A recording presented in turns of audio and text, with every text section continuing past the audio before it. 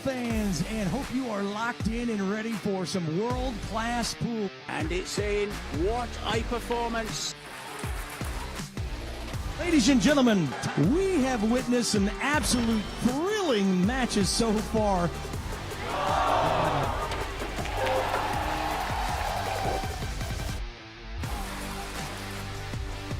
And in it goes. He is your champion. Celebration, so are Victor Zelensky. Finest players in the world. Oh, he makes it. Nicely on the 10. Jasmine Ocean.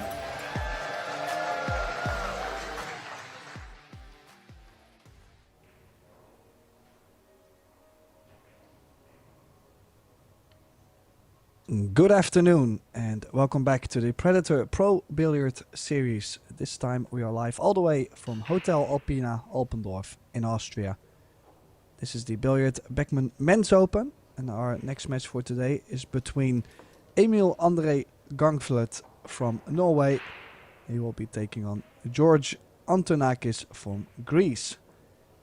This is a one-loss side match. The loser of this match will be going home. The winner stays alive to possibly still go for the title. Who knows? We're playing 10 ball, best out of 3 sets, races to 4. And in the commentary box we have Gethin Davis and myself, Tim de Ruiter, ready to call the shots. Welcome back, Geth. Thank you very much, Tim. Yes, and indeed, both these players finding themselves in the losers bracket early on here in Austria. And Emil, well, he had a tough opponent in David Alcadi. And George, he came up against a formidable Dennis Graber. And as you said, both players now fighting to not go home. They are going to have to come a slightly longer route. Just having a little chat with our referee, Dave Pearson, there. And Emil looks like he's won the lag here, Tim, and will get us off. And it'll be interesting to see how both players find the break today.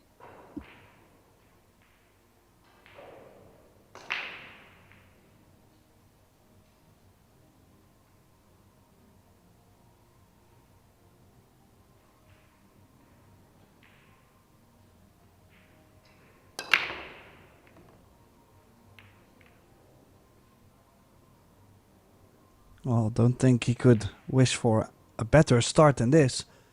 Nice square hit, makes the 1 in the side, shape on the 2 with the 3 ball next to it. Dream start. Can he complete the run out?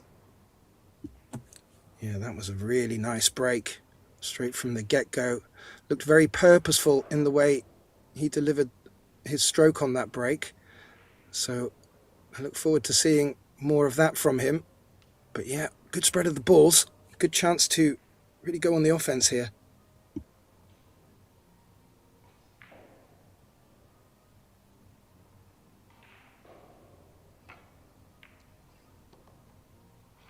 Oh, not sure why he's played this. I was expecting him to play that with left spin.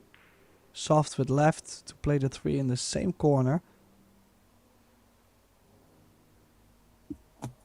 He doesn't want to be putting himself in trouble like that.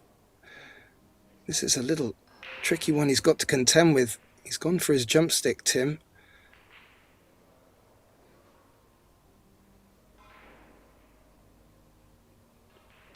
Yeah, must be jumping. Well, he's called the center, but I would probably look to jump for a save. Imagine you make the jump and now you hook yourself behind the 5 and the 8.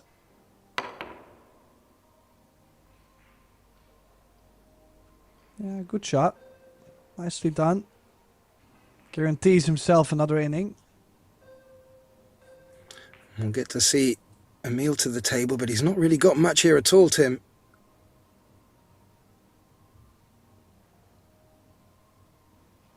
Found cover with the 8-5.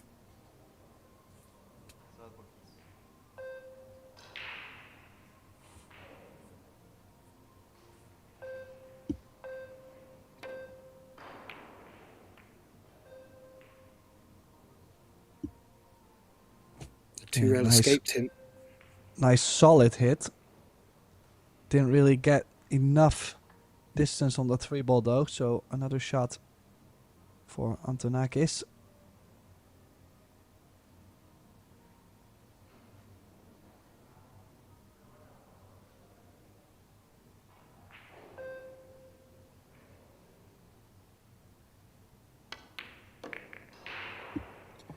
Yeah, Tim, George can be a very difficult and dangerous customer at times.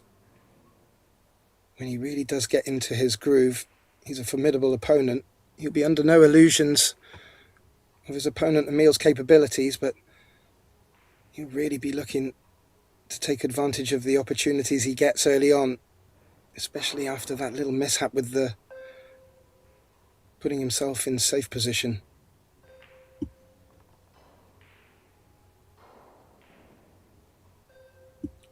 Ooh. Yeah, I don't think he's on it. Oh, and he's called the top left.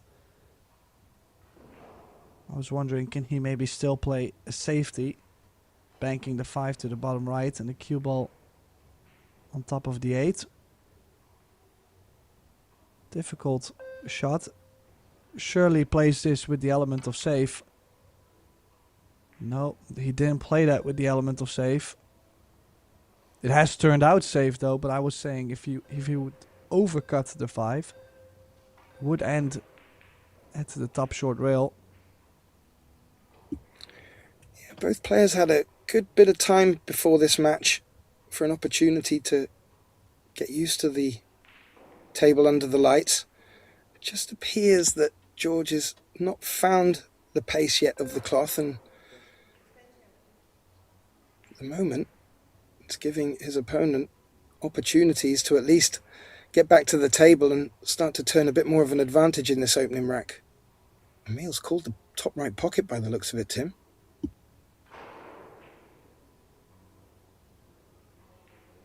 Yeah, he's a little bit forced into taking this on. The only option otherwise would be sending the 5-ball straight down table, which is still difficult where the 8 is laying. So another try, same shot. Any luck? I would say no. Definitely something Antonakis can take on, whether it's the cut in the side or the bank.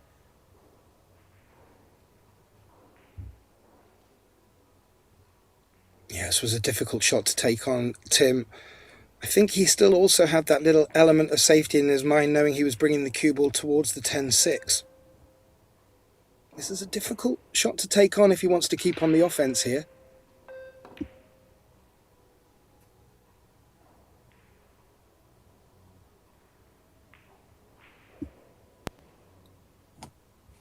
Yeah, both players just finding the trickier pots. Too tricky so far.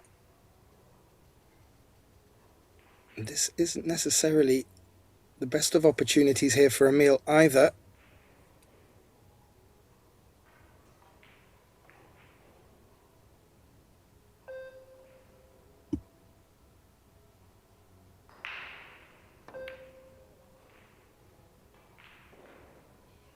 Ooh. Jacked up on that shot, Tim. Needed to hold the cue ball. Looked very much like it was at pocket speed, but it's hung up on this Predator arc table. Yeah, but at this angle, if it hits any of the rails, short or long, doesn't matter if it's pocket speed, yes or no. Most of the time it hangs up. It's the angle coming in. Bit too much. Oh, he's got this way too full. Not a very strong start from both players so far in this match. I mean, I have to say, Emil lost in the opening round to David Alcade and, well, must not be feeling too great because he lost 2-0 in straight sets. Now, Antonakis, he actually won his opening match to then lose to Dennis Grabe 2-1 in sets. So a bit closer. So you could say on paper maybe Antonakis playing a bit better. On the other hand, well, both have found themselves very early into the one loss side, and there might be a reason for it. Maybe they're just not feeling so great this week.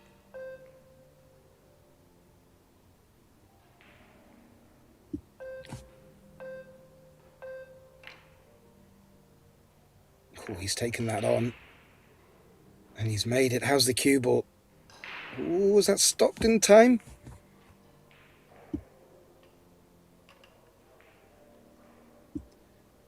But in reflection on what you were saying, Tim, I have to agree with regards to George getting a bit more table time. His break certainly looks like he's had a lot more opportunity to work at it. As I alluded to, a few of the players have just been struggling to find it early on in matches. He's played a great shot here to still hold for that 8 ball. Looked like he was going to lose the cue ball a bit more than that, taking that pot on.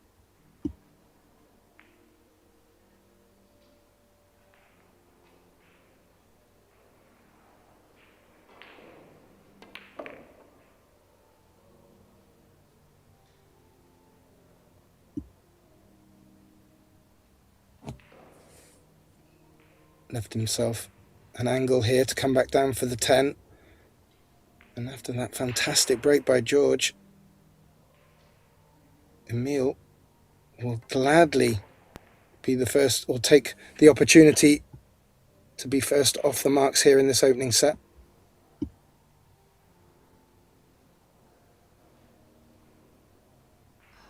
Yeah, both having a couple opportunities to take it, but in the end it is Emil André Gangflut opening his account in this one loss side match. And I think the fact that this is a one loss side match and both players, well, especially George, he doesn't really get to play often in these arenas, maybe could make things a bit more difficult. Yeah, there's more pressure. Being in the loser's bracket, you do not want to be going home early. But yeah, as you alluded to, a couple of opportunities for both players in this opening rack, where it did look like it was George's to take from the break. I wonder if that will be a sign of things to come. And this will be our first opportunity to see Emil's break.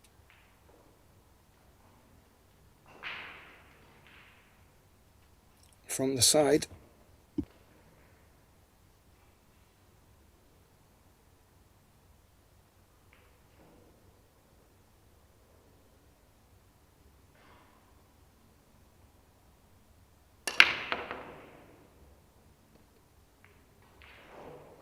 Well, absolutely thumped the break. Cue ball stops dead perfect. But for Emil, no shot on the 1. God, really caught them well. Huge spread. Very unfortunate in how he finds position, or rather his opening shot, but the cue ball was frozen. And what are you going to do here, Tim? Push?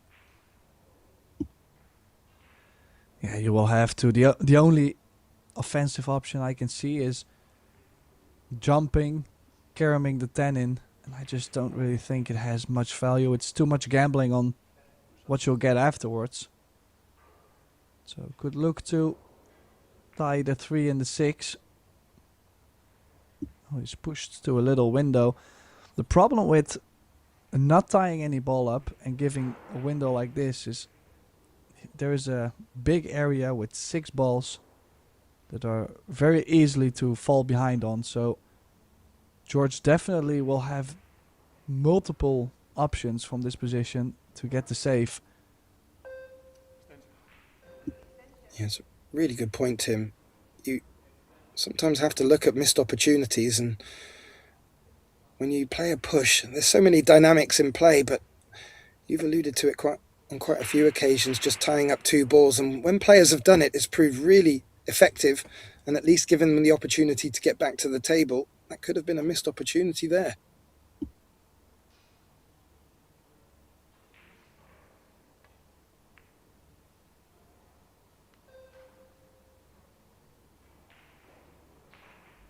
Yeah, I have to say, George does take a lot of time at the table. I don't think he could have hit the right side of the one, so it was going to be quite obvious to play this safe.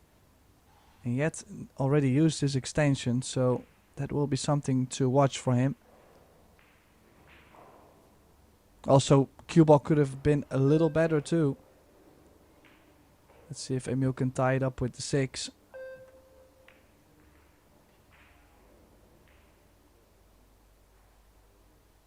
And that's a lot better. And yeah, I'm just wondering now, second rack, George maybe just not getting to grips with the pace, coming up a little bit short on that last shot. He's jumping over the 6 by the look of it.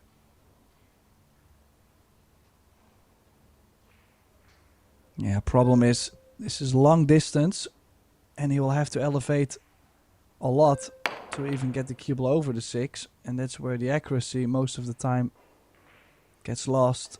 Now, result-wise, yes, he's had a major roll, but wasn't the prettiest jump. And also, I feel like Emil has a great kick save behind the 6.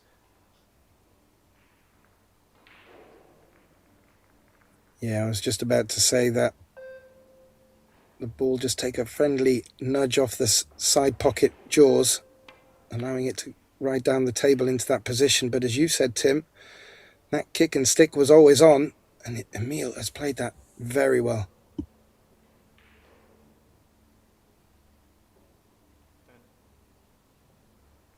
Yeah, just like I said, there's just, with these 6 balls, like the 9, 2, 7, 3, 4, 6, it's just, I'm not going to say easy, but the odds are quite high to get some cover. Got reward with ball in hand, and he's just having a little survey of the table. As you can see, that 6 ball has stayed in the way of the 3. The cue ball missed the 3. So he's just got to be a bit particular of his pattern from 2 to 3 here. Unless it does pass the 6. Didn't look like it did.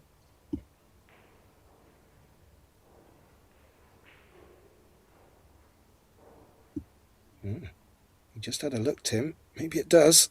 That'll make it a bit easier.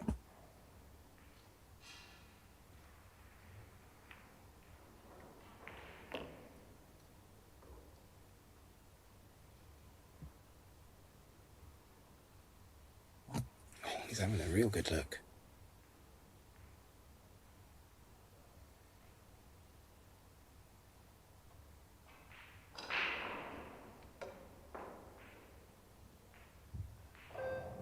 Did he just call the 3 rail? Yeah, but it must be a just in case. Maybe the cue ball with the 7. No, cue ball behind the 4. Yeah, didn't pass the 6. But not a bad option to take. Not much distance between the cue ball and the ball he needs to jump over if he was going to take that on. So looking at using a rail.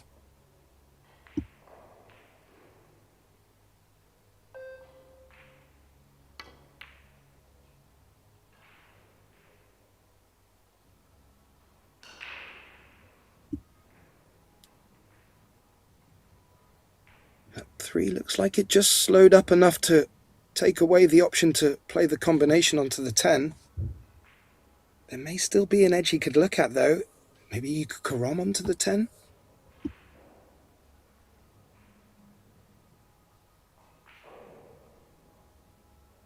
Well, from this angle, it looks like a very thin contact on the 3 ball. If he even has enough of the 3 ball, that's what he's contemplating at the moment.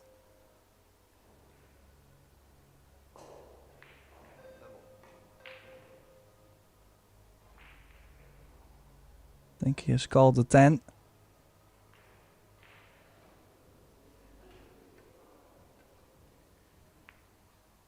Oh, and he's hit it too thin. Wow. Maybe you couldn't really see much of that 3 at all.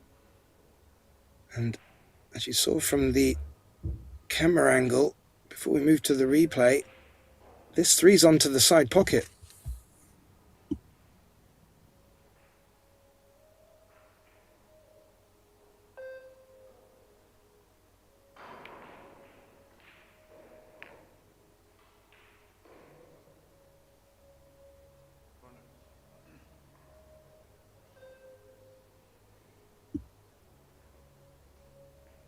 Taking the long 4 up the top right pocket. Cue ball's going to be coming back across the table towards the 9.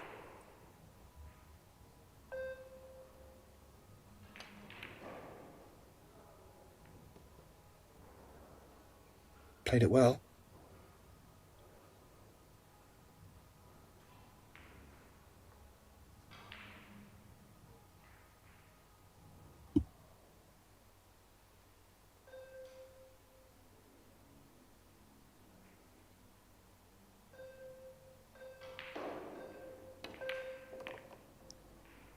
As you can see, both players really not up to par.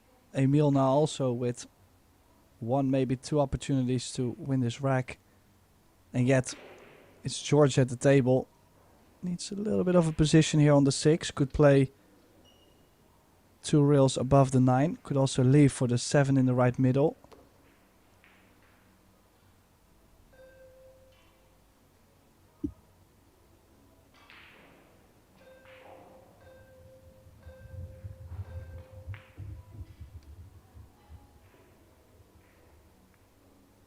He'll serve him well, tucking these remaining balls away and getting a point on the board.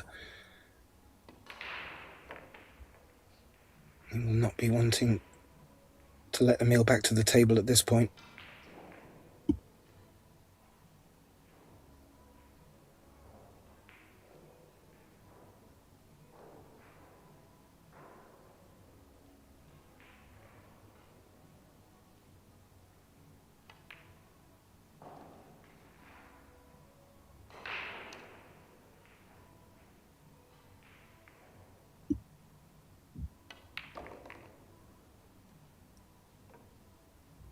And our man from Greece brings the scoreline back to 1 apiece. Looks like we've got 10 matches underway at the moment. And we will bring some updates on the scores as they're coming in. One of note, Riva Maimra is currently 2-1 up in the opening set against Roberto Bartol. And if you do want to keep an eye on all the scores as they're coming in thick as fast, and also the schedule of play, please do visit ProBilliardSeries.com. And if you're enjoying the feed on Pro Billiard TV, please do like, share and subscribe. We really do enjoy your support. Now, can George deliver another break like he started us off with today?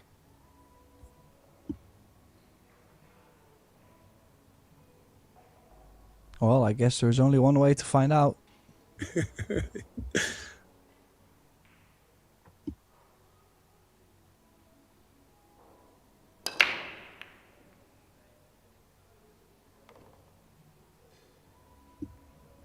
Ooh, where's the 4 going to stop? And where's the 7 going to stop? I'm not sure. He's got a pocket for the 1 here, Tim. But again, good break. He does look very purposeful with his delivery of the stroke. So far, effective, but maybe not a look at continuing here.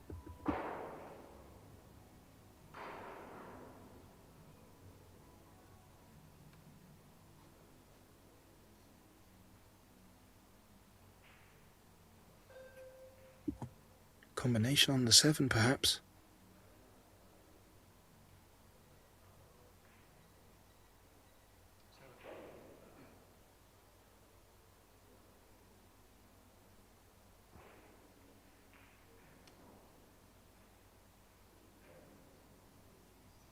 Yeah, that's what he's looking for, but the problem is there's quite some distance. There's distance between the 1 and the 7. And I think at the pace, you at least have to deliver this combination. The 1 is definitely tracking towards the right long rail. So it's easy to lose control of the 1.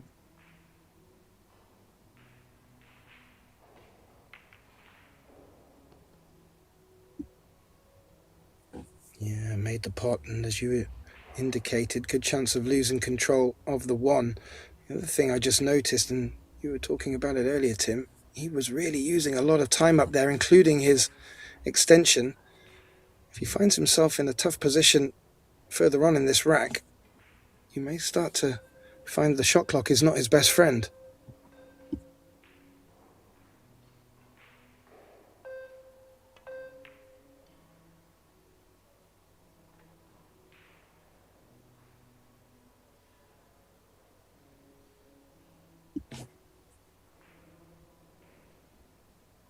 Looks like he's found full ball cover for Emil to contend with. Oh, there may be an edge.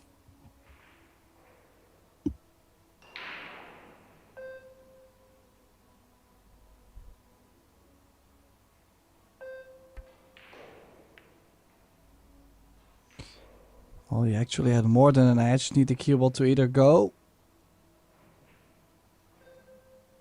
And I don't think he got there. No. I think it either bumped the 4 just far enough away or the cue ball slowed up, but that 1 ball appears to be on for George here. And looks like good natural shape to come across for the 3.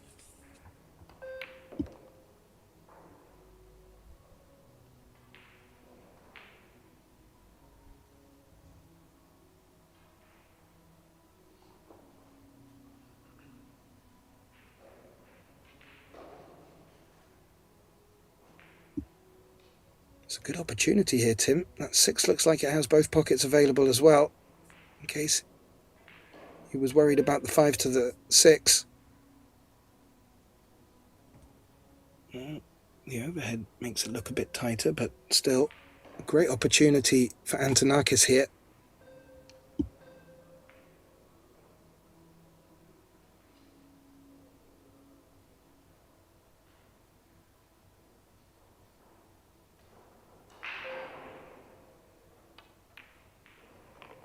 Yeah, I can understand, for example, not running out right after the break with the combination and such.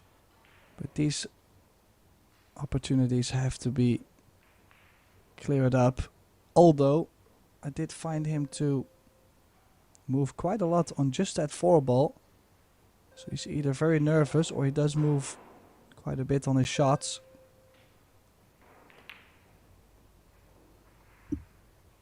He does seem to be a little bit jabbier than usual. I'm just wondering if there are some nerves or just not feeling it, as you suggested. But he's missed that 5. Rode his luck a little bit where the 5 has ended up, but still, as you were saying, they're the opportunities at this level you need to be tucking away.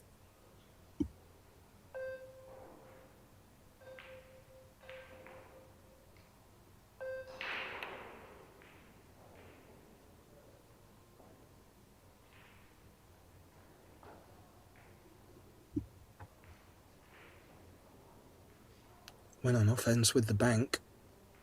It's not really left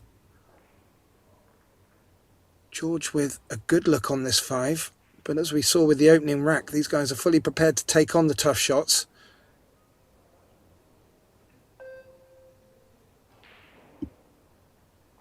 Well, he's called the top right. Yeah, I was gonna say, why would you even consider the top right? And what is even happening? Wow. Like, just from that position, you would I would never really consider playing to the top right.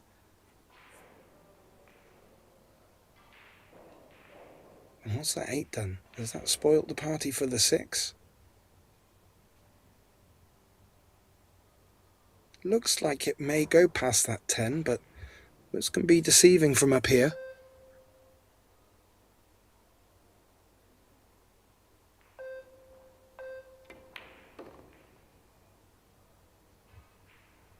He's coming down towards it, Tim. He's going to run into it. Well, also with where the 8 ball landed, I'm not even sure if the 6... Well, I did go to the bottom left, but just small areas in general. Now cue ball behind the 10. Does have the 9 as well if he slips over to the left side of the 10, so this is a must.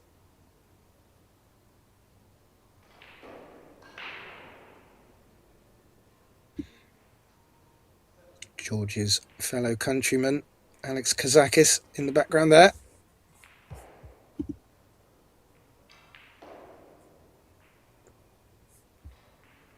Will be appearing in both this event and the mixed doubles, teaming up with Kelly Fisher, I believe. Nice to see a bit of neighbourly support and a good hit on the 6. Really good hit from George there.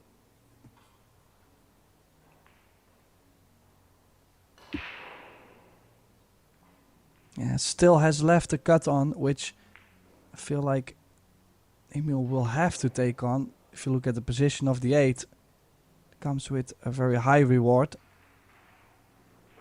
You can play with spin if you like. If you don't like it, you can play for the 6, possibly into the 9.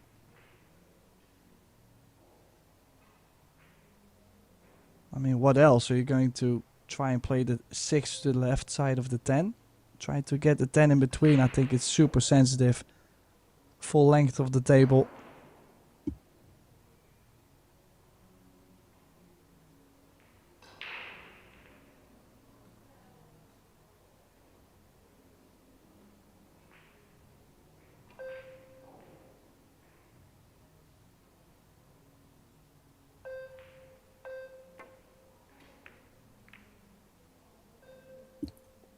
Ooh, that's not going to work.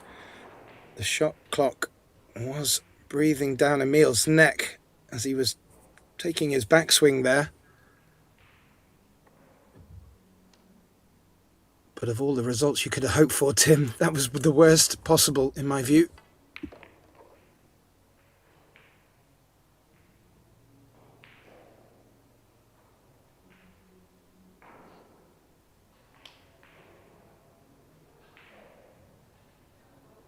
Yeah, then again, George hasn't really been running out much either.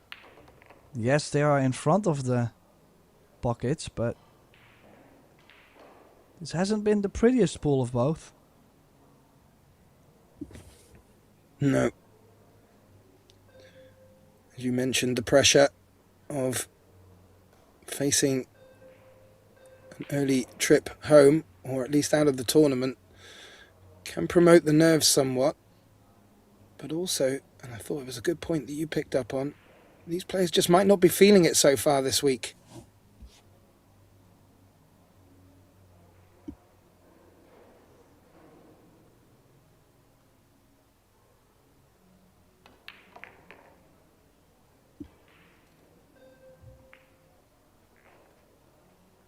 Yeah, so it is Antonakis who takes the lead in this opening set, race to 4. But I feel like the score could have been easily be 3-0 either way. Yeah, and no real fireworks yet from either. I will say that opening combination really started to feel maybe George was getting into the groove, but it wasn't to be. However, Emil let him back in, and we find the scoreline just extending in George's favour. Race to 4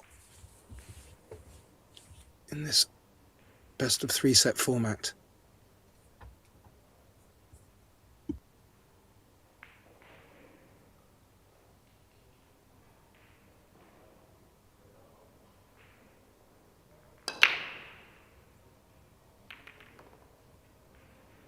Yeah, again, does find a way to make that one ball nice and clean into the middle. Does he actually get something on the 2? I fear the worst.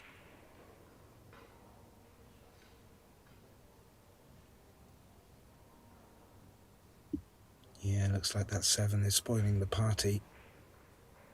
Also, to note, that 5-9 looks a little ugly at the top of the table, but let's not divert our attention away from the 2 at first.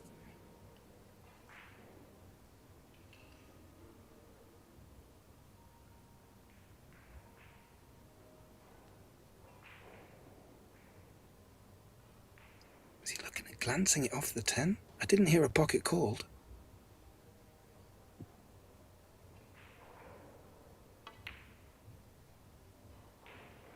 No. But that nudge on the 6, Tim, will leave the 2 hanging out there. It looks like it'll pass the 8 ball.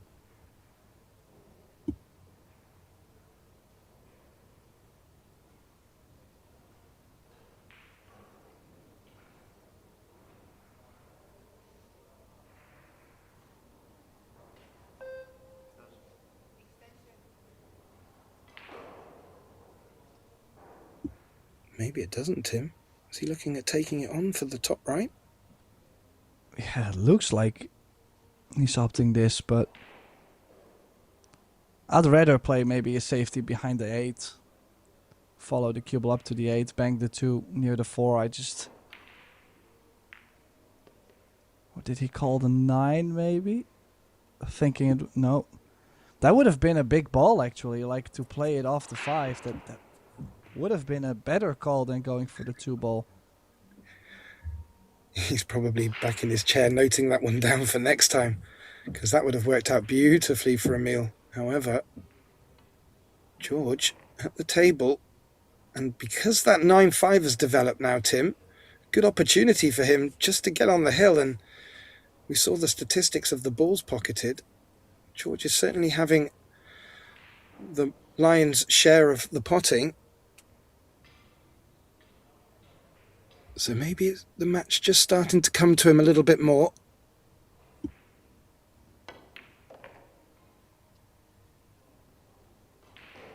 Yeah, there's still some movement. He's left himself too much angle on the 5, so we'll need the perfect speed to get straight in on the 6 to the same middle. And then, if you're straight, it's easy to leave yourself a proper angle on the 7 to go to the 8. If you leave yourself a big angle,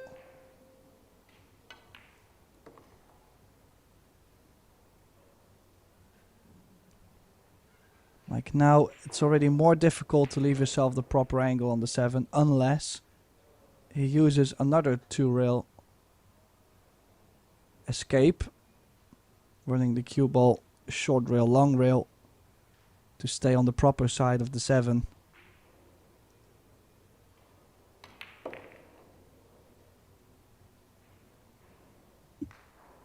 That should slow up nicely. He's played that well.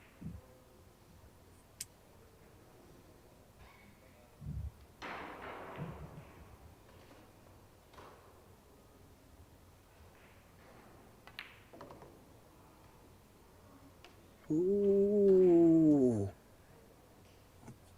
That's not what he wanted, Tim. I'm even surprised he got himself that far out of the rail. Almost everything would have been fine. Now a tricky cut.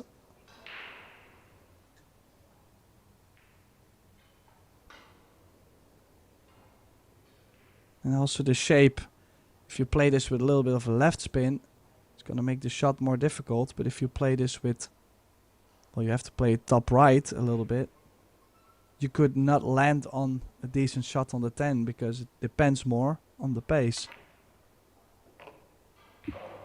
Oh, Well, it's landed on the good side of the 10 at least.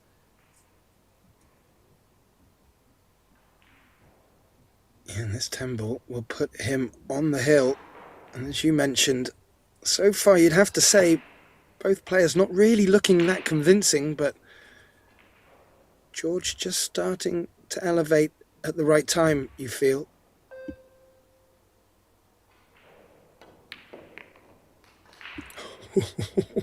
Oh, and using the whole pocket there on the 10. But indeed, the Greek is on the hill in the opening set. Maybe he's going to get more comfortable if he takes this set. Who knows?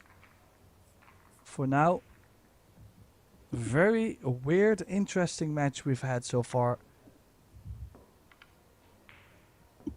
Absolutely agree. We have a couple of other matches underway over on our other streamed tables. Over on table 2, Iwan Matrizi's taking on Daniel Guttenberger.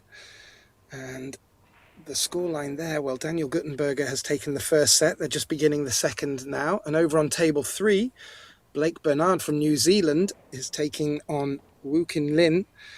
And, well, Woo has taken the opening set and is leading 1-0 in the second. So looking good for him there at the moment. Now back to this match. George Antonakis leading 3-1 in this race to 4 opening set.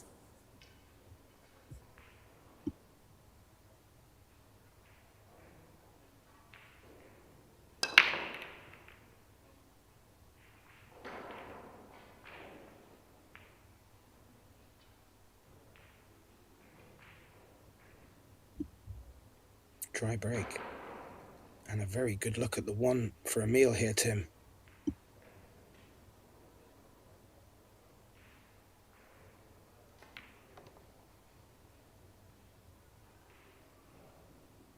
He's going to take that on, leave the 2 for the side pocket.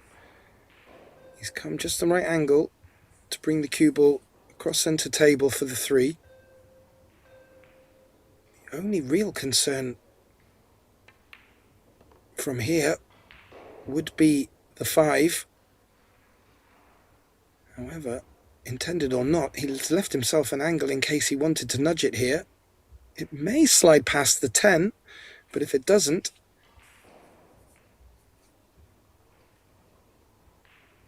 this could be the opportunity to develop it.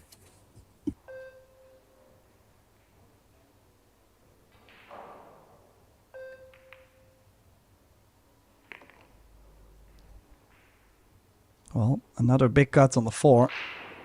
But at least he's pushed the 5 ball over to a position where, as long as you make the 4, you're on the 5. And pool can be that easy, Tim. Yeah, just make the 4. Oh, he has. That was a tricky cut to take on. He's played that really well.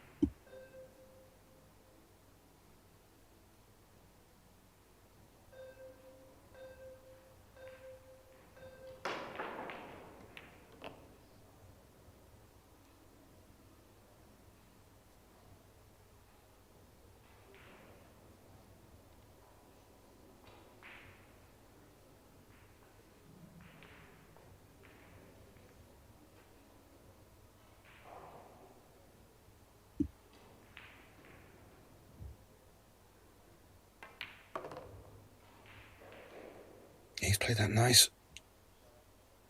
Drawn back for the 7. Not sure what sort of angle he's left himself here though, Tim, but may need to just draw back from this. Yeah, he is landing straight now on a couple shots.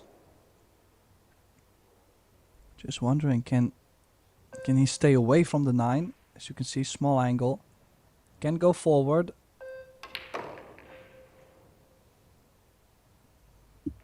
Okay, big stroke in and out, but then again, a bit more angle on the 8. And he needs to make sure to get an angle on the 9, otherwise he won't be able to cross over for the 10.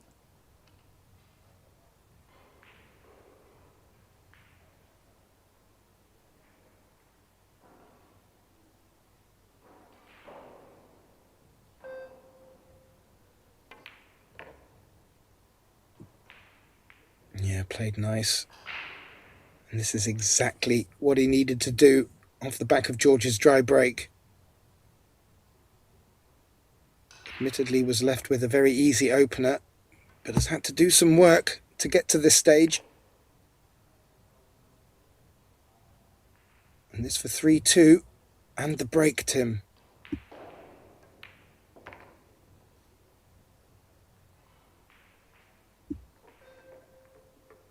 Nicely done. This first set still has a bit of life left in it yet. We were just mentioning about the other matches underway. A couple of other highlights. Dimitrios Lukatos from Greece, fellow countryman, is leading 1-0. And that's a matchup against a tough Viktor Fortunsky. And George Georgiev from Bulgaria is taking on Harold Stolker, who we got to see yesterday. And he's leading 1-0 against the young German. I say young German, the veteran German, my mistake. And well, Emil could really do with a tasty break here, Tim, and an opportunity to run this out and take us to a hill in our opening set. Yeah, did have a successful break earlier on. Just didn't really get the shape. Oh, what's the cue ball? Yeah, this time he makes a ball, but lost the cue ball a little bit. I think he could have had some shape, but would have, could have, should have. Doesn't matter at this point.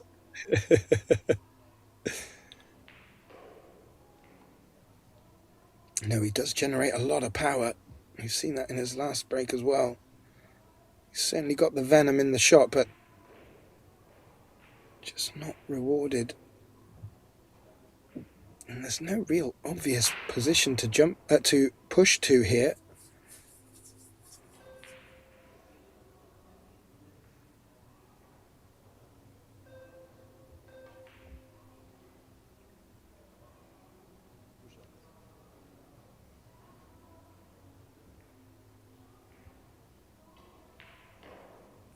Okay. Pushed it against the short rail. I do not think George will give this back, but what he will do with the one, let's have a look.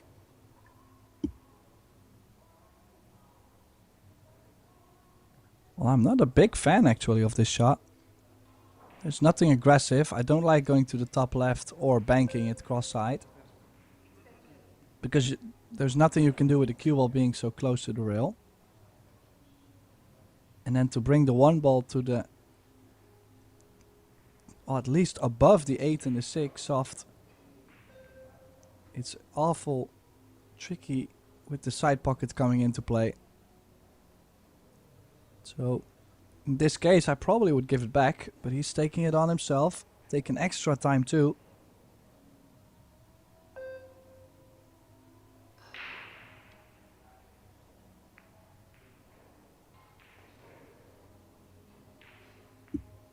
Oh, that was the brave way. Caught it thin enough to avoid any danger of the scratch. And the 8 and 6 are blocking it, so great result from that shot. I'm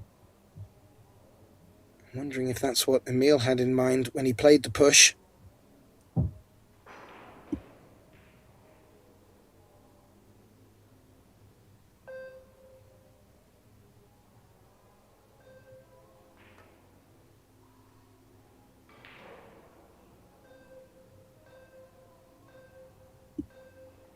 Well, it was a good escape, Tim, but this one does have the side pocket available.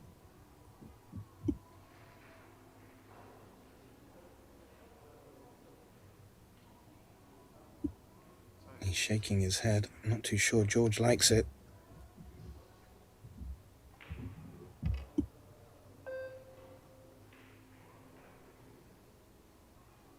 Well, he has to play this with a lot of speed. And that's why he's played safe. To play it with the proper pace to be able to get on the 3 ball. The side pockets on the arc tables, they don't play too easy at that high pace.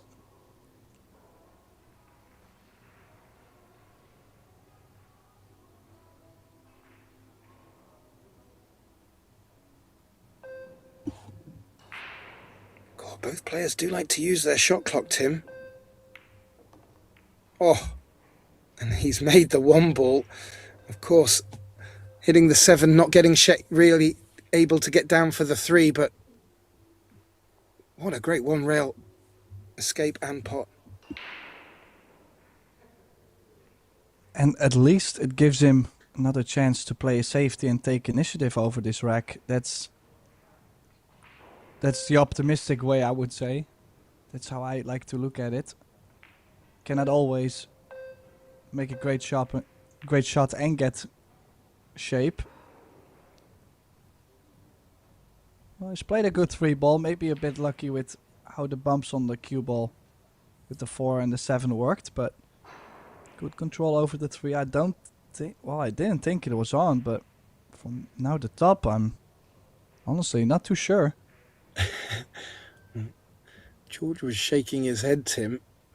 That indicated to me that it wasn't on. But yeah, I agree. Overhead tells a little different story, but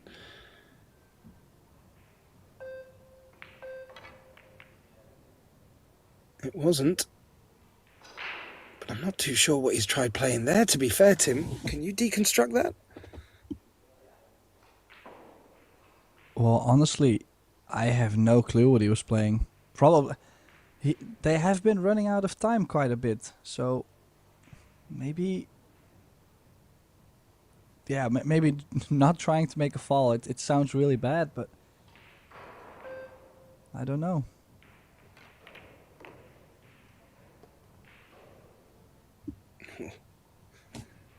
Well, that's not worked out as well as Emil would have hoped. As we saw in the last rack, he's not afraid to take these shots on, but that cue ball to me looks like it's going to be careering towards the side pocket.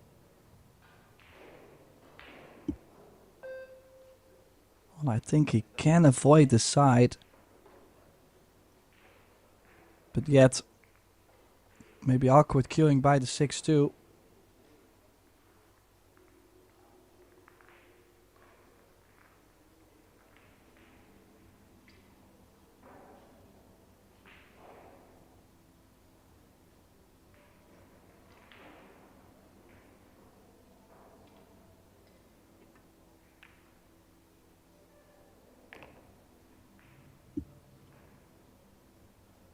Oh, that's a lovely touch from Emil there. He could avoid the side pocket, and he's played that at a beautiful pace to finish for the 5. He won't mind straight here, but an angle would be better. Well, he is a bit straight on this 5-ball. That's why he had to run it forward and needs angle on the 6.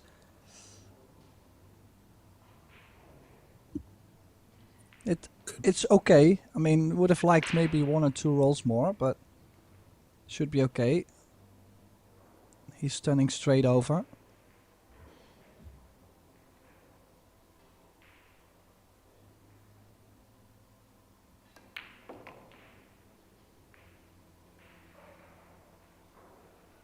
Yeah, nicely done.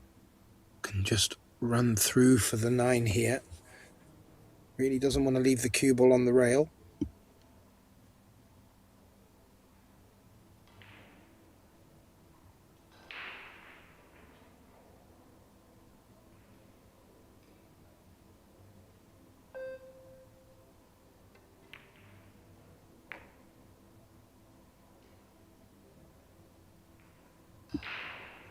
This is a good reply, Tim, after finding yourself 3-1 down.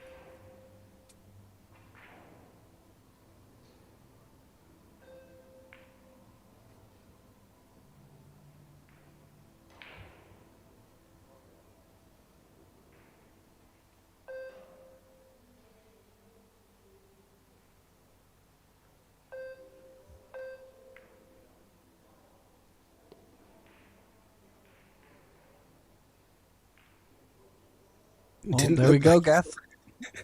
Yeah, it looked like from Emil's reaction there that he wasn't sure that 9 was going in, but it did. And we are going all the way, Tim, to a decider in this opening set.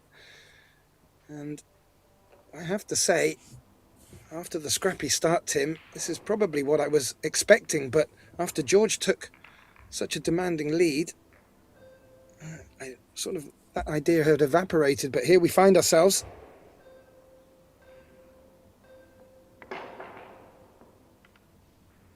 difficult to really pick much between them.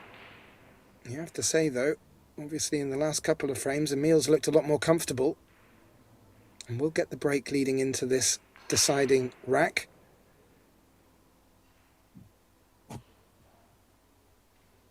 And as you see the statistics coming up, if you would like to have a look at these as they're coming in live, please do look for the link on the Pro Billiard TV page, or indeed go to probilliardseries.com. And as you can see, Emil just pipping George now in the player overall performance.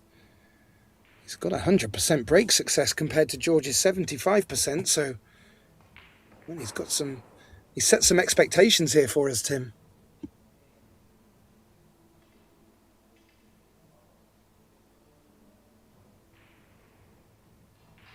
Oh, it all comes down to this break. Oh, that one ball, look at that one. Hanging up in the side and staying over there. How did that not drop? That's impressive. And what an opener for George here. Have a look at that one and the two.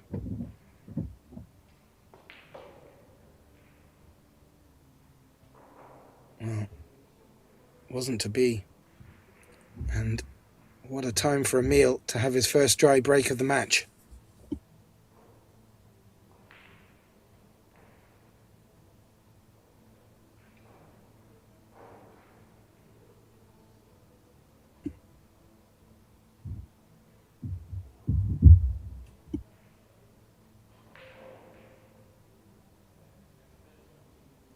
Well, the 3 ball doesn't go by the 5 and the 8.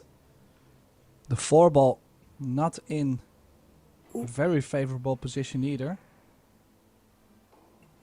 And he needed that cue ball over further.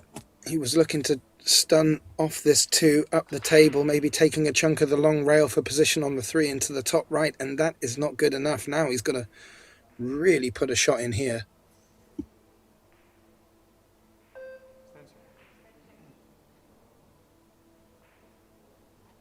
Yeah, what a time would it be to do it?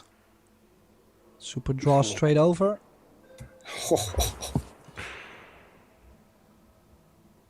And I have to say, he's been looking a little jabby. His follow through with his stroke just has eluded him at times. This is when he needs to really deliver that cue with premise.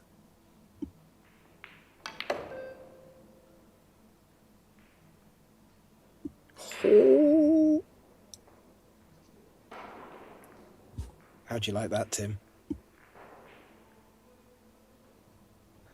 Well, I could be very happy for him. On the other side, he still has a lot of work because he's got too much angle on the 3 to float this in and be on the 4. So might have to run into the 4 ball or go to the top, to the bottom side, excuse me. Yeah, that's the shot. He's played that well. And if the 5 goes by the 8, which I think it does, he's now gunning for the set win. Yeah, good call, Tim. He was always looking like he was going to fall in trouble if he didn't run into the 4. What a result. This now, after patiently watching his 3-1 lead reduce to all square, this could be the moment for Antonakis here.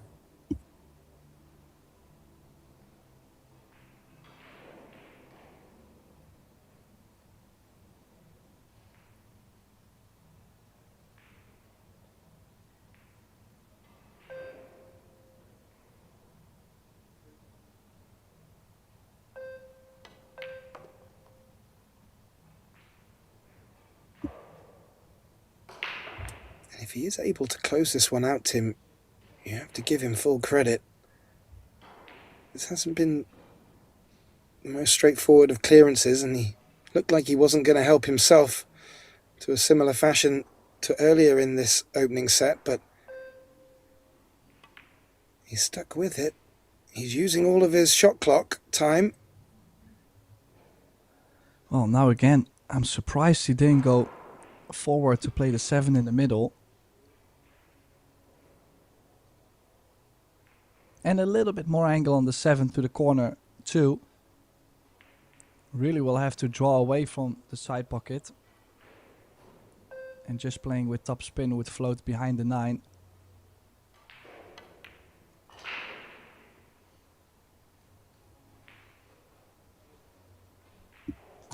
Made it well. This is the result he wanted. And now, with a little use of the top left long rail, he should be in prime position. And, well, what an opening set we're being treated to. It's started off quite rough. And now it just looks like both players are starting to find a little bit more comfort.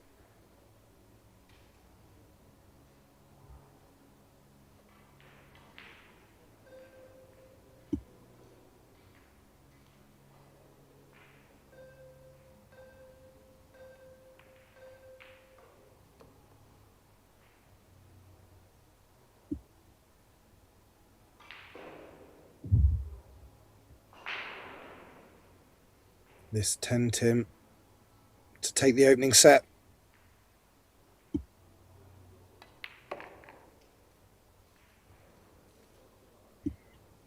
Yeah, and down goes the 10. So that means George Antonakis takes the opening set. And I'm quite sure both players are wanting to leave the arena. So, Captain Davis, myself, Tim de Ruiter, we're gonna take a little break as well.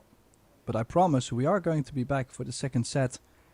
Is Emil André Gangflet able to bring this to a decider? We're gonna find out soon.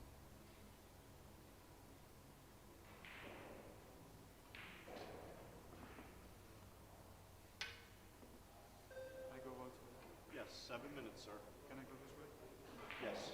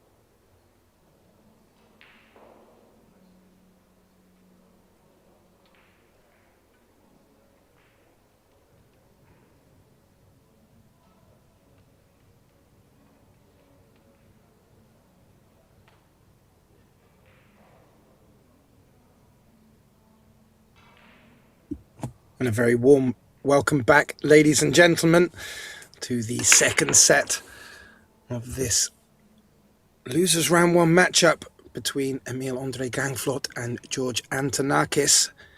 George Antonakis just winning on the hill in the opening set and gets the opportunity to get back to the table early in the second set. My name's Gethin Davis. Joining me back in the box for this, Tim de Ruyter. Welcome back, Tim.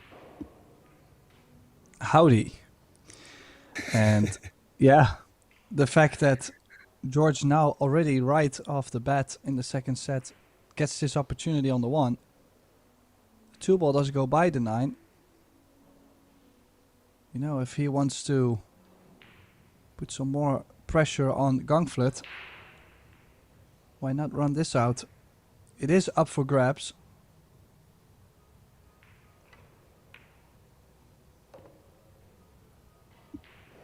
Nicely done. Can now cross over for the 3 in the, well, in the right middle. So in the, yeah, right middle pocket. The only thing he will have to work is the 8-9 combination. But that's a worry for later.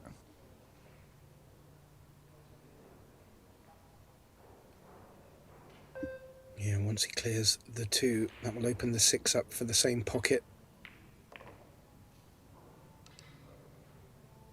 And he'll have gone into that break, Tim, no matter how he was feeling before he won that final rack in the opening set. I'm sure he'd have just had a little word with himself and said, hey, come on, we're still well in this. But up until that point, you felt the match could go either way. And the opening set scoreline would suggest the same, but this could be the moment for George.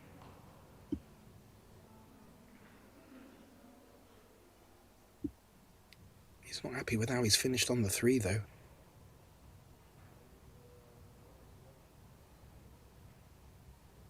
Looks like Yeah, he's would have loved a small angle to get to the bottom of the 5 and the 7.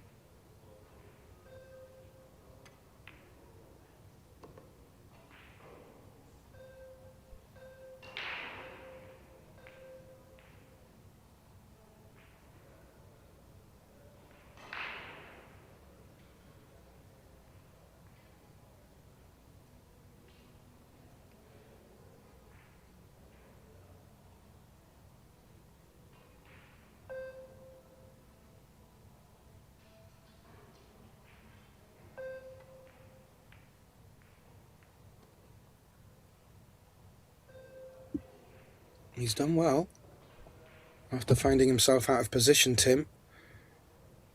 He's got a nice shape from the 5 to get on the 6. Could stay high, could come low of it.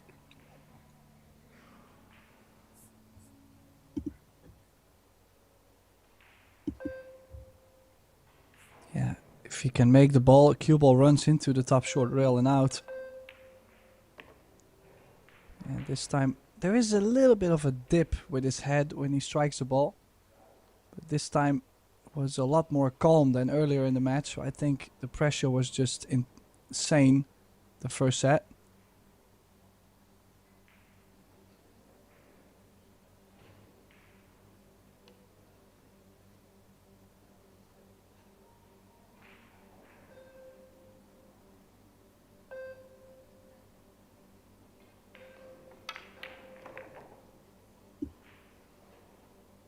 Yeah, he's made it nice, and look, Tim, he's just come low enough on this 7 to give himself the best opportunity to plant that cue ball for this 8-9 combination. This is the key shot now for him here. And this, so far, is looking very tidy for the Greek.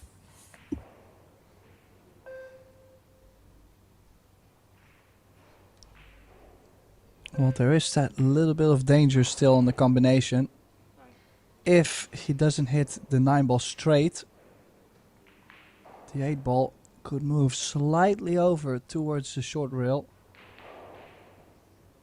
But there's no way you're going to play this with double pace or something weird anyway, so you have to play this soft and rely on your aiming. But it's a sensitive combination.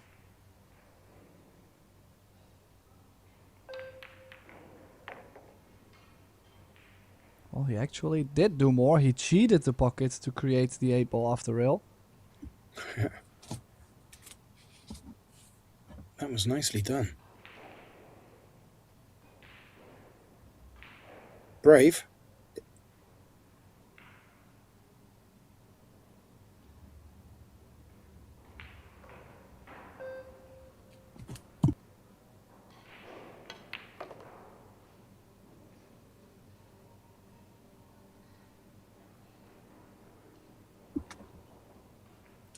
Very tidy, Tim. I have to say, after the break, George has come out guns a-blazing, and he's picked these off really nicely to take the opening rack in the second set. And, well, could this be the point where he's able just to find that mojo that he seems to have lacked or was battling with so far? We'll get to find out. And also, Tim, I've just noticed in the scoreboard, we already have 2 results in. Nicholas Dor has beaten the Croatian Lovro Bration 2-0. We saw Nicholas yesterday play fantastically against Claudio Cacci. And also, Wu Kun Lin has won in straight sets against the New Zealander Blake Bernard. So we just see a wrap-up of his shots there. Very good from George.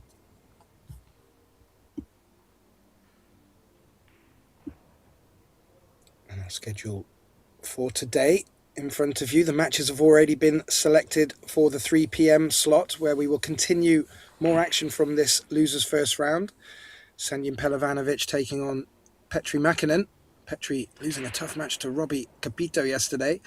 Marius Neteki taking on Island boy Jonas Suto. And on table 3, Claudio Cacci, who did lose to Nicholas Dor, taking on Igor Arafrev. George Antonikis to break, leading 1-0 in this second set. Well, 2-ball flying into that top corner. Oh, he's really getting the better of the break. Like I mentioned earlier in the match, it's not like Emil has been breaking the balls bad. I think he was breaking them great, but just not getting much. George also has been hitting them nice. He's getting the world at the moment. Can start off with this 1-9 combination. Do we see any problems? The 3-ball does go by the 10, so that shouldn't be a problem. Possibly the 7-ball. The 7-ball doesn't go to the bottom left.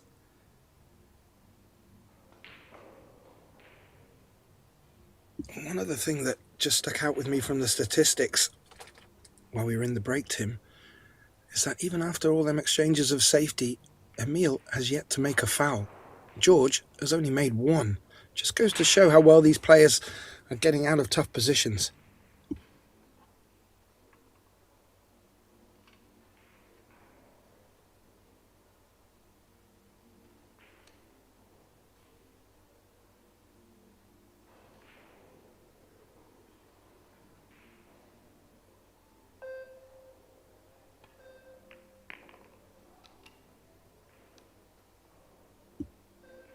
Three slides past the 10, and he's left himself in a good position to draw back for the 4.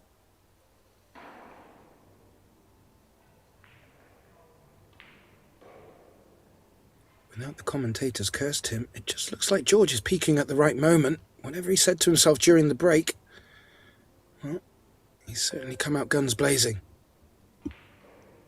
No, why would you say this? Oh, Geth. I knew you were going to call me out. Quite rightly so, thank you. Well, he did put himself a bit straighter on the 4. Could have drawn back all the way to the top short rail. That would guarantee him an angle on the 4.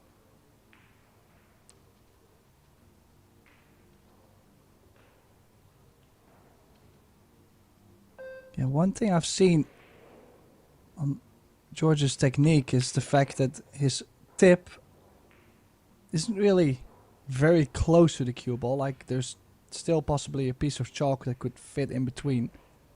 And it might be caused because he holds the cue quite short at the end of the cue.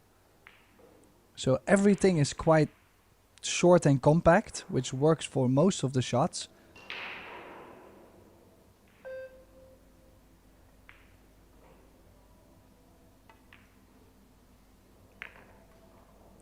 Needs an angle on the 6. Yeah, I would have liked to scoop over a little bit more. Can he still... I don't think he's pointing at trying to get straight on the 7. I would be surprised. He will have to put a lot of stun follow to actually get so deep. I probably would go with top right and take whatever cut I can get. Or the bank on the 7. Here's a good view of the tip. Yeah, it's probably the best he could have done in terms of shape on the 7.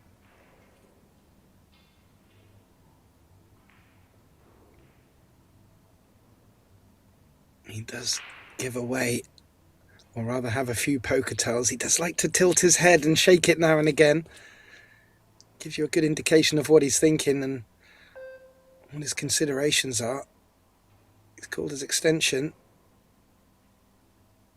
Important 7 ball here, and if it passes the 10, that may make his options for position a bit better. He was having a good look.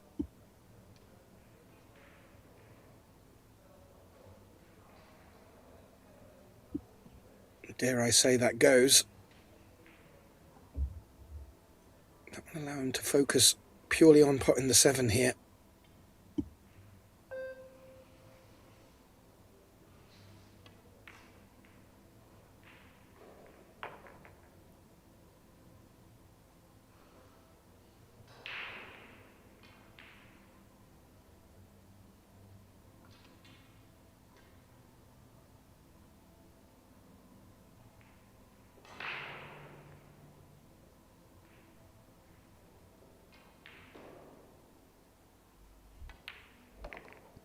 Yeah, that means Santonakis now taking a 2-0 lead. Completing the breaker run. Wasn't a straightforward breaker run. But you can see he's feeling the pressures, taking a lot of time on this 10.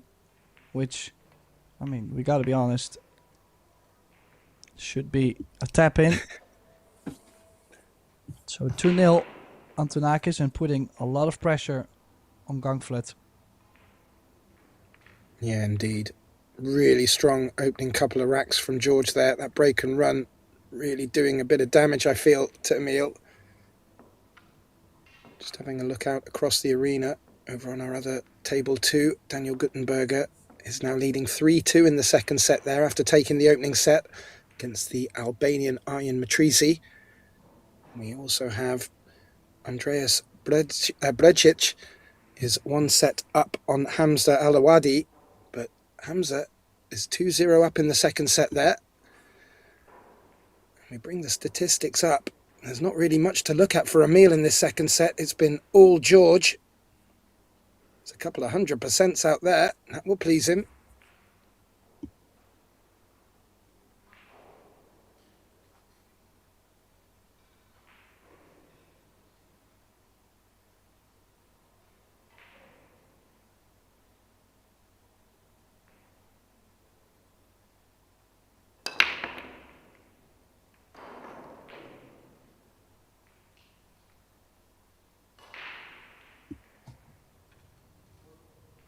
The 2 dropped, Tim, but there's no real good look at keeping offensive with the 1. Opportunities for safe, but we'll get to see Emil back to the table, I feel. Not sure with what exactly.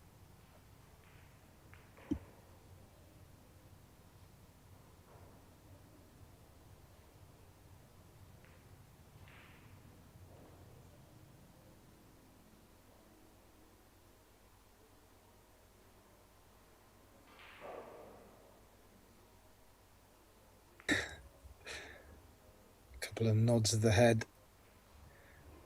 Really accepting reality, it felt like.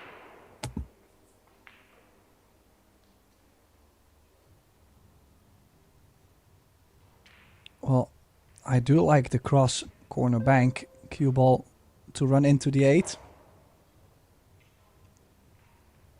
But the other option would be cutting the one ball behind the 10. Can't really make up his mind. Even if it goes one rail off the 10 or into the 10, I don't think you're gonna be hooking yourself on the 3, so definitely worth the risk.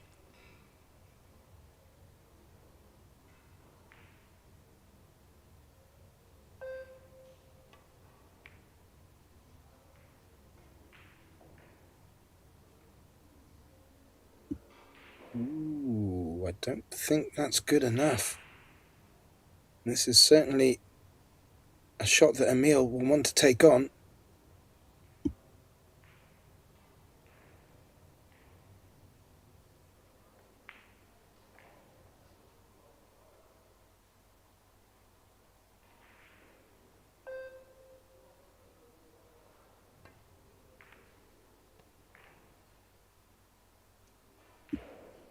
Yeah, I have to say, you said he would want to take on. I wasn't too sure actually about taking it on.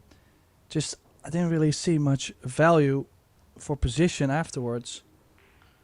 And now did he hook himself? Yeah, he might have hooked himself completely. Okay, the nudge he had didn't really help him out either, but cue ball was always going to run away from the 3 ball.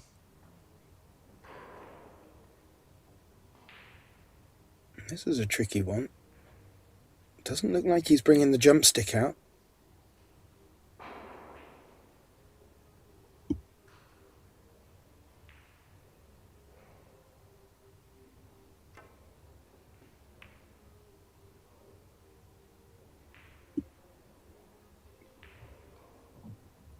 Ooh, made good contact, Tim, but has left the combination on the 9, and as you were saying, taking on that earlier shot was always the threat of putting himself in trouble, and that's now thrown advantage back to George here.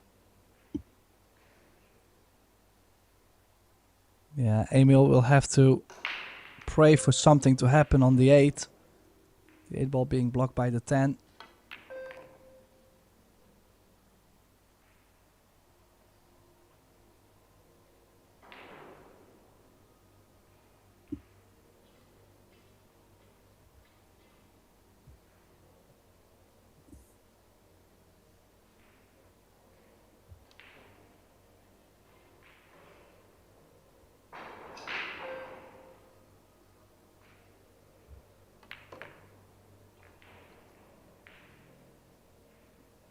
The spin helping that cue ball along.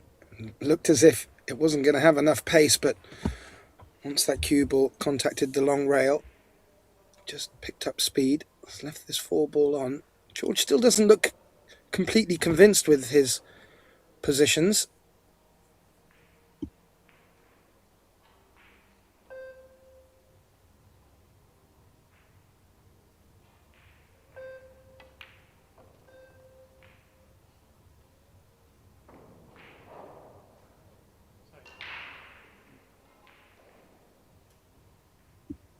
He's not happy again, Tim. He's just on the wrong side of this 8. If he was the other side, he could just draw back for the 6 into the opposite side pocket, but he might have to put a bit more of a shot on this. And he was able to bring it back that side.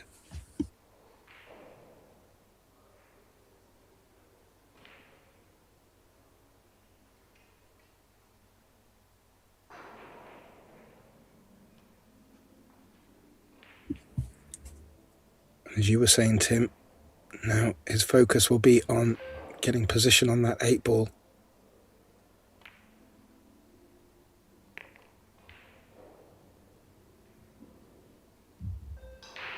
Well, would you be playing the short side of the 8 for the bottom right? Or do you go to the bottom of the 8? Or maybe 2 rails to the bottom of the 8? I mean, I would definitely try whatever to not play the 8-10 combination. Personally, I prefer to come underneath. Well, that's what he's done. Maybe a bit more angle on this 8.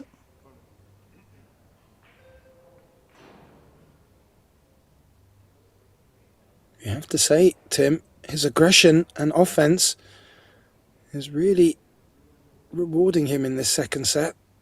He has taken on some big shots and some difficult self-induced positions, but he's coming through in glowing colours at the moment.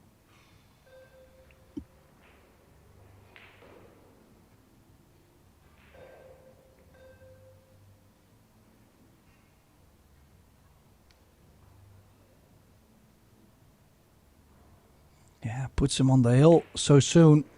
Don't think many people were expecting this after seeing the opening set or with how George has started this match, but so far so good. He's 3-0 up and only needing one more to survive a scare in the first round in the one-loss side. Fully agree with you, Tim. It did look after that first set that this was going to be continuing as a scrappy affair, or at least just no one really taking dominance. But as the scoreline would suggest, George, after the break, has really come out firing. You can see from the statistics there, he's on for this set, a POP of 9.67, 100% break success, and getting a first shot after the break 100%. So all moving in the right direction for him here, and he will fully expect to close this match out. It'll be interesting to see if and how Emil will get to reply.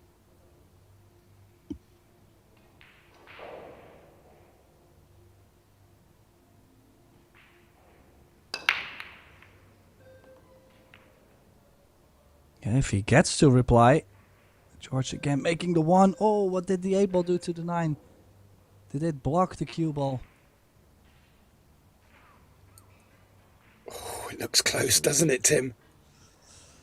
I mean, he makes the 1, and at this point everything looked fine.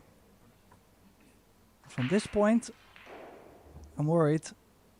Still, I mean, if he looks like he has a shot on the 2, 2 and the 3 are okay.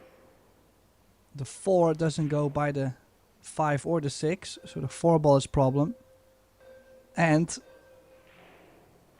or maybe the 8 being close to the 9. Who knows what could come up there. But first, the opening shot, this 2 ball.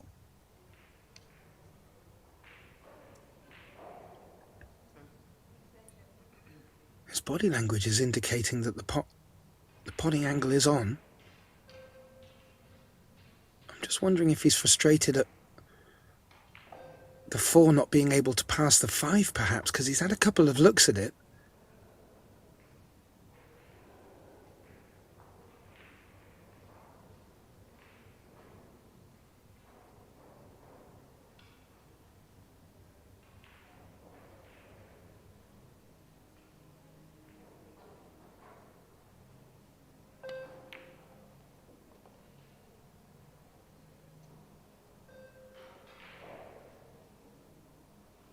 Good opening pot, Tim. He's finished pretty straight here on the 3.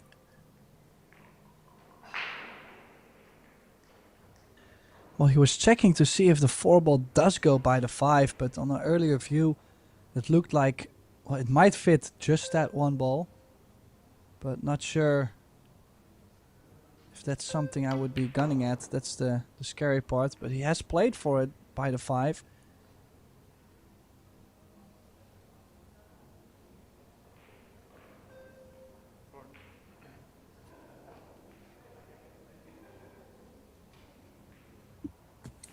Well, that indicates that it's very tight, Tim. Maybe doesn't even have the whole pocket, which is something to say on these tightly cut Predator Arc tables.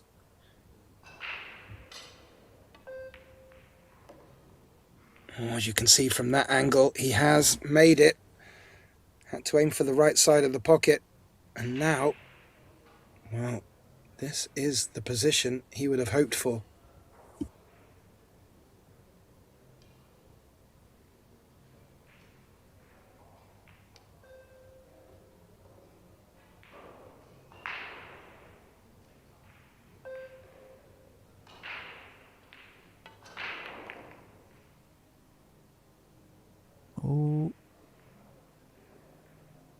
Well, he's managing this, and this would be quite a finish. Taking the opening rack of Emil's break, then a breaker run. Emil cut the ball in and didn't get shape. That's where George ran out, and then now to close out with a breaker run. Going from a horrible start to possibly a very strong finish. Does he get on the 7? Where's the cue ball? Cue ball is safe. He's got angle on the 7 too, Geth. If he can get kind of straight on the 8 to where the 9 ball doesn't interfere, this might be over. Could very well be. As you can see from this angle, Tim, that 8 has a good look at the bottom left corner.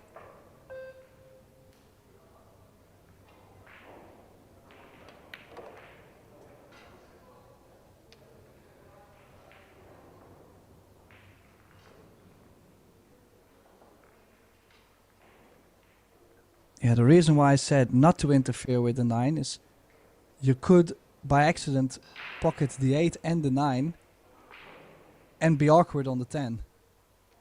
Obviously, you're trying to just make the 8 and have control over everything else that's happening.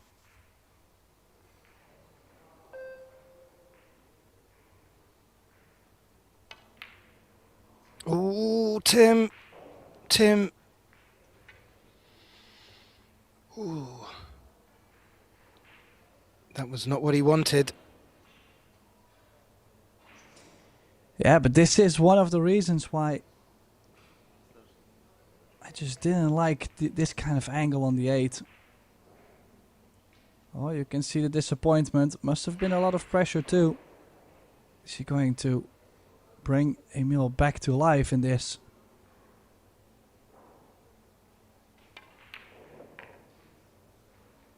Well, Emil may have been sat in his chair after George got position on that 7, thinking his tournament life was over.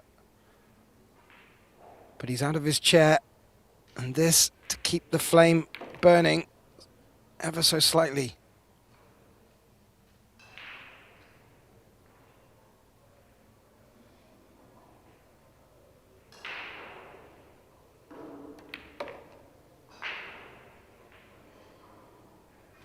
Did do, Tim, and well, he has to come back, and it has to start now with his opponent on the double hill. George, well, he's fanning himself down. I think that missed 8 has just got the blood pressure up a little. However, Emil will be back to the table with the break, trailing 3-1, and George should have a bit of time to put that out of his mind. But it'd be very interesting, as you said, Tim, to see how Emil's going to respond here in this position.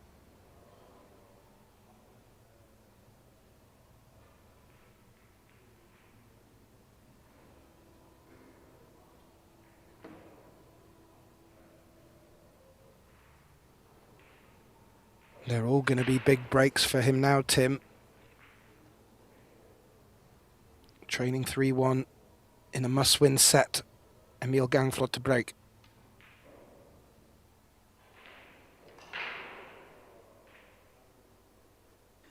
Yeah, changing from side. What's breaking them well from the side he was breaking from, just not really getting any result. So always a danger to swap sides in that case. But he just feels like it has been working so well for his opponent. Ooh, too much cut on the break, that's not gonna be it. Should be happy with the outcome though. Absolutely. And see, and look at the Arcos 2 9-ball there. If you look at the replay, again, as you mentioned, Tim's got plenty of power, just nothing going towards a pocket. George to the table, nothing on the 1.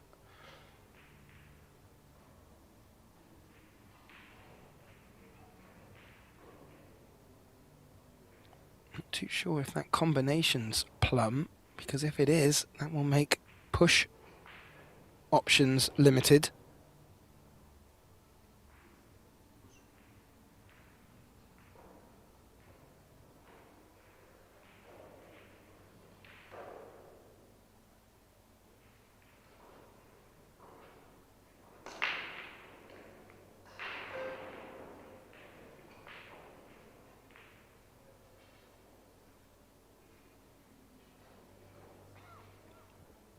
took the push. Emil has now got full visibility of the 1. Not too sure from the way he dressed his cue there that the combination is completely plumb. Looks like he's just got to cut the 1 on the right hand side ever so slightly.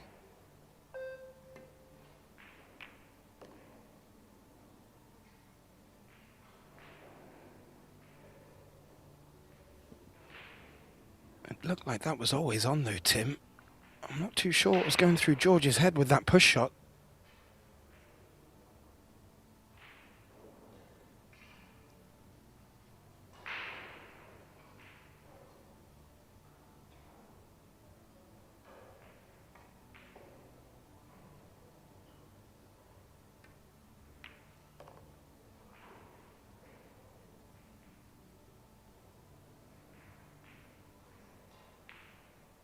And, well, Emil hasn't needed asking twice. There is no real danger out there for him to contend with. It's all going to be about good cue ball control from now on. And will he continue the comeback?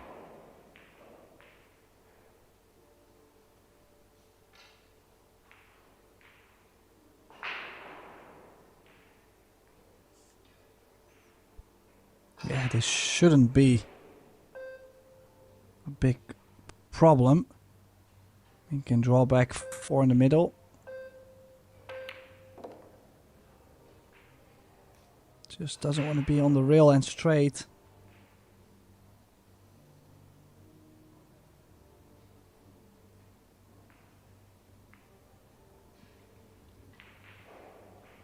Looks like he's got just enough angle to push the cue ball into the long rail and back out again.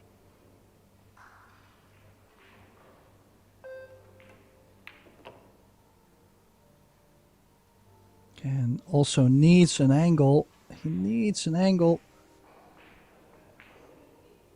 It's just not getting the cue ball exactly where he wants to be. It's now straight, so we'll have to draw back and take more cut on the 6, which is not ideal to be on the 7.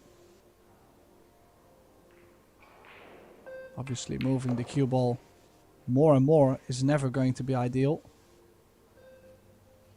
This is a pretty steep cut. The cue ball will have much more pace. Yeah, and he will be desperate not to pick up a chunk of the 10.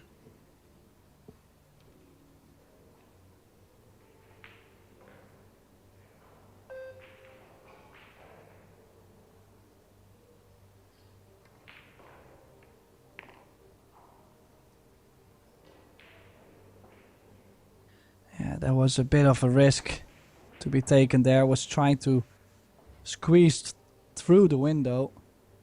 And now I might actually consider playing a safety behind the 10. With the cue ball on the rail, there's just no chance for him to be back on the 8. Well, I mean, never say no chance, but you know what I mean. Mm-hmm. Yeah, wise words, Tim, and well received by Emil. He's done exactly that. There is an edge of the 10 to jump over. It looks like George has brought his jump cue with him.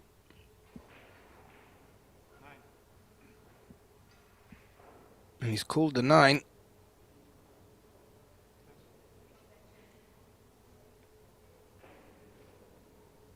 Well, must be the jump carom. Next thing I'm wondering is he playing this with the element of safe on the 7? Or is he really just going offensive, knowing that he's missed the 8 ball for the win? Technically it was for the win. Yeah. Big elevation.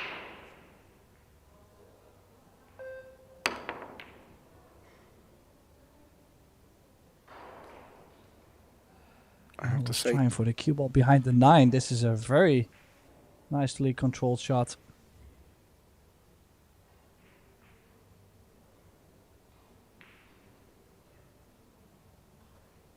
yeah, if that 1 had had bumped into the 9, that would have made this very tricky for Emil. Now he's got a good look at the 7, but distance between them. If he fancies that he can get that cue ball up behind the 9, I do like the look of that shot, just glancing off.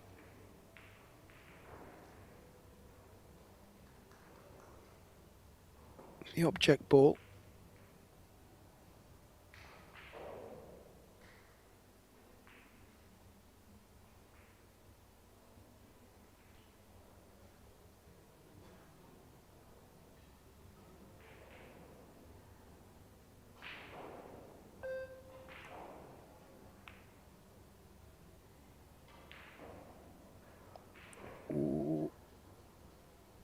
Makes contact with the 9. Ideally wanted to get the cue ball behind it.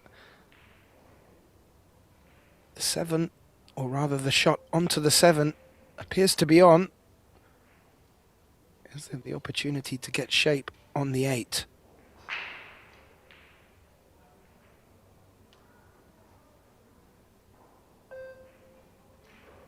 It looked like he did have a small angle, but then again, a little bit of punch needed. Yeah, good shot. This time running the clock down, but still managing. Now top left spin, can go 3 rails past the side. Perfect arrival for the 9. He's got probably an even better chance than the 8 he missed in the previous rack to close it out. Nothing too sensitive, everything is in the open, just, well, feel the table speed and you're out.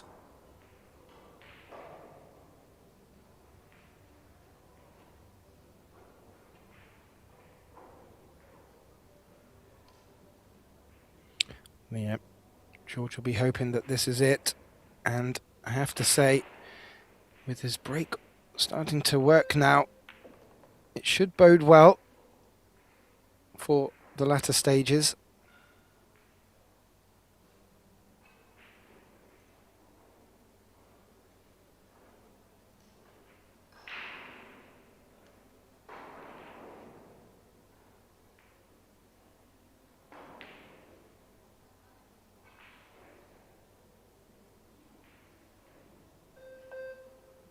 Yeah, this 10 to kick Emil Andre Gangflut out of the Billard Beckmann Men's Open.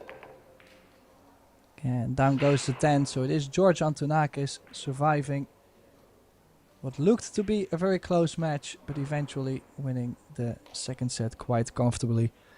Thanks to Gethin Davis for being by my side. My name is Tim de Ruiter, and hopefully we will get to see you back very soon for our next match on Pro Billiard TV.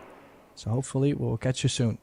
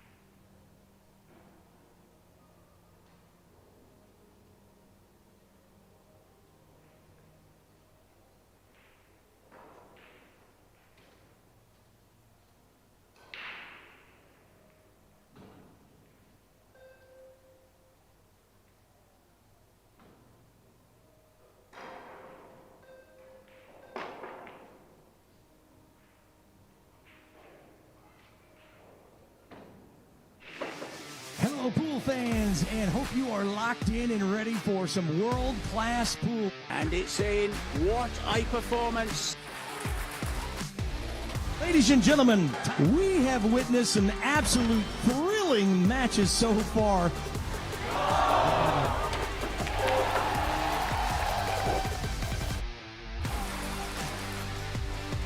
And in it goes. He is your champion. Celebration, so Victor Zelensky. Finest players in the world. Oh, he makes it. Nicely on the 10. Jasmine Ocean.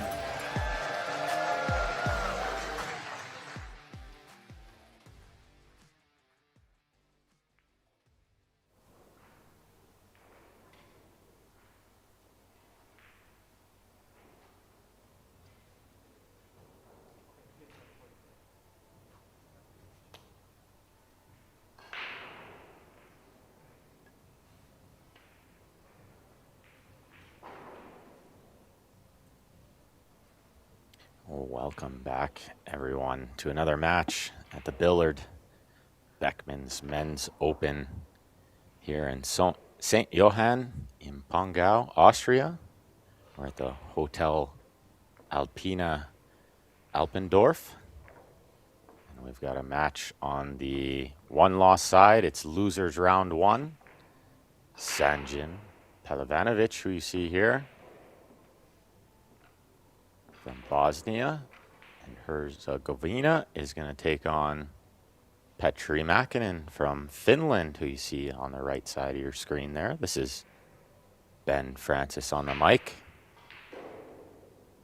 welcoming you all, and I think we'll have Mark White joining us a little later on when the match on table 2 is finished. So we look forward to that, of course.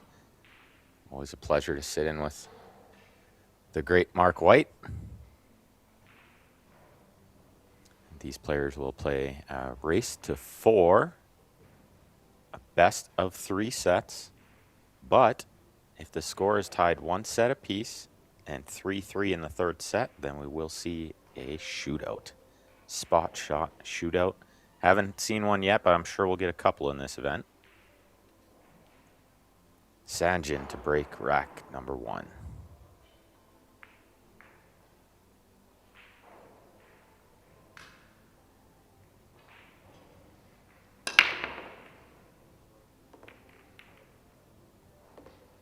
Oh, he breaks it from the middle and just about puts the cue ball straight in the side pocket. It just misses, but it gets kissed by a ball and ends up in there anyway. You can see it coming around here. Kissed a few times to find the bottom of the pocket. Not the start he was looking for. And this player here, Petri Mäkinen, very fierce competitor. Do not want to be giving him ball in hand to start the match. Let him get loose.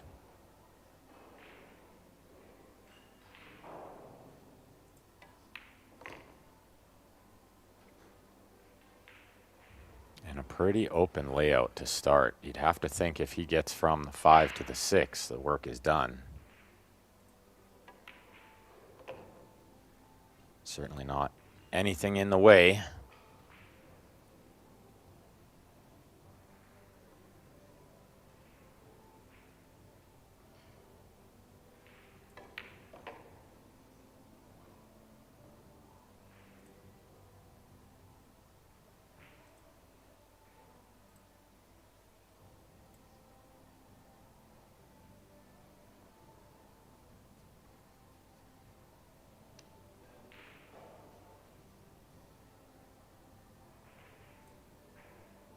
Didn't want to be close to the rail shooting this 5 ball, but I think he's just okay here to miss the 8. Coming back.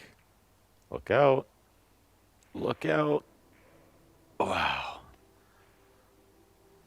Well, I thought he could miss the 8 coming back. I was sadly mistaken. He almost paid the price there.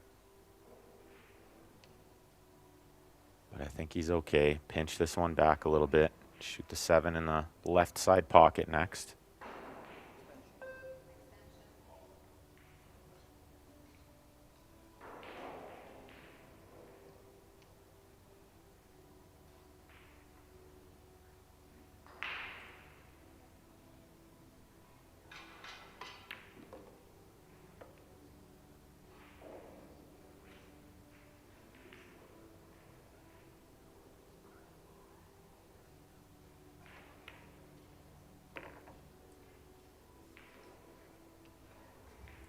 looks like we're going to get Mark White just in time to watch Petri finish off this first rack. Welcome, Mark. Thank you very much, Ben. Busy second day. Just literally finished over on table 2. What a cliffhanger that was. And I haven't missed too much, by the way, and it looks like Petri Mäkinen hasn't missed too much as well. Takes the opening rack then, Ben. Oh, you timed it perfectly, Mark. I wish my good match over there on the pool table. Yeah, exactly. Yeah, it was an amazing match, to be honest. Steve Guttenberger won the first set 4-0. He was then cruising in the second set. Somehow, Arjan Matrici from Albania won it heel the second set, and then won the deciding set by 4 racks to 2, I think it was in the end. Incredible match. Great result for the Albanian. So Petri to break off. Losers round match, remember, guys. It's win or go home, or at least win or go to the doubles. One thing I really love about these PBS events is the multiple chances. So, and I know these players really love it too. It's hard to travel all the way across the world just for one tournament, but now they get 2, sometimes 3 events to play in. Looks like a dry break here from Petri. Nothing really close, but no shot on the 1.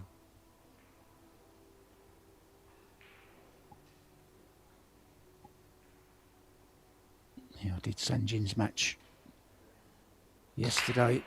He didn't play too well yesterday. I'm sure he'll admit himself that he didn't deserve to win the match. He was beaten by Mustafa Alnar from Turkey, who played very, very well. Yeah, Mustafa, pretty fierce competitor. That's a tough first round match for both of them, should be said.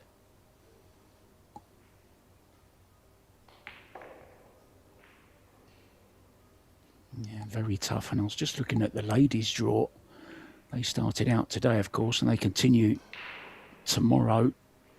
Jasmine Ocean's first match is up against Ina Kaplan, who has won Euro Tours and European Championships. She's a real tough player, and that's Jasmine's first opponent. So it's happening in the women's as well. The fields, Ben, just getting better and better. Yeah, very impressive. The standard is ever increasing. A little push out from Sanjin was curious there. I'm surprised he would push to that kick shot.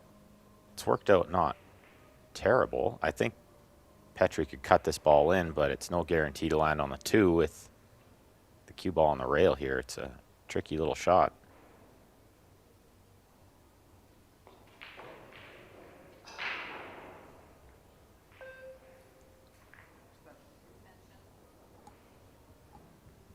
I'm sure you've covered a few of Petri's matches in the past. Mark White? Yeah, and he's one of them players, I think, Ben, that's maybe hasn't achieved as much as he should have done. You took the words right out of my mouth, because I think he's so talented and he's beat so many good players over the years. Just the result's not always there.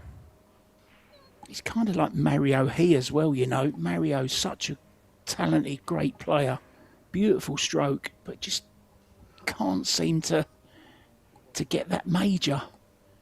Just shows you the standard these days. It's just getting harder and harder. It's not going to get any easier either to win one. Oh, that was the a level nice little is kiss. Yeah, beautiful little shot there.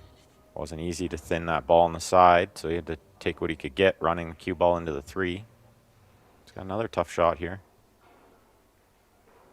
The 6 ball looks like it might be a problem later on. It's only a few shots away.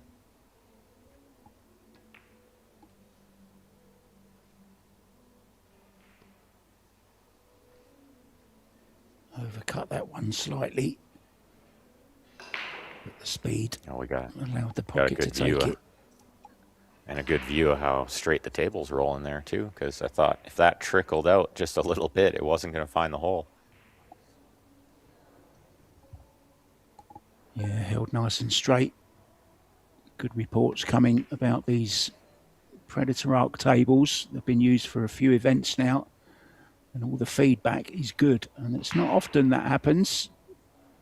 No shame in saying that the first table they brought out had its teeth in problems, as you know, do all new things.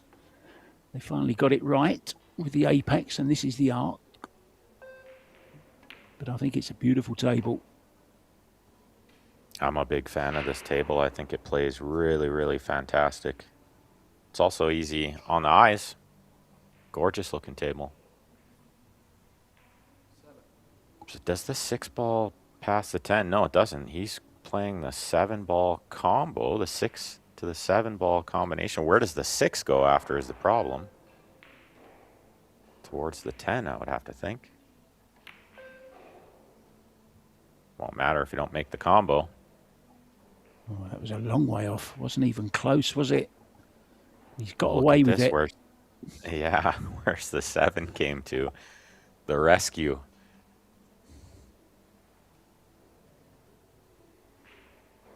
There we were, Ben, worrying about where the 6 was going to go. It's turned out to be all about where's the 7 going to go. Right That's in the right. path. Does he just have the edge of this, or does he need to kick it with some spin? It looked like he was loading up the right spin there. Extra tough with the extension on the back of the cue. Yeah, look at the right-hand spin on that. It's hard for that Oh, to he turn hasn't out travelled. good. Yeah, very difficult. It's a chance for Mackinnon then to double his lead in this opening set.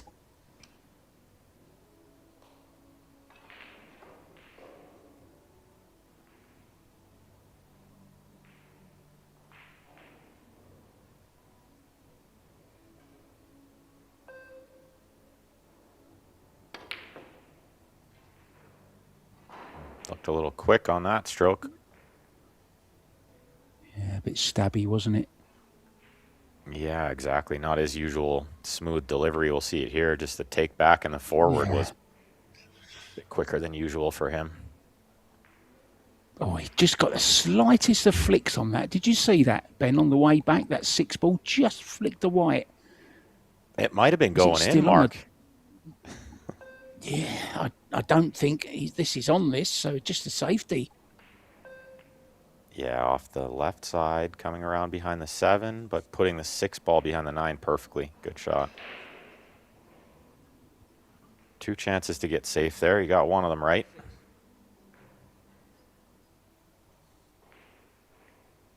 Now, do you go 2 rails at this, Ben? Try and kick and stick? Yeah. That's a good call, Mark. I like that. Underneath, off the right long rail first. Kick the 6-ball towards the left side pocket. He sees something else, so maybe he can see the edge. Oh, it's in behind that way. Well, I think it's just crept out, and he can cut this ball on the side. It's not easy. As I say that, he reaches for his jump cue. Yeah, he's got the air rush out. Pretty good with the short cue, Sanjin. He's quite a tall lad as well. He didn't chalk it though, look, you can see. Yeah, he didn't paste it on there. But as you mentioned, very good with the short cue, and that's a beautiful shot. But a little unlucky, it could be said. Tough to control that ball coming around, traveling 18 feet or more.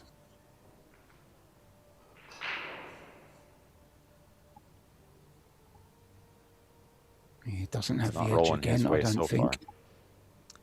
Yeah, no, you're right. He's kicking in behind this one again. Similar shot.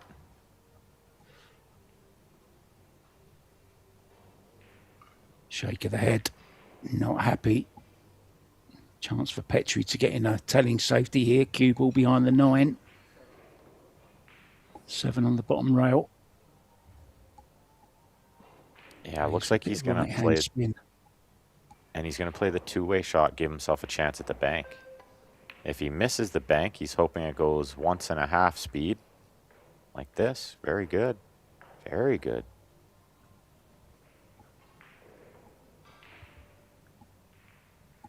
It may have crept out a little, but I don't know it's enough he can pocket this ball.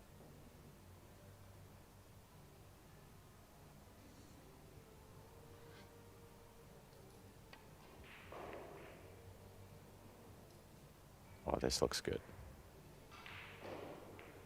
He's turning into one of them racks, Ben, where you don't mind it taking a while and playing all these great safeties if you end up winning it. But the worst thing is when you lose one of these racks that you've worked so hard to win.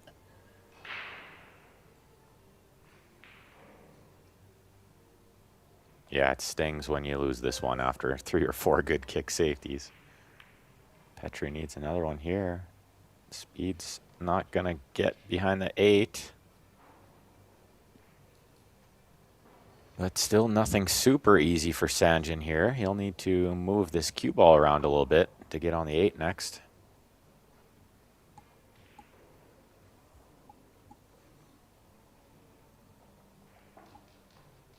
He did have a look at the side, but decided on the corner. He's going to have to put some kilometres on the clock. Yeah, and get around the 9 ball there. Looks like the speed is a little much, but it's going to be okay. That's a good shot.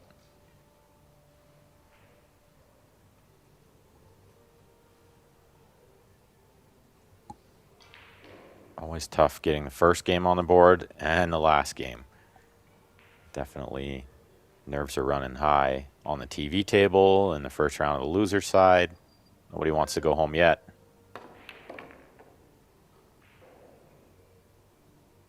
And both these players will know they're very capable of coming back from here in losers round 1. They just need a couple of wins to qualify for the final 32, where it'll be single elimination. Be back to even with the other players.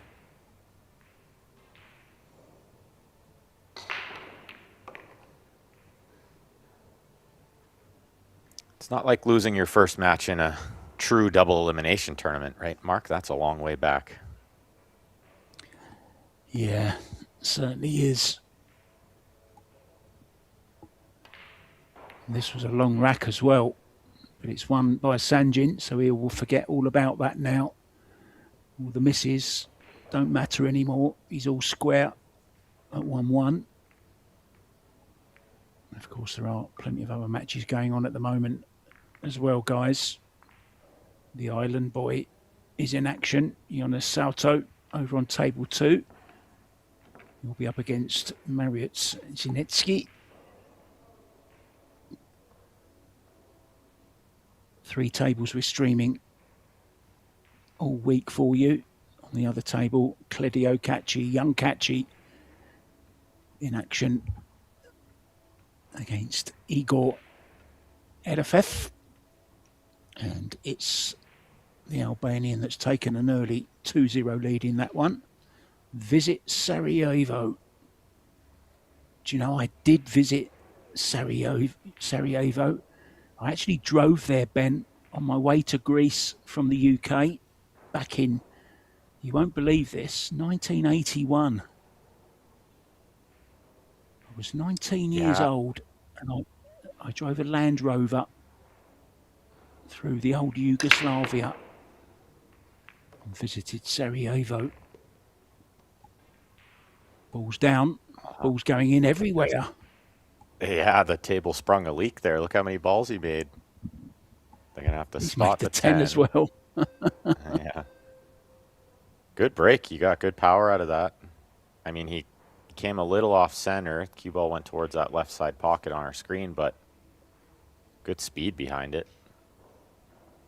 I thought we were watching an AI-generated break for a second. I was going to see him all fall in. Yeah, all the balls go in. They spot the 10. He's straight in. Yeah. He might only have... Yeah, maybe 3/4 of this pocket on the 1, as we can see here, and he's got to punch the cue ball over a bit. Easy for that to happen. Easy to drive right into the 6 there, trying to create some angle that wasn't there. Yeah, I think it was a bit of a horrible stroke as well. It was very quick and snatchy. It wasn't very nice spent. It was a little bit ugly, yeah. if I'm honest. Yeah, I totally agree. It looked really quick.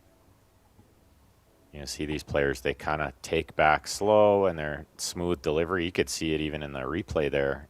There was almost no pause on his backswing. Usually very smooth, Sanjin. Tension, exactly. Yeah, I think there's a little bit out there. Nobody wants to go all the way to Austria, go 2 and out, right?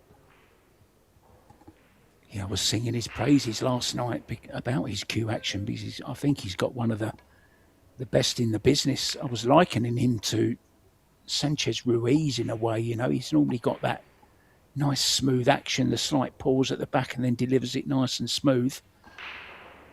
And this has all gone wrong for Petri Mäkinen. He's overhit this, got the position wrong. Yeah, nothing super easy on the safety here, but I think he could send the 2 between the 10-5 and try to use the 6 ball to hide the cue ball. He's coming back over, trying to use the 5. It's pretty good. He contained the 2. He didn't find cover, but he didn't sell out a shot.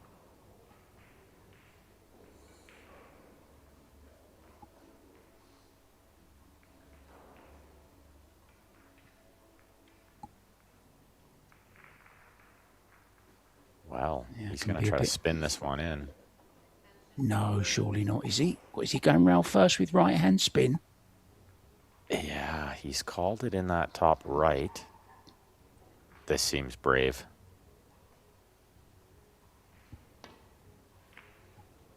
I mean, you have to be brave in this game, but that seemed a little asking a lot.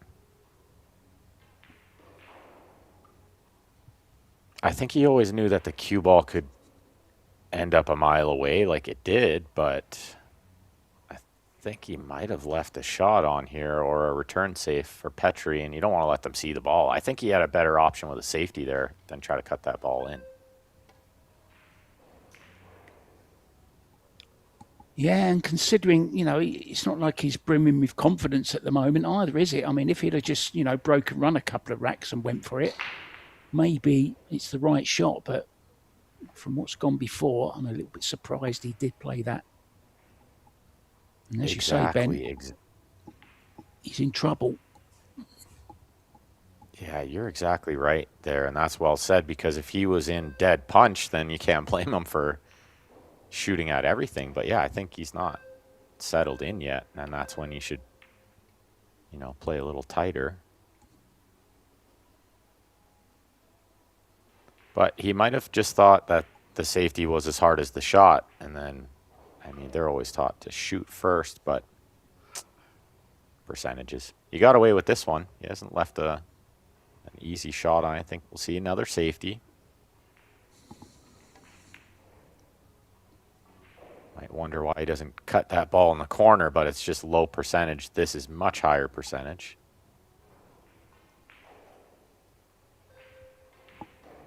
Yeah, good point you made there as well. It's all about percentages, and it works both ways, you know, for safeties and for potting.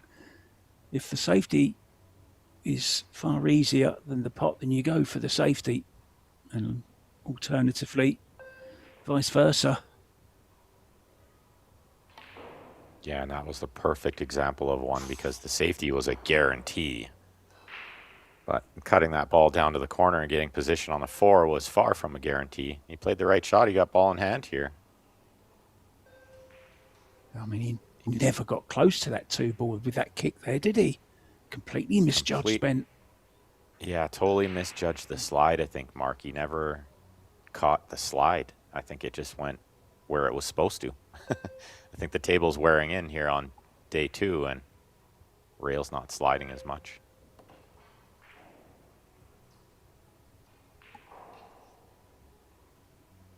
Oh, he's That's way gone overplayed this one. pear-shaped.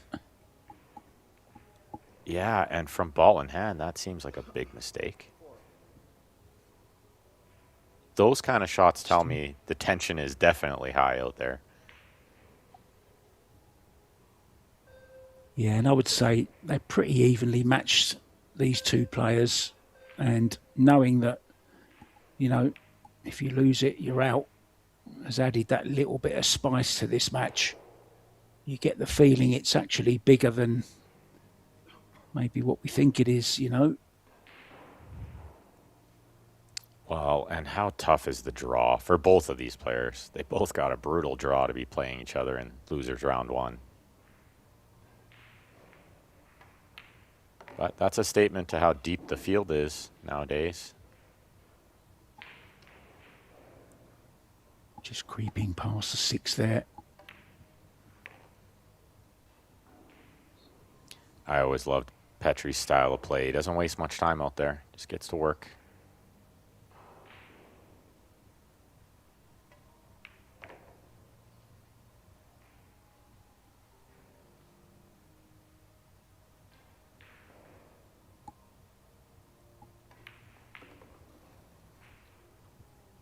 Back to that one-game lead.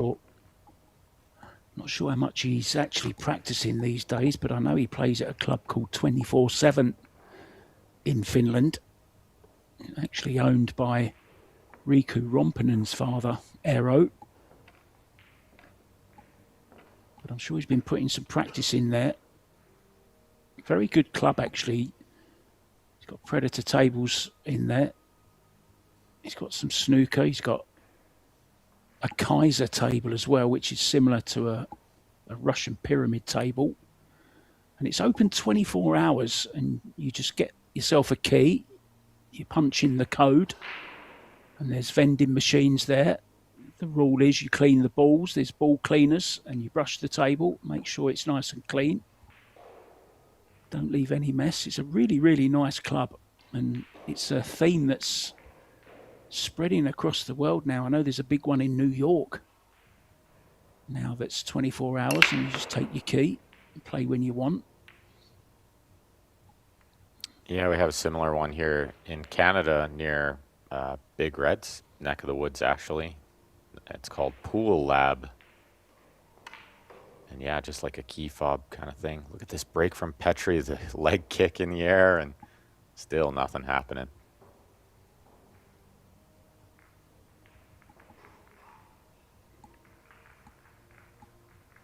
Do you think it's a little warm in there, Mark, maybe? Looks like Petri's feeling the heat. It's a little red.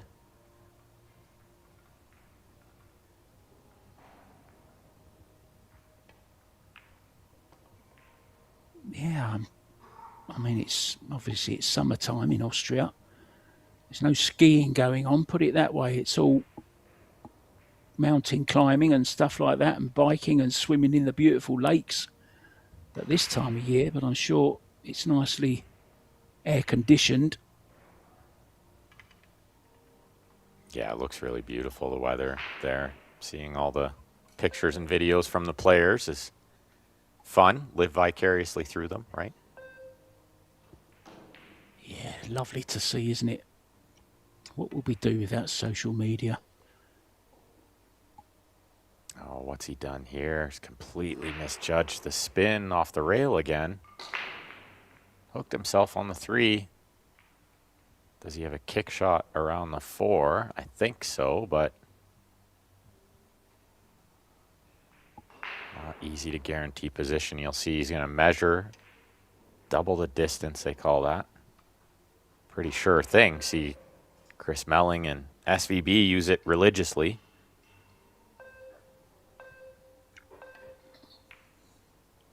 Another one who loves to use that is Shaw. Jason Shaw uses that one lots. Yeah, he tried to teach me it when I was at his pool room in Connecticut, Jason Shaw. He was trying to teach me the diamond system as well. But nice little story, Ben, from the match that I've just been commentating on. I've mentioned Matrizi, the Albanian. He didn't have a jump cue with him, and he must have kicked about 10 times and 100% success. And he actually made 3 balls as well, kicking, that he called. Amazing to see. Oh, that's super impressive, yeah. Is he a snooker player maybe? He doesn't have a jump cue? Well, that's exactly what I said in commentary. I reckon that he's come from a snooker background because, you know, obviously snooker players don't have diamonds to measure off or anything like that on a snooker table. So, you know, we just grow up just learning the angles. And we also play a lot of English billiards as well, which helps to teach us the angles.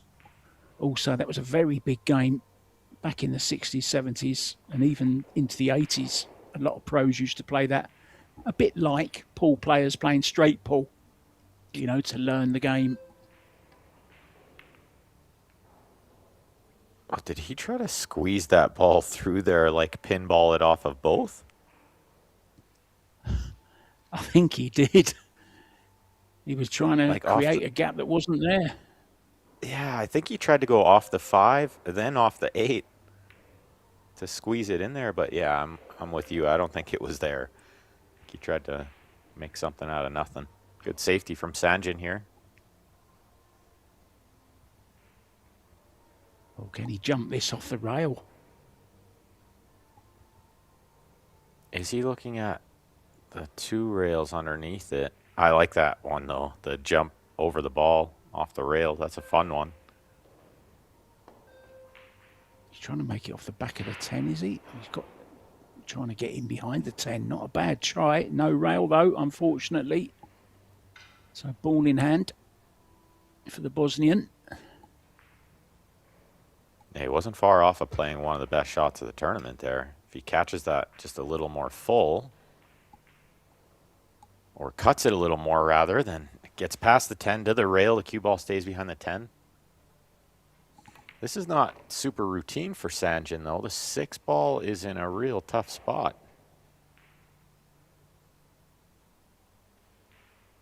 And it's in a spot where you'd love to land straight in, but you can't because of where the 7 is. We'll see what he does here.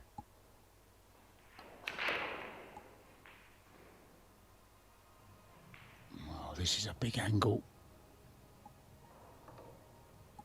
Oh, I don't know what the plan is here. He's going to bank this in the side. This seems...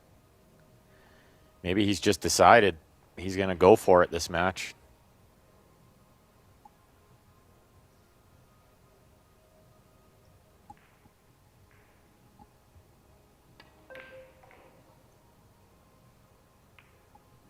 Wait for it. Oh, no.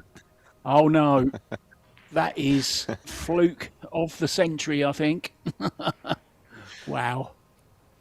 The things that happen on a 9 by 4.5 inch, 4.5 foot table. Unbelievable. Look at that. And we got a good view there of how Petri didn't flinch. I think he knew it was coming around. I'll tell you what, you'd be hard pressed to see a better timing shot from Florian Kohler. What a shot.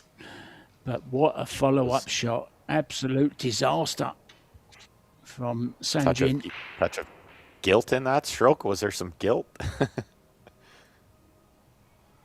No, these players never feel that, right? No. It's hard not to have some kind of emotion. What is going on out there? I think he was already walking over to shoot the 8. Well, that's He careless, got up isn't off it? the ball. Yeah, exactly, Mark. I think you're right. Careless. Wow. What a draw. He let it loose there.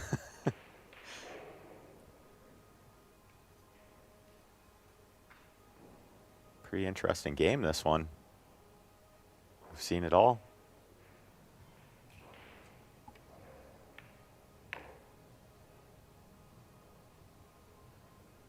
Yeah, it's just not connecting yet. It's not firing. He'll settle in, I'm sure. He's too good not to, but way thinner on this 9 ball than he wanted to be.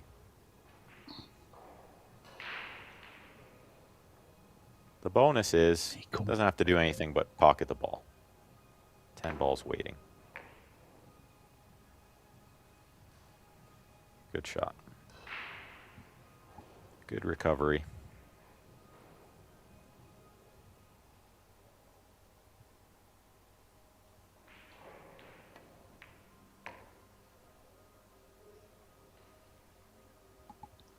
Yeah, don't be going in those pockets. He just pulled himself up there. He went into the side pocket to reach in and pull a ball out. Had he have done, I'm sure the referee would have called a foul and respotted the cue 10. ball was still moving. Yeah. Yeah, watch this. Look at this. Hello. Bizarre shot. Bizarre. Yeah, can we see it again a couple times? That was amazing. I can't believe that.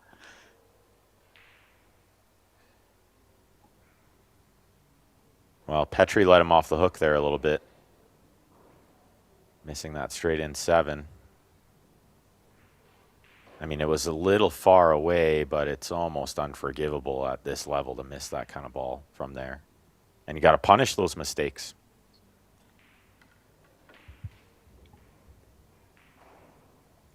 Yeah, the 7 that followed from Petri. That's unforgivable.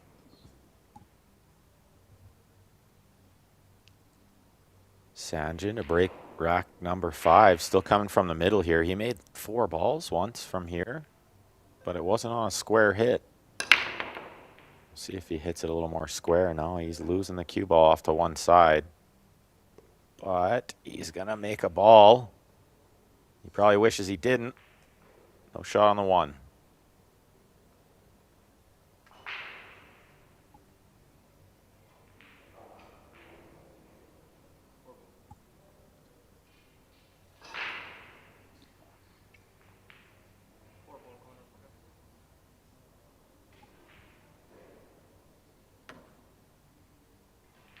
Well, what's he see here? Trying to billiard the 4 in?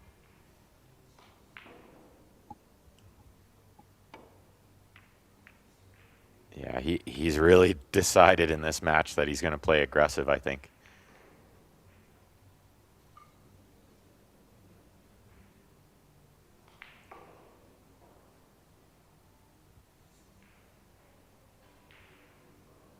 Yeah, it can be a bit of a confidence booster, can't it? If you start making a few attacking shots, kind of get on a little bit of a flow, has the opposite effect on your opponent.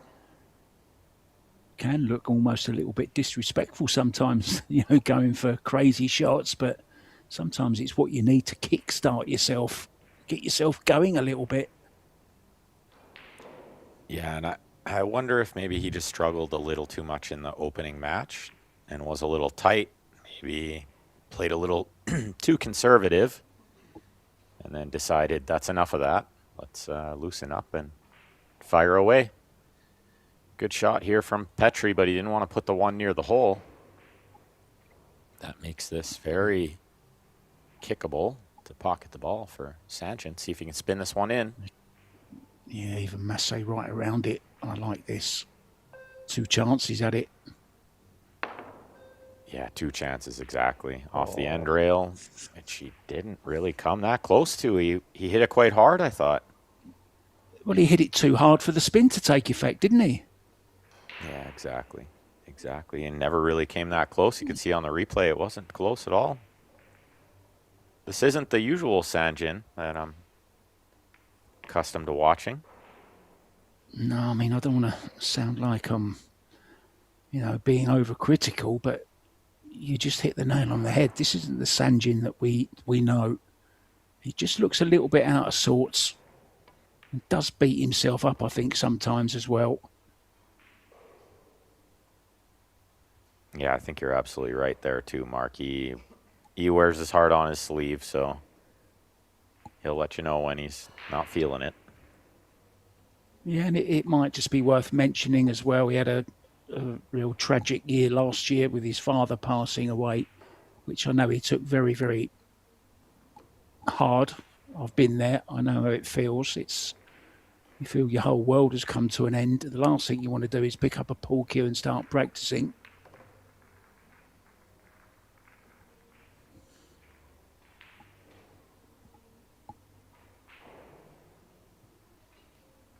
Reached the final of the 2023 World 8 Ball in Austria, Sanjin Perlevanovic, where he got beaten by SVB to win his first ever World 8 Ball title, Shane Van Bonin. But Sanjin played very, very well to get to that final. Yeah, I remember he had a fantastic tournament to get that far. And there was just no stopping SVB. There's no shame losing that final. It was SVB's turn.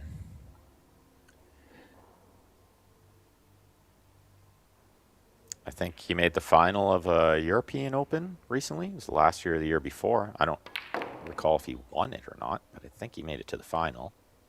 And it was in There's a story. Sarajevo, There was a story, wasn't there?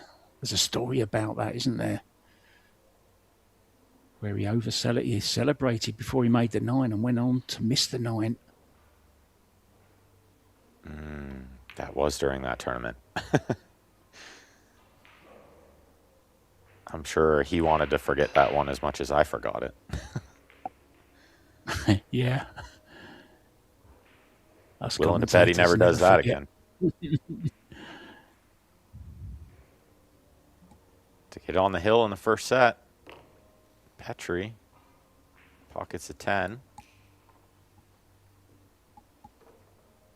Kind of a weird match so far.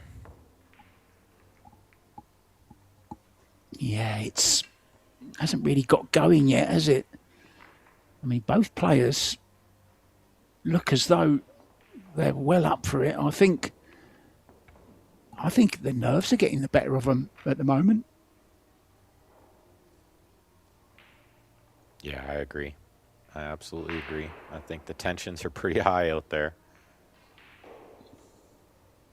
The nice thing for Sanjin is with this set's format, if he does lose this set, it's far from over. It's not much to recover and, win 4 games in the next set, force a deciding set. Nothing to panic about yet, but you can see from those stats, it's not the usual Sanjin. Petri to break, rack 6 here from the middle. I think I just saw Sanjin's player overall performance at 624. It's not enough. Petri over 800. But yeah, I think anything under 800 is not going to win too many matches on tour nowadays.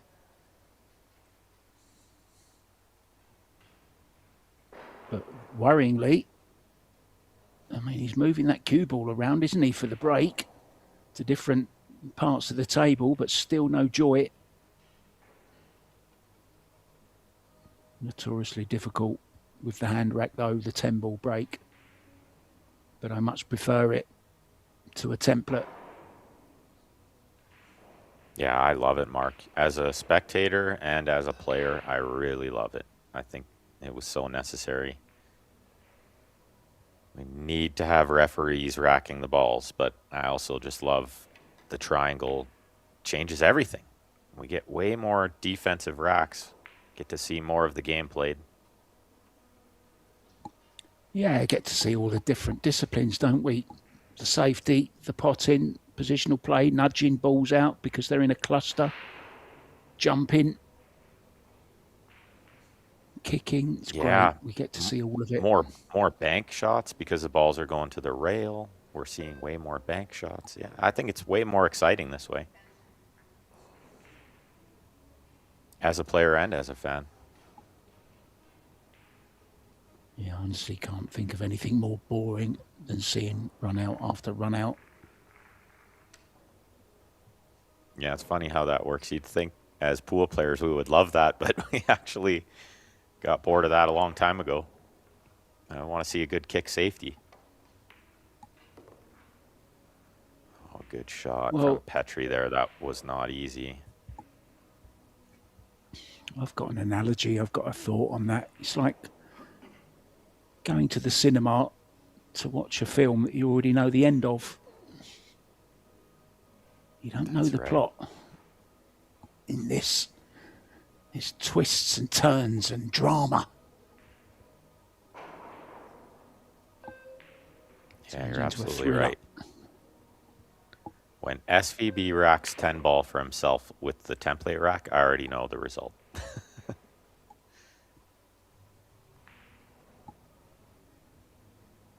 Does this 3-ball still go? Judging by the body language, I don't think so. Nudged it just too far.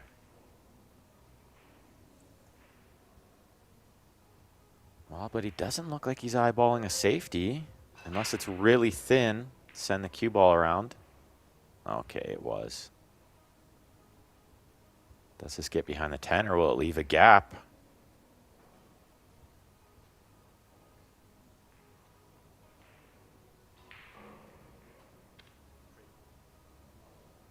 Bit of a struggle out there.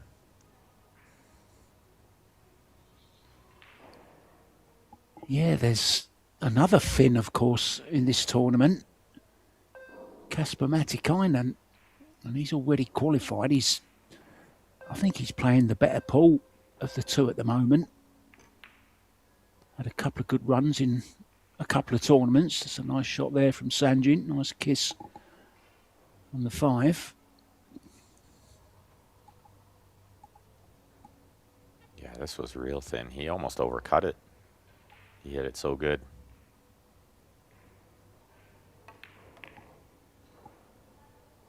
Watch the slide. Yeah, it almost got him. You see him staying down a little longer to look at that one. It could have slid behind the 9, but he checked it up nicely.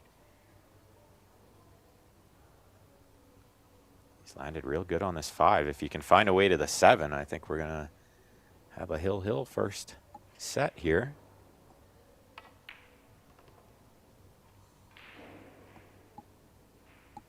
Now, is he okay? Can he just nick a bit of angle to draw straight back short side on the 7? That'll be the plan. Yeah, I think you're right. The little shake of the head, because he knows he might be shooting the 7 with the cue ball close to the rail. Closer to the rail than he would like. Makes getting to the 8 a little tougher, and now the 9's in the way. Well, I think the pocket's in the way as well. I don't think he can. Can he draw back? No, I don't think so. He's looked at going forward and getting short side on the 8. That's pretty much worst case scenario from where he was. Oh, but he's hit this really good and landed perfect on the 8. Nothing to do with the cue ball here, but stop.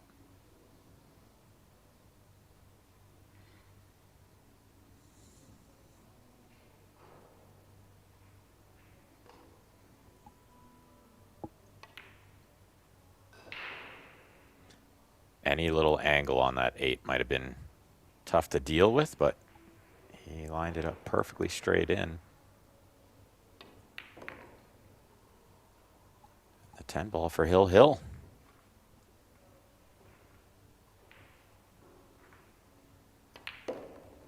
Yeah, this is a hard one to call. I said earlier, they're a very close match, these two players. Now, this is a loser's side match, but I'm just looking at the winner's side, and there's some real tasty matches coming up. Joshua Filler up against Moritz Neuhausen. Fedor will be playing Radislav Bebica. Dennis Grabet up against Mieszko Fortuński. Konrad Yuzishin is playing David Alcadi. Alex Kazakis, tough one, this one for Alex. He's up against Felix Vogel, who's playing some great stuff, the young German. And another German, Ralph Suge, will be up against Sanchez Ruiz in his next match. Albin Ocean, one of the big favourites this week, of course, being in his own country. He's up against Pole Mateusz Śnigoczki. And Mika van Berkel up against Wojtek Szewczuk. Another interesting, juicy fixture to look forward to. Lots of great matches coming your way, guys. We're here till Tuesday, which will be finals day of all 3 tournaments. Really looking forward to the Scotch double starting as well. That's next up. Back to this one. Sanjin breaking off on the hill.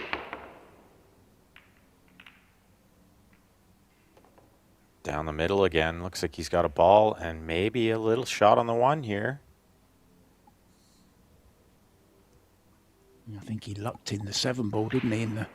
There you see it getting kicked by the 6 into the top right-hand corner. Does he have enough on this 1 ball though, Ben? Can he get to the potting angle? He didn't look super disappointed. And like we said, he likes to wear his heart on his sleeve, so I think he would have told us if he couldn't see enough of the 1. But I think he's got just enough of this.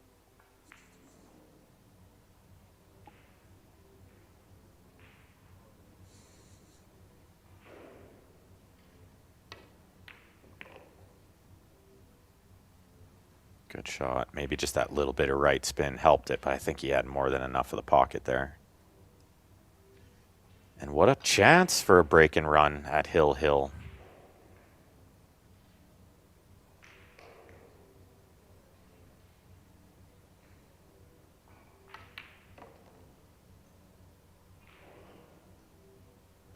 I still don't Just think nothing he's... in.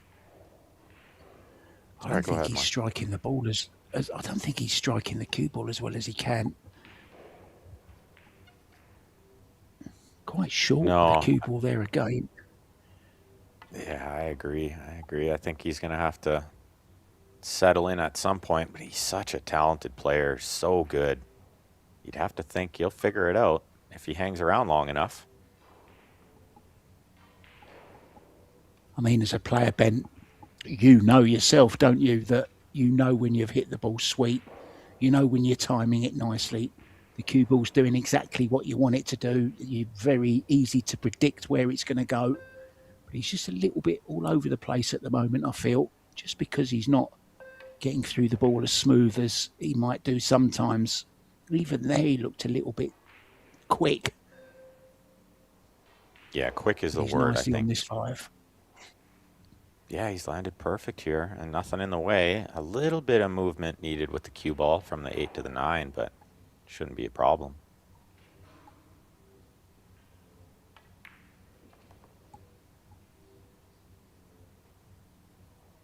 That was nice.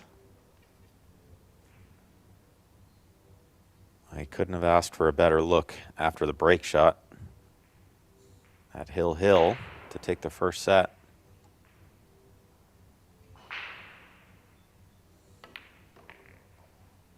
And it's going to feel good to win this set. I think, Ben. Yeah, it absolutely is. From either one of them, I think. Yeah. What a time to do it.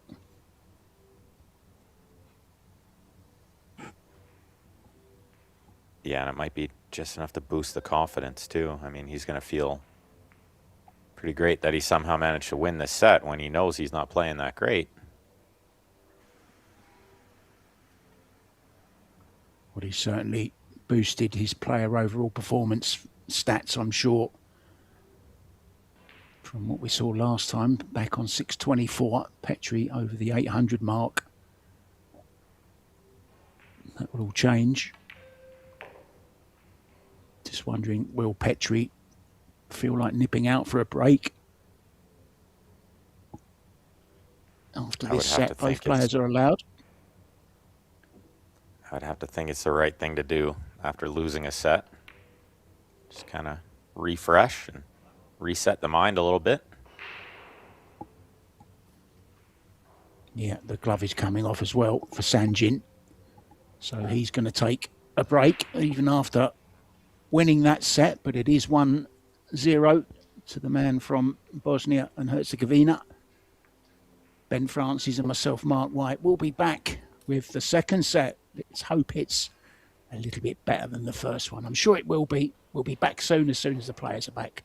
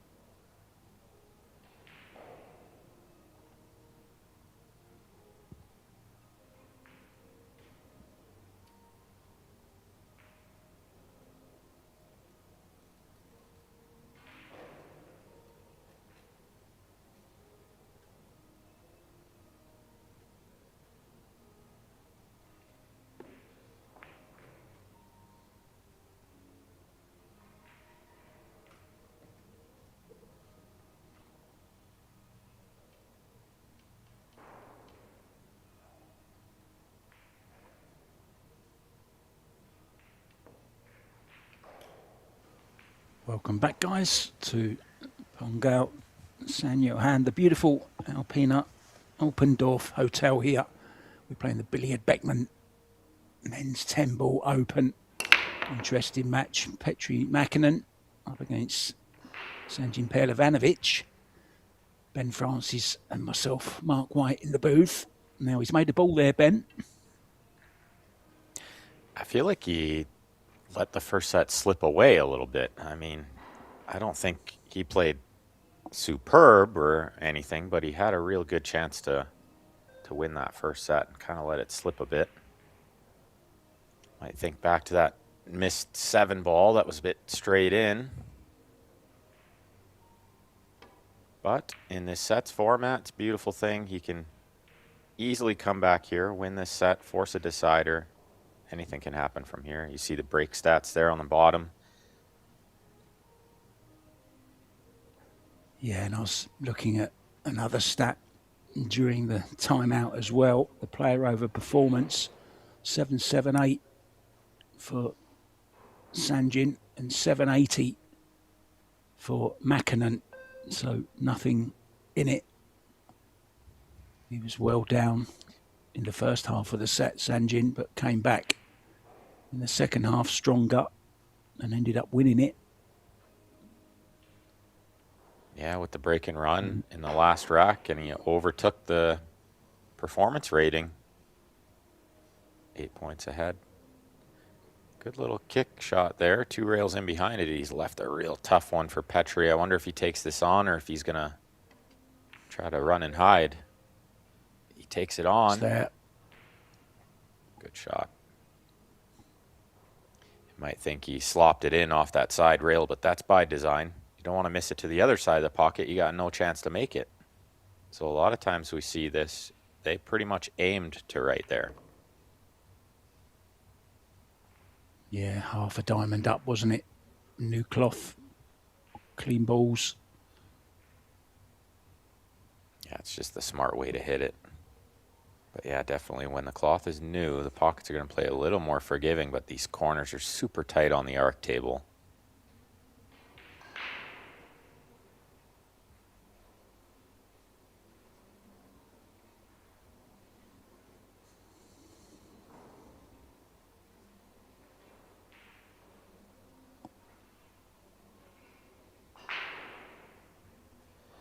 Just trying to decide if he's going to punch over or if he's going to follow this one through. But I think he needs to punch it over, shoot the 5 in the same pocket. What do you think, Mark?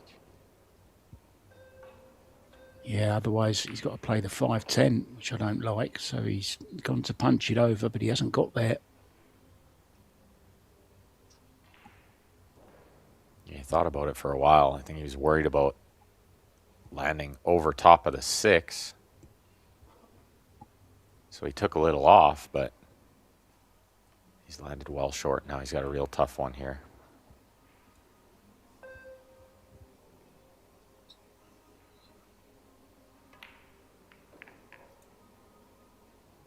Oh, but he's done well, and he got a good kiss off the 10 to stay on the 6.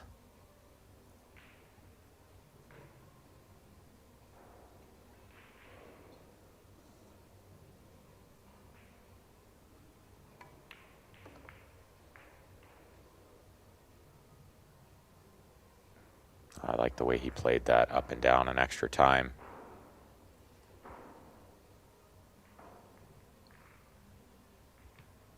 Yeah, made sure, didn't he, that he wasn't going to be just going near any rail, deliberately playing the second rail. And this looks like a much more confident start for Petri in this second set. Seems to have quickened up a little bit as well. Yeah, and similar to the first set, where he won the opening game and then had a lead right up until the last game. He was 1 game in front the whole set. But it should be said, it was a funny 1 game lead every time. It wasn't from anything super spectacular. This was a really good shot, this 2 ball. Yeah, it was almost like he was playing it as well, holding behind the 7 just in case. But he made it right in the right part of the pocket, as you said, sliding it in off the long rail. And from there on, he had a bit of a dodgy 5-ball, which he overcame. You see our referee, one on the spot. 10-ball right in the middle of the rack. Now let's see where he breaks off from this time, going pretty central again, so keep your eyes. He's trying to make one or both of the 2 balls behind the 1 ball, or either corner ball going 4 rails. It looks like you got one of the 4 railers. But the 9 ball is going to spoil the 7-ball. party. Another thing I really like about the referee hand rack is it's not always the 2 and the 3 in the corner, where they're the balls that go 4 rails, and they tend to end up in the same spot every game. This is a random rack, so we're seeing the balls go somewhere different. Yeah, there was a time, wasn't there, that the 2 and 3 had to be racked according to the rules on the corners, and they still do that in Thailand, and it's so frustrating.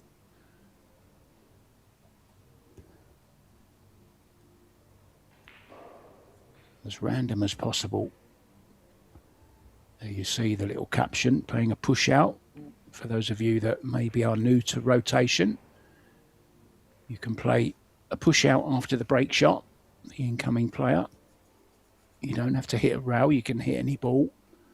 You can make any ball. If you make the 10 in this instance, it would be respotted. But of course the rub is, if your opponent doesn't like what you've left them, they can put you straight back in again. But he used the push there, Ben, to tie up the 2 ball. Seemed like a curious push, because you don't often want to leave the cue ball that open. You want to pin it to a rail and take away some options, but Sanchin didn't get the safety behind the 6 like he was hoping. But this is a good angle of this 1-10 combination. It looks super easy on TV, right, Mark? Yeah, on the rail, long way to the 1 ball, and then there's a 1.5 feet between the 1 and the 10 as well, and the 10 isn't even over the pocket, so good luck with this one if he's going for it. Well, and to make things even worse, it's not a win. If he did make the 10, it would just be spotted, and he'd continue shooting. I wonder if he was just trying to play safe there more than trying to make the 10, because like we said, that 1-10 combination was anything but easy. Yeah, he was playing safe, wasn't he? Yeah, it looked like it. As was Sanchin, but he's not hit it good. It's crept out, but after the push out, tying up the 2, both these players knew they had some free shots at the 1. He wasn't playing the angle there, was he? Was he trying to hook him behind the point? Surely not. Too risky. He has been pretty brave in this match. Wouldn't put it by him.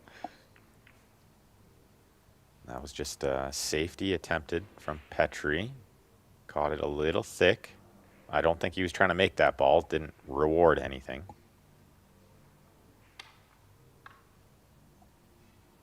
This might be a bit of a long game because I don't think either one of them's in a rush to make the 1 ball.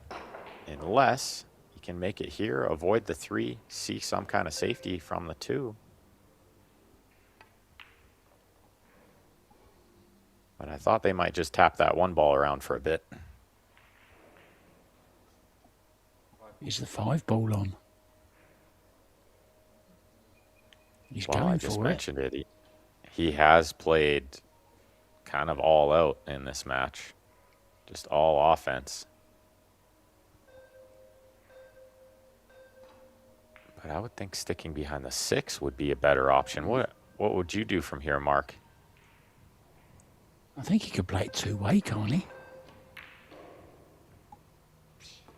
Yeah, Oh, he went all in again. He went full blood.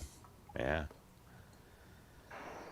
Yeah, I think he's just decided that he's going to play more of an aggressive style. You know, maybe something happened in the first match.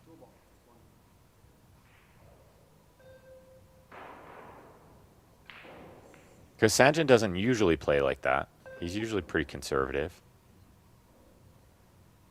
From what I've seen. Could be wrong. Oh, that's nice shot. Pretty little shot he played there.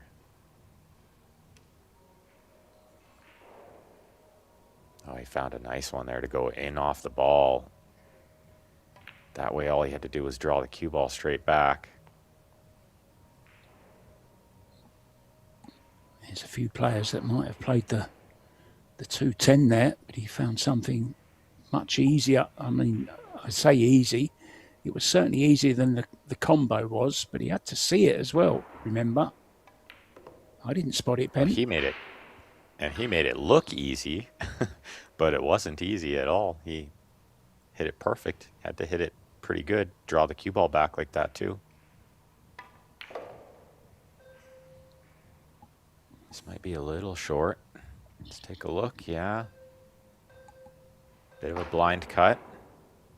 Should be able to handle it. But it's not where he wanted to be. He'd rather be straight in.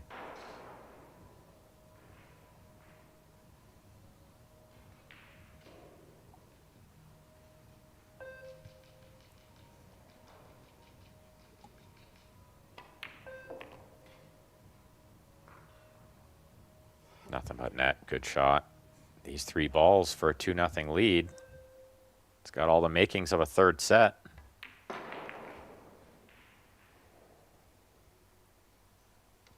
He's certainly looking a lot better now, even though he did lead the first set all the way through. He's just looking more confident, I think. Yeah, and he seems to look more in control of what's going on out there. Where it feels like Sanjin's going for a couple too many big shots and Petri's just playing conservative and playing the percentages better, in my opinion. There's that shot again off the 9. Got perfectly on the 3 as well. Yeah, it wasn't just about pocketing the ball there. He did really good to draw all the way back, get perfect on the 3, like you said. Up 2-0 in this second set.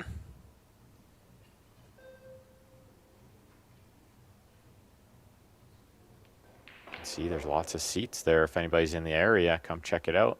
Still lots of great pool to be played over the week and into next week. And as great as it is, and thanks to Predator and Pro Billiard Series for giving us these free streams, there's nothing like watching it in person.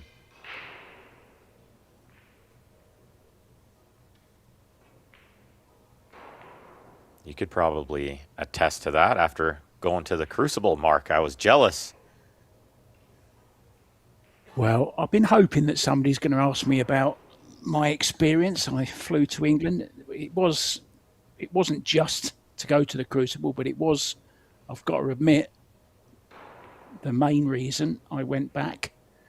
Of course, I saw family while I was there as well, but I live far from the Crucible in the UK, so I went straight from the airport in London, called a bus up to Sheffield, and I was very well looked after by Michaela Tabb, the referee, who I'm sure you're familiar with.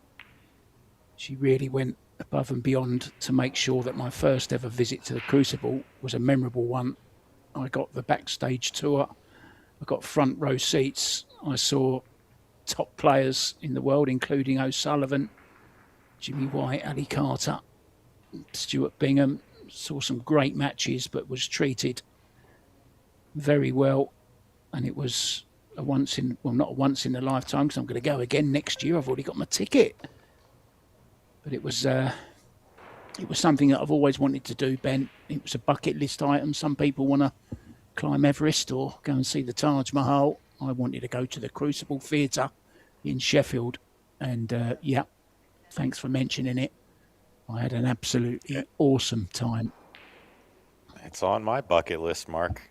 So I'm green over here.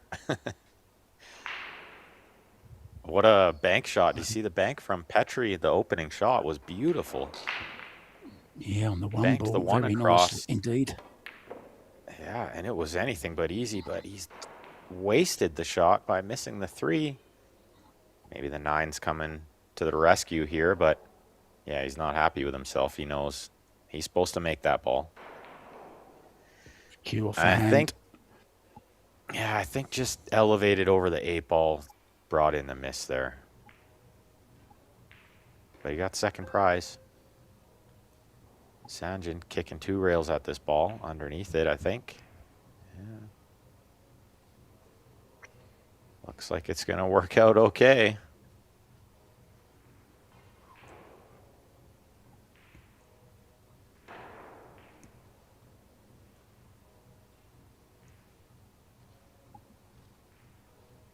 So you watched the Seniors World Championship, is that correct? Yes. At the Crucible? I mean, yeah. Amazing. I didn't. The main reason I wanted to go there was because I wanted to go to the Crucible. It wouldn't have mattered, who was playing. But it was the first year that O'Sullivan's played, the first year Eddie Carter's played, Stuart Bingham. Jimmy, of course, has won it 4 times, the Seniors. But I just wanted to go because I wanted to experience and just sitting there, you could actually feel the history. It's been there since 1977, and the fabulous games that have been there. The great 147, the first ever, was scored by your friend Cliff Thorburn and your countryman Cliff Thorburn. Just so much history over the years, Oh, what an amazing time to be there, too. 2 amazing kick safeties back to back. One from Petri, which I thought was really good, but the one from Sanjin here was even better. And it was by design, hitting half of that ball, sending the cue ball back the other way.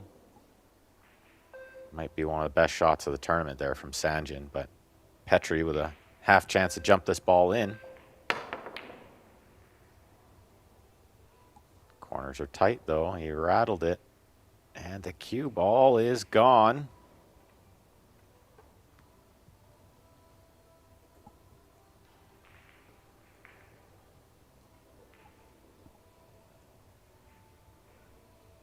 Well, just what the doctor ordered. Scratch.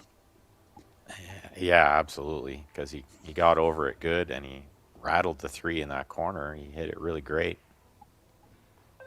Just what Sanjin needed. Try to get on the board here in set number 2. It's been struggling out there a little bit, so a ball in hand always helps get a little rhythm going, maybe.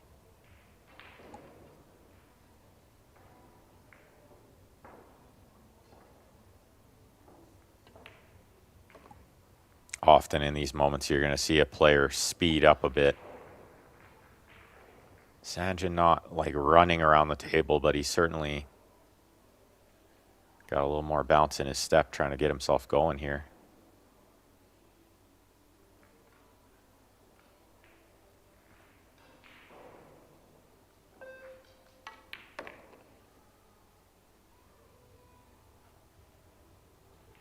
Now, is he straight? If he is, he's not, because he's looking at getting the cue ball over to the right of the table, so he's not straight. 10 balls in play a little bit here. I think he is a touch straight. From this angle, certainly looks like it.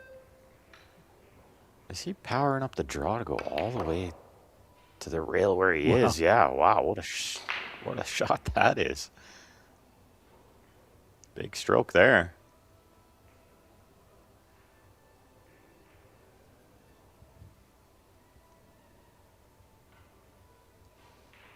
I think with the equipment nowadays too, and you can see Sanjin playing with the Revo, it draws the ball so easily.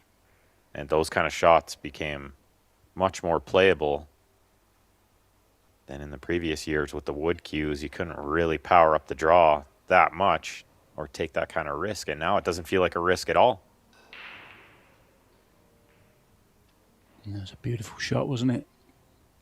The crowd always loved those draw shots. It was the first shot I remember I have ever wanted to learn to play. It's kind of fascinating shot. Always looks good on TV.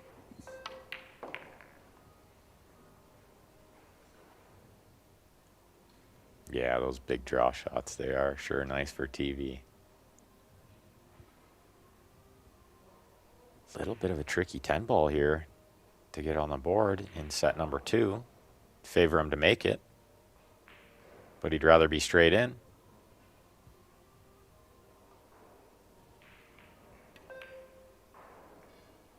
Oh, he's missed it.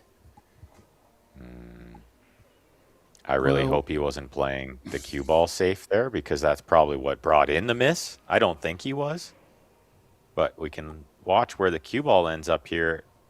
It's pretty safe. I think it pinned right to that rail, and he's left Petri with a real tough one. Okay, he got a little bounce, but this is a nightmarish shot.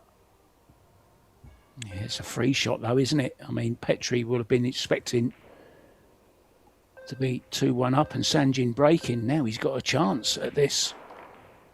And he That was the nails it. exact- What a shot. That was the exact word, Mark, was free. A shot he wasn't supposed to have, and he took full advantage of it. That was a really good shot, though. That was not easy. Elevate the back end of the cue to avoid the scratch. He just pumped it in there like it was a hanger. Yeah, I mean, I'm just going to go back to what I said. He was fully expecting he'd lost the rack. Then he thought, well, look at this. I've got a chance to win it. Just knock it in. No pressure. Yeah, and even though he's down a set right now, I think he's a huge favorite in this match.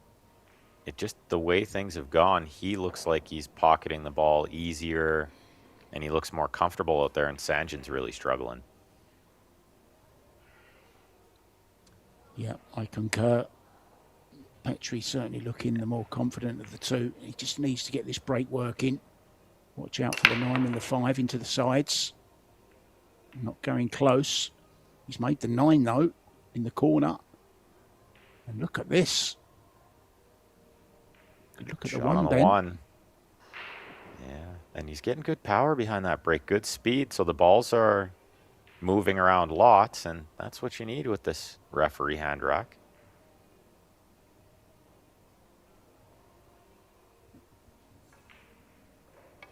Oh, such a great chance to just close out this set right now. Save some energy for set 3. Yeah, and if he can break and run this one, Ben, keep Sanjin in his chair. It'll give him something to think about as well. Wasn't here for the first break, so I don't know who broke first. Do you remember? Sanjin, I believe, broke first. So he will But be definitely, breaking you're then right. in the deciding set. Something to think about is absolutely right. He'll be thinking about that 10 ball he missed. Those missed 10 balls leave scar tissue.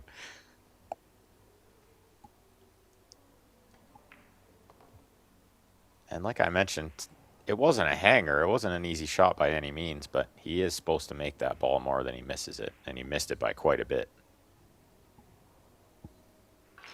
Try not to be too hard on the guy, but he is an elite player. You know, I think his Fargo's like 814 or something like that. It's way up there. I know it's over 810 for sure.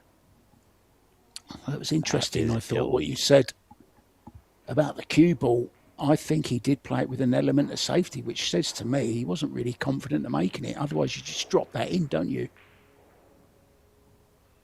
Yeah, I would hate to find out that he did play it as a two-way, because you can't. You have to really just be confident on that kind of shot at his level especially. But yeah, if you're not feeling it, I guess sometimes you do play a bit of a two-way. But Petri punished him with a big shot, and it looks like he's going to double punish him with a break and run here too. He's clipped in the 5. He's landed perfect on the 6.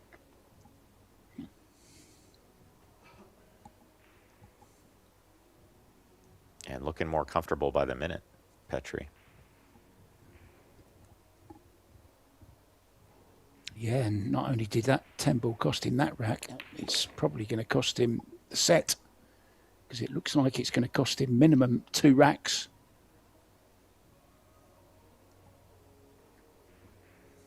Yeah, it hurts when it costs you 2 racks. It hurts even more when it costs you the set. He was well in this set at 2-1. And then not shooting again. It's not over yet. Still got to be sure. I think they got a fly out there, Mark. Have you seen it? I've seen the players waving their hands around and their cue around. And yeah, I saw it earlier. There was one on table 2 as well. I don't know whether it's the same one, flitting from table to table, trying to see the action on both tables.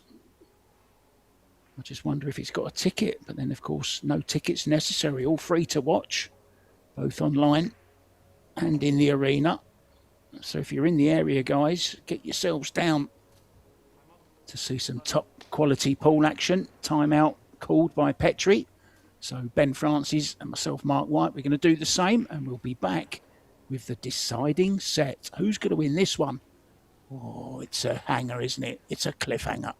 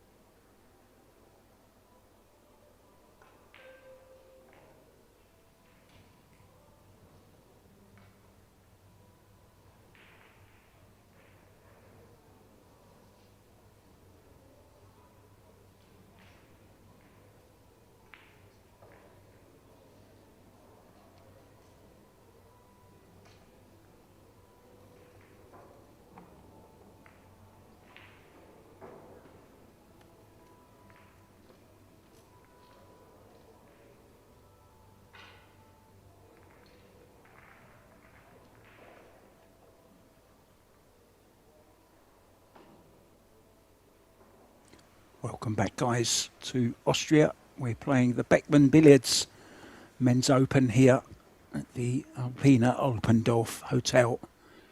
Beautiful venue, beautiful arena, and a beautiful match as well. Nicely poised. 1-1 Ben Francis and myself, Mark White, in the booth for you for this one. Good square break. What do you reckon? Oh, I absolutely love this sets format. You can see it on display here. Petri losing the first set. 4-3, but absolutely storming back in the second set. Winning 4-0. You put him as a big favorite from here, but Sanjin's got something to say about it. Good break, shot on the one. See if he can recover a little bit. He's been struggling out there.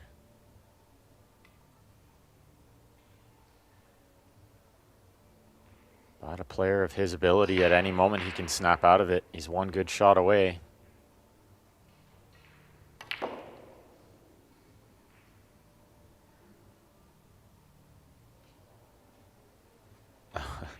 We could almost tell what happened by the small nod of the head from Petri there.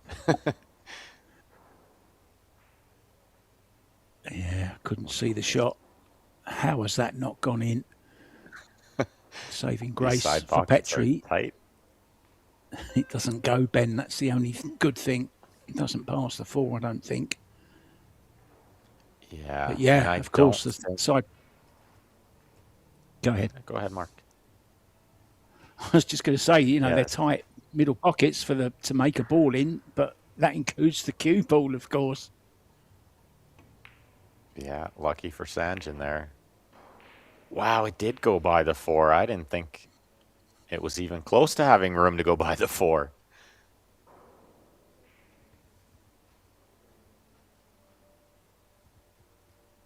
Even from this camera angle, yeah, I thought there's no way. He played it to the outside of the pocket. There must have been less than half a pocket there.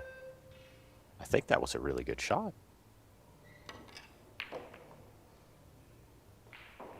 And he kind of took what he could get with a bump on the 10, knowing the 3 was over the pocket. He's played the 3 really nice too. A couple more good shots, and like I said, he might just snap out of it, come alive. He's a very dangerous player when he's in stroke.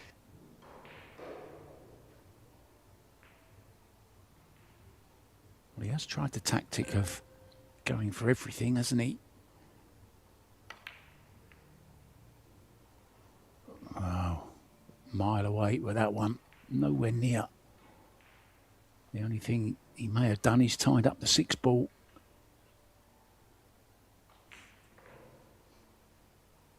Yeah, not really close there. Never threatened the pocket. But, like you said, second prize, maybe third prize. I don't know that the 4 goes by the 8.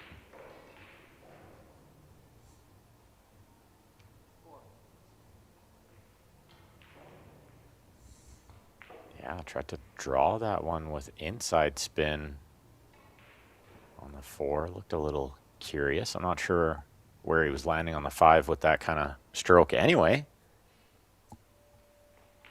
Just got a glimpse there of Francisco Sanchez Ruiz, world champion, US Open champion, world 8-ball champion. Almost had the triple, almost had the 8-ball, 9-ball and 10-ball in the same year, but he lost out to Eklan Kachi in the final of the 10-ball in Vegas.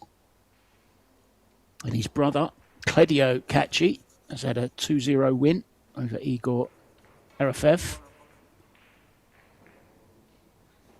Yeah, FSR had one of the greatest years anyone's ever had in pool. Well, maybe greatest 2 years. It might have been more than 1 year.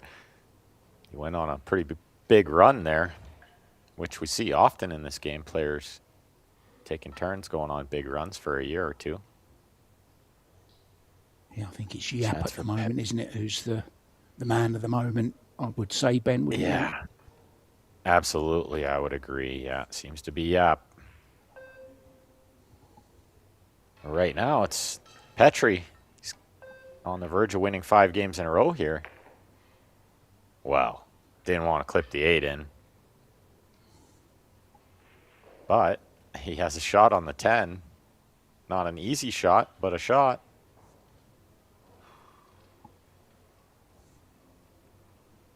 Watch Watch this. Kiss the 8 in, too. It's a bit unlucky, but I think he misread the angle. Maybe overcut the 7 just a little bit, and that sent the cue ball into the 8. He gets the 7 a little thicker, probably drives by it. That was a 7-point shot, Ben, in English billiards. That he just played there. The 7 and the 8 at the same time in the cannon. That's right. 7 points. I'll give him 5 points in a row there. How's he win 5 games on the trot here? We'll see. A couple good shots from Sanjin on the 2 and the 3 here, and then he missed the 4, which was maybe one of the easier of the 3 shots.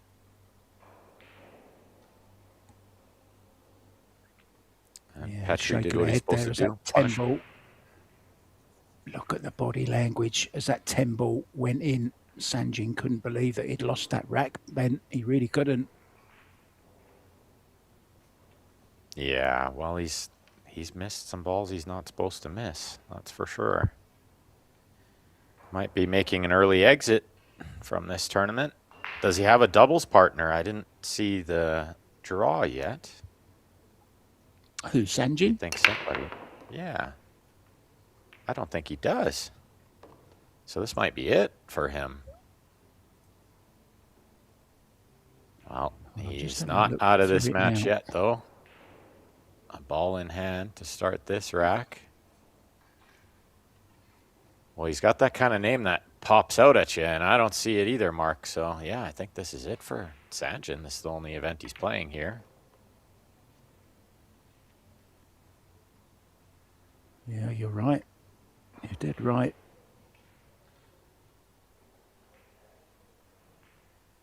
Oh, and I thought with so many teams in that, there was a chance that he would have a partner, but not this time. Good shot there. Just landed pretty good on this 3 ball. Still very much in this match, and like I mentioned, he's only 1 or 2 good shots away from maybe snapping out of it. Coming alive.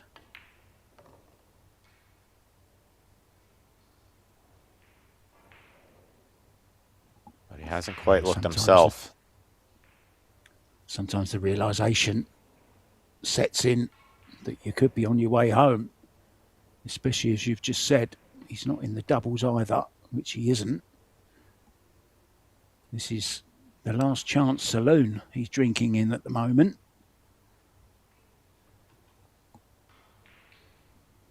Well, I'm pretty upset when I go 2-0 in the tournament, but I can't imagine being 8-15 Fargo and how that feels. Traveling all over the world all the time. It hurts.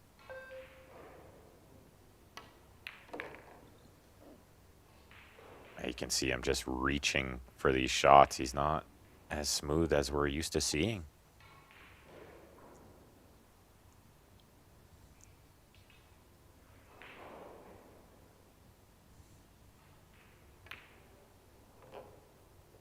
But he couldn't have asked to land better on that 7 ball. I think he might have been playing side position, but he landed straight in the corner. Worked out great.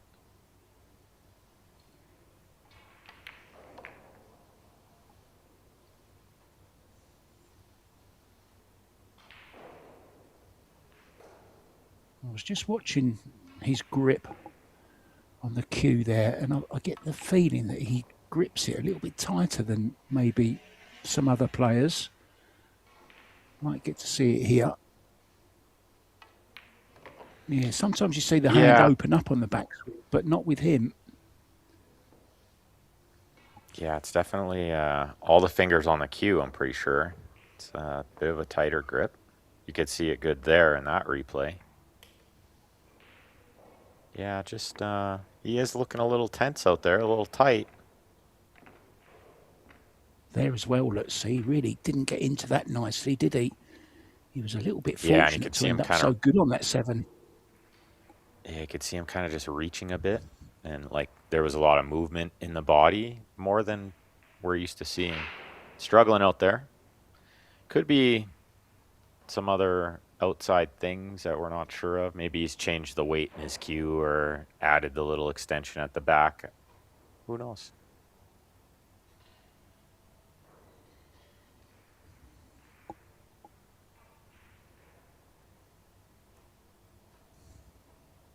A great player once told me he prided himself on finding a way to win when he wasn't playing good. And I thought, that's such an amazing attitude to have. Because a lot of times when we're not playing good, we just think, it's not our day, okay, move along.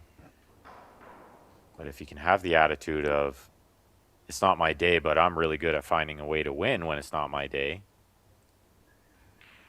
Yeah, I've heard many players say in the past that, and certainly commentators, I've heard commentators say it, some players just find a way to win, and they're the ones that become the champions. It's that something little extra that champions have inside them. They never quit, keep going, never give up. They got a good B game as well, not just the A game.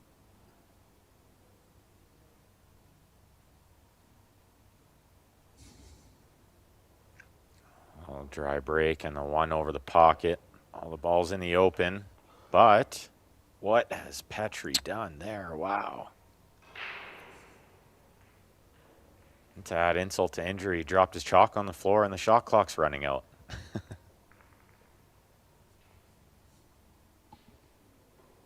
Yeah, he has the round chalk. Sometimes you can chase that the whole length of a pool room.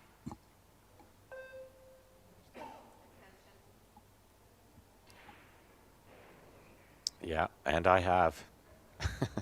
Running after it. Oh, this Surely might be you're using a two. Sorry, go ahead, Mark. You're using the Pure, aren't you? The Predator Pure, I'm sure. Yeah, I play around between that and the Peg Lion. I quite like the Peg Lion chalk as well. Yeah, it'd be good to see Alex back. I know he's been suffering with a bad shoulder. He's been having some treatment on it, but he says it's getting better. I think he's going to be making his comeback at the US Open, I think I read somewhere. Been watching his social media. He's a farmer now. He's a bit of a farmer.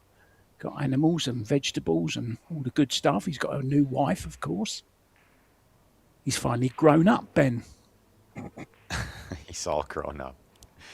What a shot Petri's played there. 3 rails in behind it, kick the 2 up table, cover behind the 5. Unbelievable shot.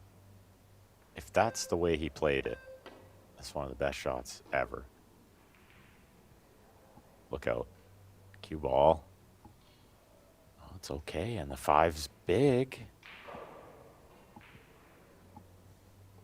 And I think Petri's going for the small cue, so maybe jumping over half of the 5 here. Definitely.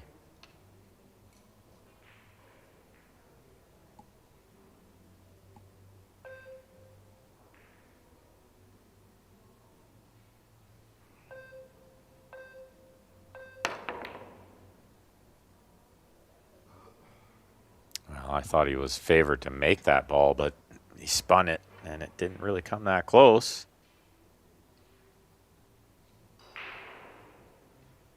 And we should mention, if the score goes 3-3 in this set, it will go to a shootout. And it's almost starting to look like that's a real possibility.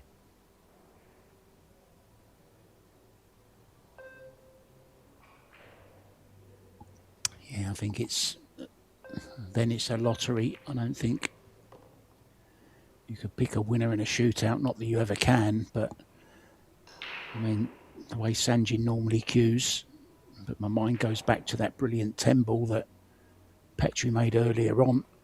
You may have to make a few more 10 balls if we do go to a shootout. Every rack now is worth its weight in gold. It really is.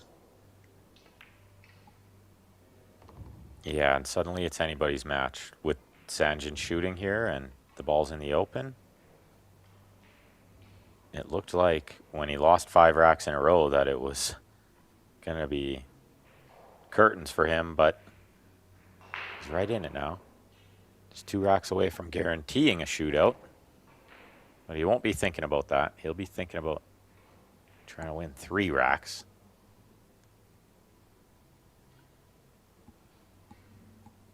Does the 6 pass the 10 ball? He's came over to look twice now, so that tells me it's less than half the pocket. Otherwise, you don't need to look again.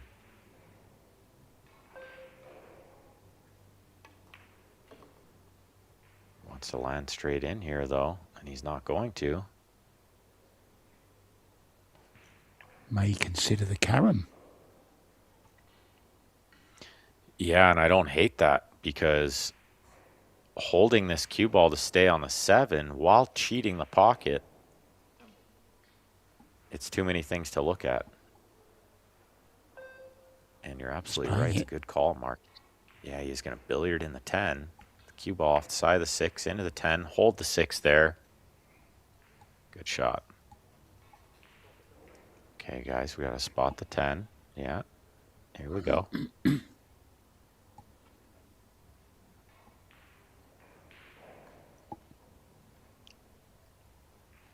Yeah, cue ball going away once again, though. Oh, yeah, it is quite a bit more angle than the other view showed, but he could pinch it. That was okay.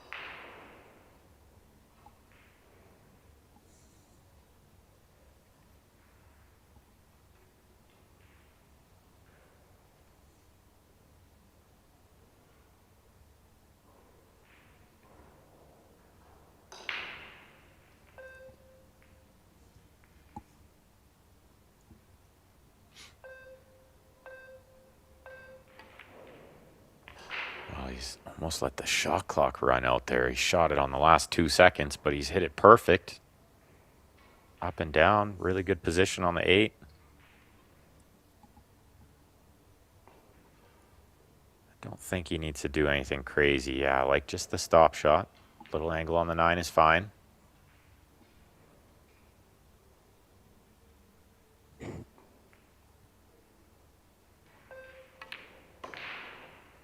Well, he wants to do a little extra. That's okay. He's landed good on this 9 ball too. Starting to maybe get into this match a bit, Sanjin. Yeah, he's certainly leaving it late, but as all great players do, they get stronger and stronger. He's coming good at the right time here. Yeah, and he could struggle in this match and find a way through it to get to the next match and then totally flip it around and just,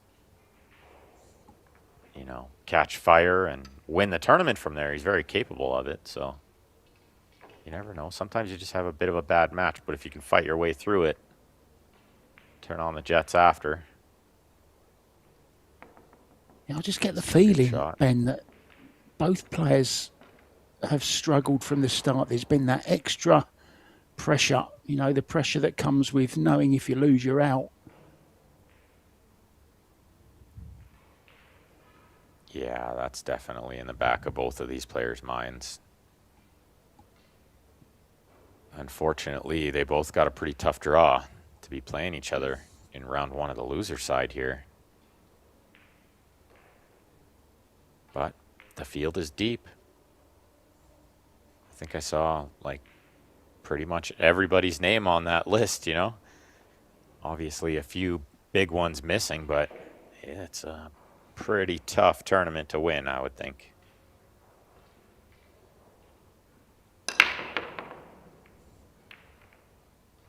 See that extra long bridge, trying to reach back for a little more power, which he got, but nothing went in.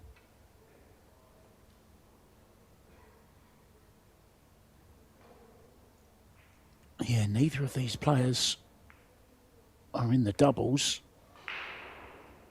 but there is a Finn in the doubles, and he's playing with Linnea Holmstrom, who's played great this morning against Iwan Ulmenhebla to go through on the winner's side, and she's playing alongside Kasper Matikainen.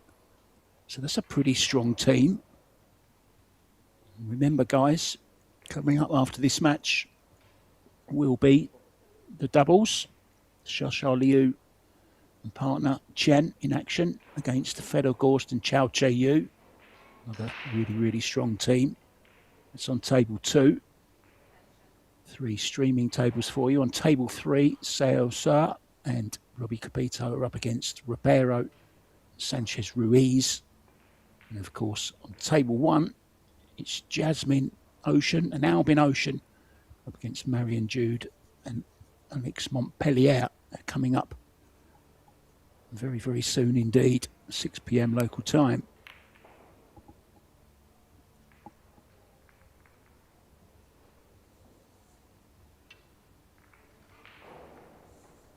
Mistake, Ben. Well, no. Yeah, now it looks like it's Petri that's really starting to struggle out there. You could see him throw his hand in the air. Starting to get a little frustrated out there.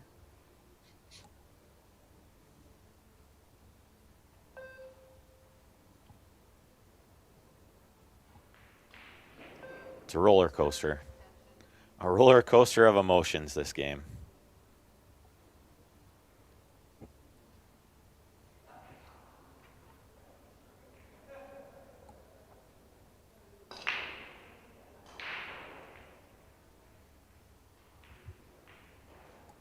Looks like you could thin this one in, but position on the 2 is not easy from here. A lot of traffic to dodge. Well, that's really well done. Great shot. Missed the 9, missed the 6, get the cue ball out to center table. That was really good.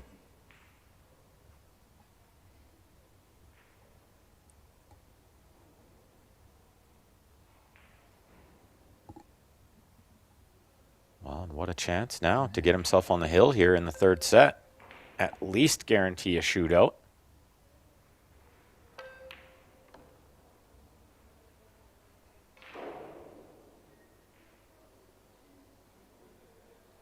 He kind of reached for that one as well. Kind of went after the cue ball.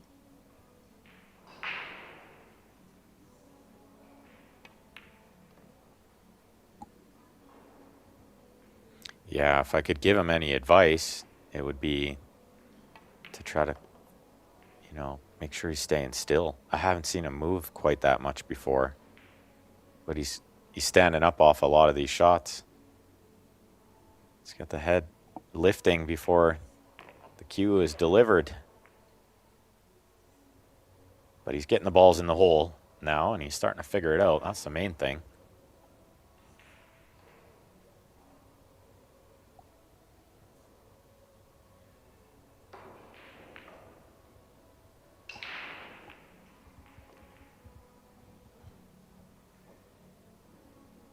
Yeah, mistake on the 1 from Petri that's led to this, well, what looks to be like a run out.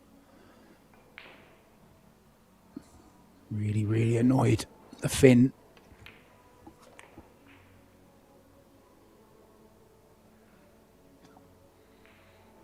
Yeah, and he had a chance to win the first set too, it should be noted. He was ahead the whole way, 1-0, 2-1, 3-2, and then just let it slip a bit. So he might think he should have had this match closed out already.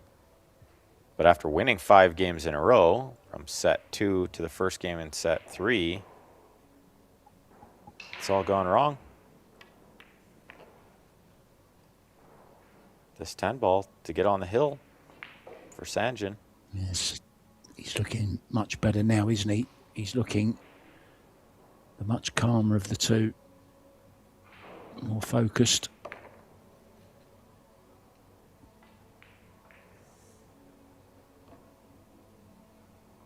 On the hill it is. So if Petri is going to stay in this tournament, he's going to have to do it by the way of a shootout. Not sure I could take the pressure of a shootout, Ben, after what we've been watching up to now. It's been pretty on the edge of your seat stuff, hasn't it? Neither player has really grabbed hold of this match. Yeah, I think it'd be interesting to see how many shots they would make in a shootout if it did go to there. I feel like they might miss a couple each. I can see the balls pocketed there. I always love that stat. 33 balls in set 3 to 7 for Petri. First set real close, but these next 2 sets are one-sided.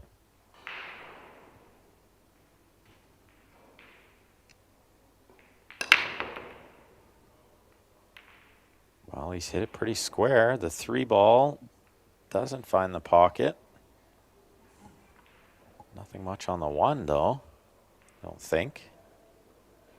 No, and the 2 ball is in jail as well, over on the left-hand side rail. Yeah, let's Kind watch of that got 2. together with the 7 and the 8. Brutal.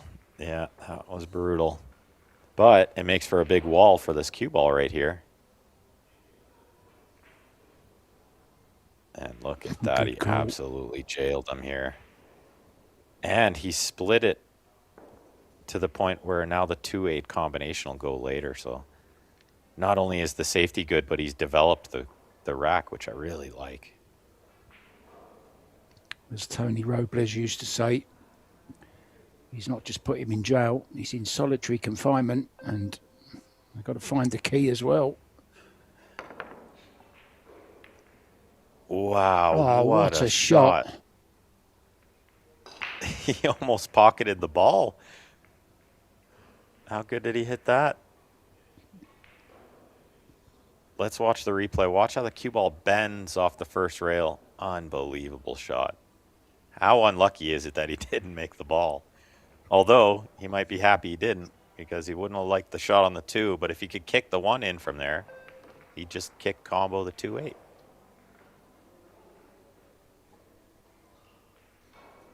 Oh, Petri looking at the tip of the cue, and he's misjudged the spin again here and totally hooked himself behind the 3.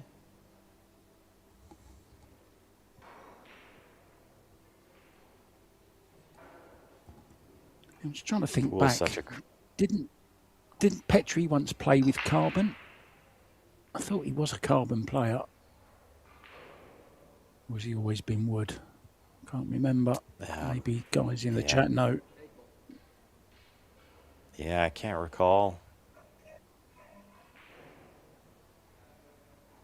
I'm a huge fan of the carbon, but I don't blame some of these old school guys sticking with the wood. It's pretty hard to completely change your style, and you do have to change your style a little bit when you switch to the carbon. Good kick, good contact, but that's where the fun ends. He sold out a shot on the 2. And if Sanjin can find a way to the 3, everything else is in the open.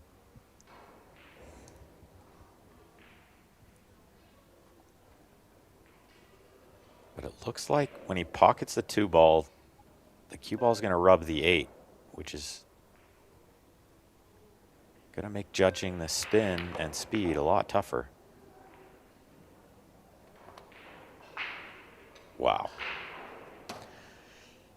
That could be considered a little unlucky, I think. Straight in the side pocket.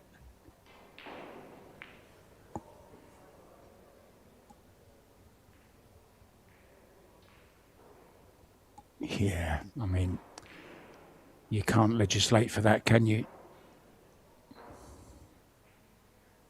Yeah, I don't think he could have considered playing it with the other spin, with inside spin instead. I think he had to just let it fly over that side. And yeah, you can't figure out how much of the 8 it's going to kiss and the speed and bounce of the rail. And yeah, a bit unlucky. That's just what Petri needed. He might have thought it was over. And he's struggling out there. But maybe if he can get through this rack, come with a big break, we might see a shootout.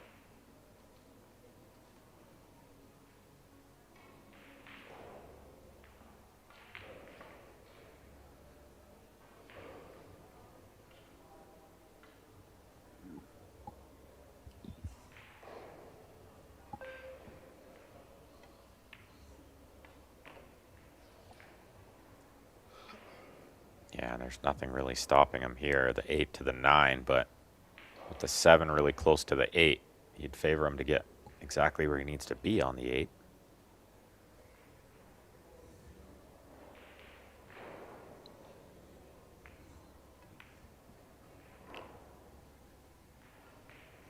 Although a little further away from the 7 than he'd love to be.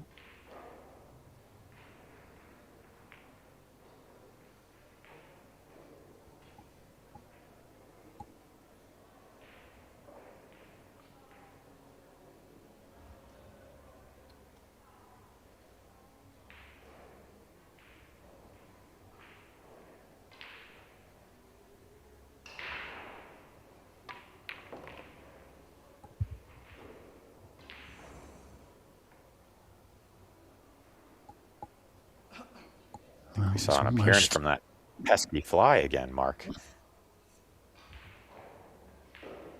Looked like he was exactly ready to shoot the ball, and then he stood up halfway through his last stroke to swat the fly away.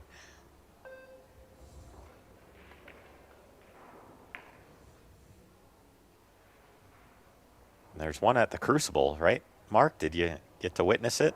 There's a wasp there or something, right? Yeah, it was before I got there, but it was a wasp. You're right.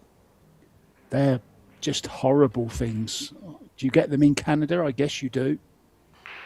Yeah, we had so many of them last summer. We had a big problem here with them. But yeah, they're pesky bug. Look at this. Speed on the cue ball's pretty good. He'll be making this 10 ball, I think.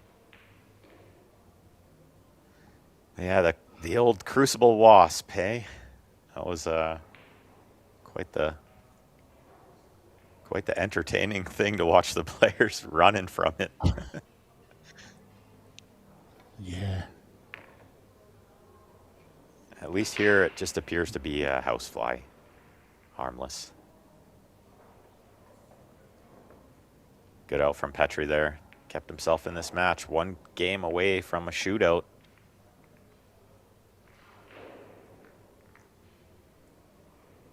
Well, I guess it's only fitting that we end such a drama-filled match with a shootout. I don't think anyone's played well enough to actually win it in real time. It's kind of like a football match that goes, you know, all the way to the end 0-0, and then a little bit of extra time as well, and then it goes to penalties. Kind of get that feeling about it. It is the penalty equivalent for Paul.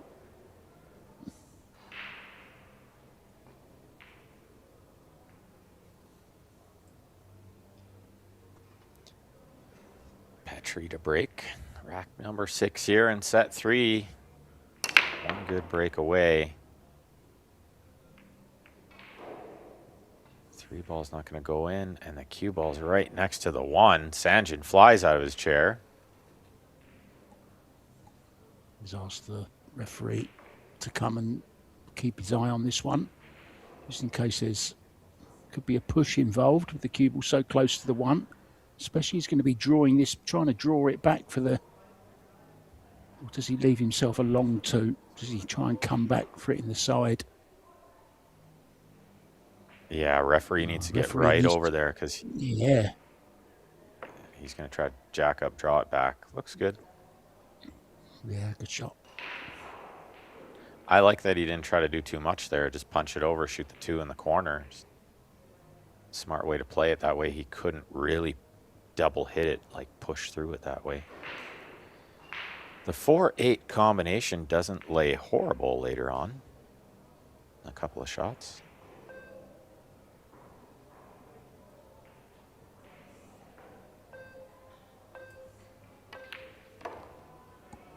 Looks like a half chance for Sanjin to close it out right here if that combination turns out right. And he's got perfect on the 3 to get close to it.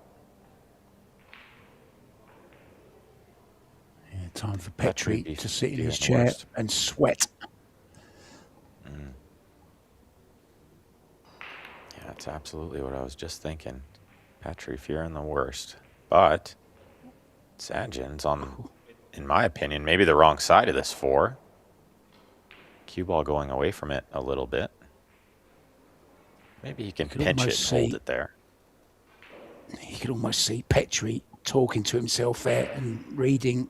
I mean, I don't speak Finnish, but I think if he was speaking English, it would be something like, yeah, should have scratched, didn't. That's the way the game's gone for me today. That's kind of the feeling I get, but he's overdone this. Is he on this? Can he spin it in? I don't think so. Well, it's got to be super close.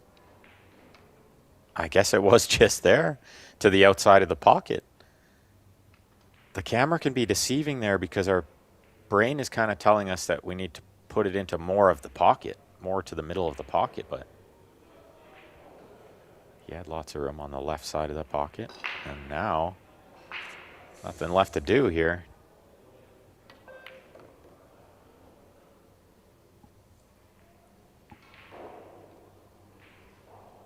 Oh, Petrie will be gutted. He really will. Mine goes back to that 7-ball he missed in the corner when he had a chance to win the first set. Yeah, he'll have no excuses here. He's had lots of chances. Other than maybe that pesky fly. I might use that as a good excuse, Mark. If it wasn't for that fly, I would have made that shot. Looks like he's going to play the 9-ball on the side next. And the cue ball speed is almost exact.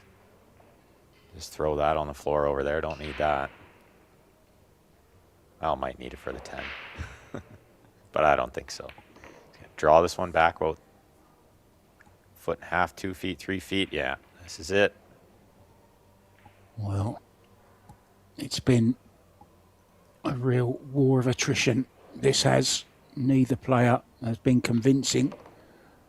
And one thing's for sure, they're going to have to pick up their game if they're going to go on and win this tournament, because neither of them have shown championship form during this one. Next up, there'll still be pressure, but I think it's a more fun tournament.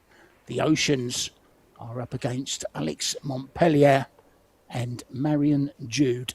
Oceans looking to make some waves. Montpellier maybe with a little bit of a mountain to climb. Thanks so much for your company. I'm back tomorrow. I'm going to go to bed. But enjoy the doubles, won't you? Thanks to Ben Francis and myself, Mark White. We will see you on the next one sometime soon. Ta-da.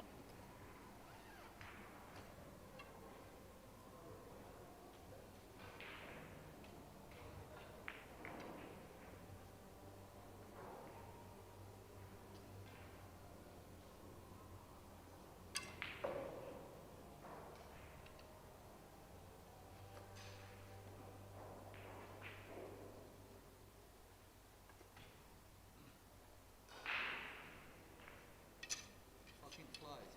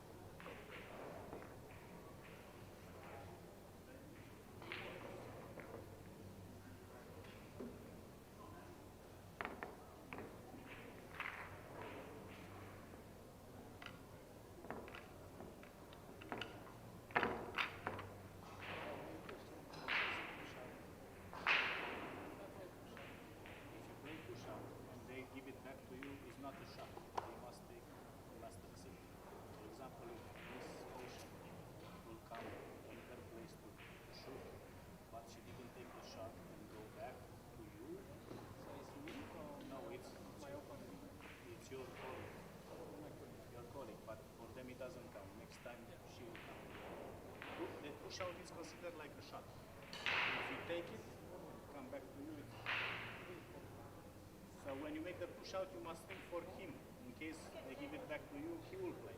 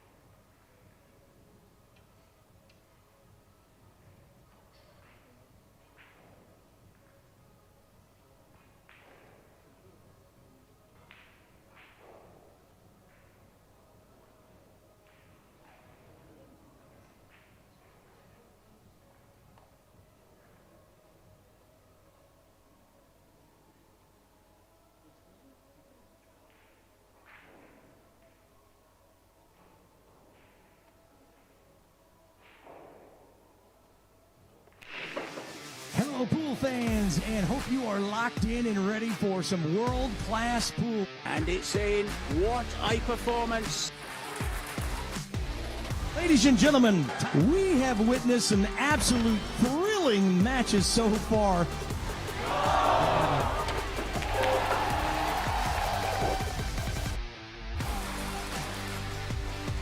And in it goes. He is your champion. Celebration, so are Victor Zelensky. Finest players in the world. Oh, he makes it. Nicely on the 10. Jasmine Ocean.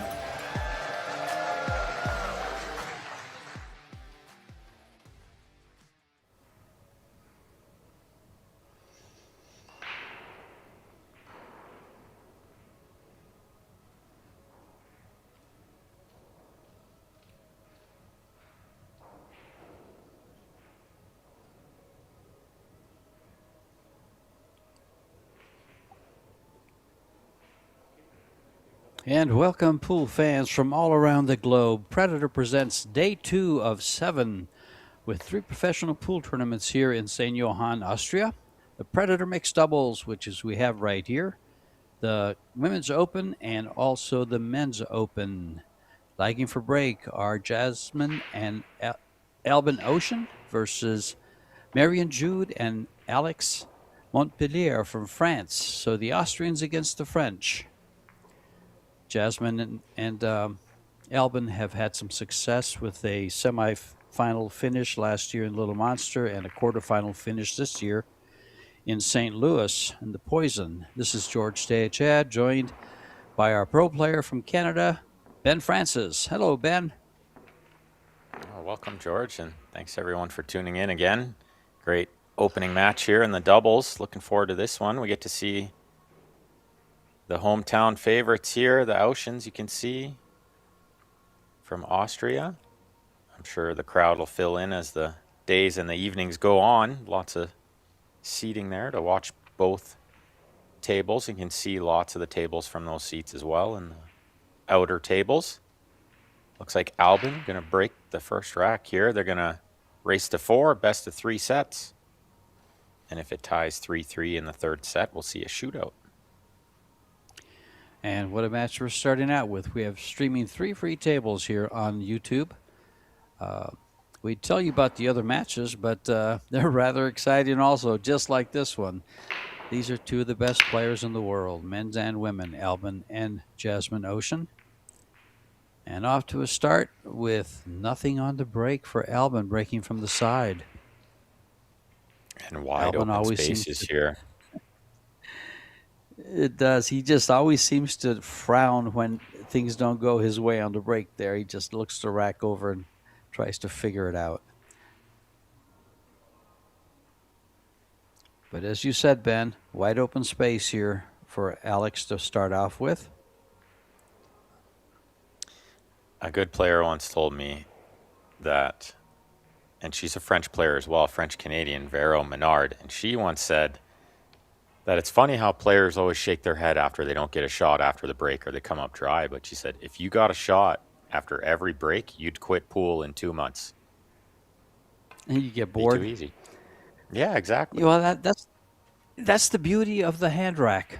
You know, I see some people complain about it. Some people, talk about it positively, negatively. But it makes for a good showing for all aspects of the game, not just the break. Rotation pool can get rather simple if you're making a ball in the break in position after every break. At the pro level, gets easy. I'm a huge fan of this break format as a player and as a spectator especially, but it just, like you said, we get to see all the aspects of the game. Little mistake here from Alex. Trying to get from the 3 to the 4. He bumped the 7 and then bumped the 4. So just a safety here from his teammate. Trying to get underneath the 7. Doesn't get there. Yeah. I thought she would have been well, she could have banked that to the opposite side. It seemed to have worked. but they have a better view at the table than we have in the booth. Yeah, you're absolutely right. Sometimes the camera angle's a little deceiving. Maybe the bank wasn't on. I thought she had lots of room to draw under the 7, but should be noted, nerves are going to be running high. First match of the tournament here for both teams. And Jasmine taking advice from her coach and younger brother, Albin. I saw a nice interview on Albin earlier today, or was it yesterday, where he says, I used to be known as Jasmine's younger brother, but now I've made a name for myself. And he has. He's a world champion in 8-ball, European pool champion, just Mosconi Cup. I mean, what hasn't he accomplished at pool? One of the top players in the world. And his sister, guess what? Same thing. World 8-ball champion, European champion, over 65 titles she has. Yeah, I wonder who does the coaching between them. Like, who's the boss? I would have to think maybe it's Jasmine. No, it's Albin. She has said it in many interviews that she now looks up to her younger brother, and she has said it many times. That's neat. Yeah, I've had the pleasure of commentating with both of them in Austria. The last 2 times I was actually in Austria, and they are just quite an experience commentating with them. They're very intuitive. They just bring a lot to the table. I mean, they're, as I mentioned, I think a few times now, best players in the world playing against this. Go ahead. I haven't had the pleasure of listening to Albin's commentary, but I have heard Jasmine a couple times, and her energy is infectious. She's a pleasure on the mic for sure. Yeah. She also has a great YouTube channel where she is rather adds a little humor to her instruction and covers quite a bit of ground on YouTube. Something to take a look at, fans. Yeah, I love her stuff. Good safety shot here, tucked right underneath the 6, so 2-rail escape to try hit this 4. This is where I think the team aspect comes in, and Alex could maybe help her find the line. You see how she just drove right by it? I think Alex could point out the exact spot on the rail to kick it. Got to help her out a bit. Well, one of the differences that's already apparent to me is look where Albin is and look where Alex was. Exactly. That's why I brought it up, because I think the coaching each other helps a lot. And these two are obviously probably more experienced than anybody else in the field playing with each other. Yeah, well, Alex and Marion have played, I think, once, possibly twice together prior to this. Yeah, I think you're right. At least once, yeah. Yeah, there's some strategy that goes into doubles, for sure. Knowing how to work together. Yeah. And the Oceans have had some success. As I mentioned at the introduction, I believe they were a quarterfinalist in St. Louis this year in the mixed doubles, and a semifinalist in the Little Monster mixed doubles in Jacksonville in December of 2025. So they're someone to contend with. Well, I'm going to go out on a limb here, George, and say they're due for a win. And I think in Austria, there's no better time than in their home country. It would be neat to see. So I'm going to pick them as the winner this week. Who you got to win this one? All right. I don't have a winner. I hate to pick winners because then you kind of end up cheering for them. But they've got some competition. They've got a favorite. They'll have to face a duo of Feder Gorst and Cho Che-Yu, Rita Cho. I mean, that's quite a duo there. She's played with the best in the world, and she's playing with Feder Gorst. So if they're not a favorite, I don't know who is, other than Alex Kazakis and Kelly Fisher. And then again, you have the fillers. Right there, actually. Yeah. You have the fillers that are also in this, that are all 4 of those. And don't rule out Kun Lin Wu and Han Yu. Yeah, there's a new pairing, right? We saw Han playing with Justin Bergman in St. Louis, right? Yes, we did. And also, you've got another one that they were scheduled to play together, and for some reason they didn't. And it's Eklund Kachi and Christina Tkach. So I can think of quite a few other formidable pairings too. Oh, there's a bunch. Deep There's field. a bunch. This is exciting here. Very deep field. Yeah. Uh-oh. Oceans with the first game on the board here. And if you're just tuning in, they'll race to 4 best-of-3 sets. And if it ties 3-3 in the third set, we'll see a shootout.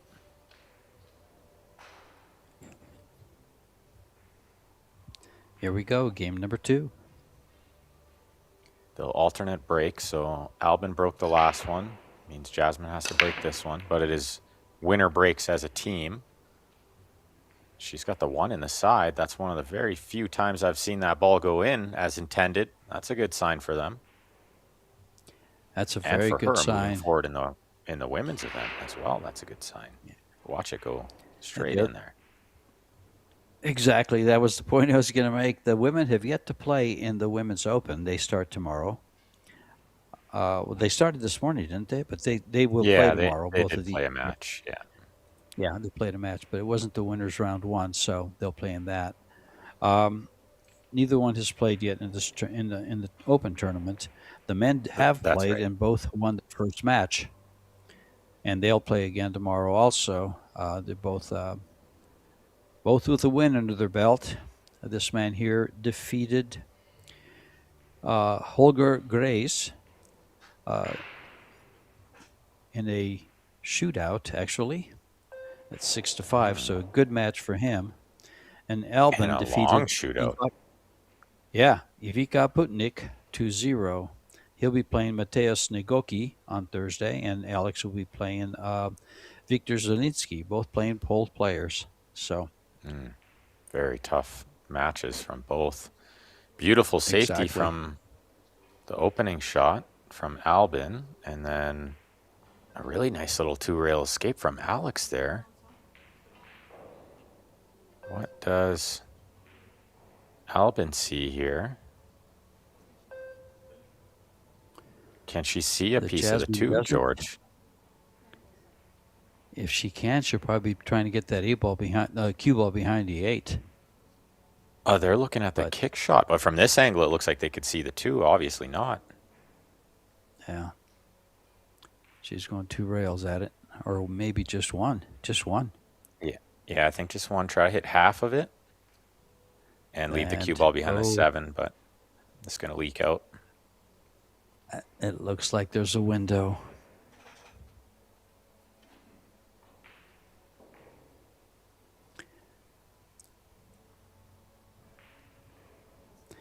Marion Jude, a 25-year-old player from France, a 643 Fargo.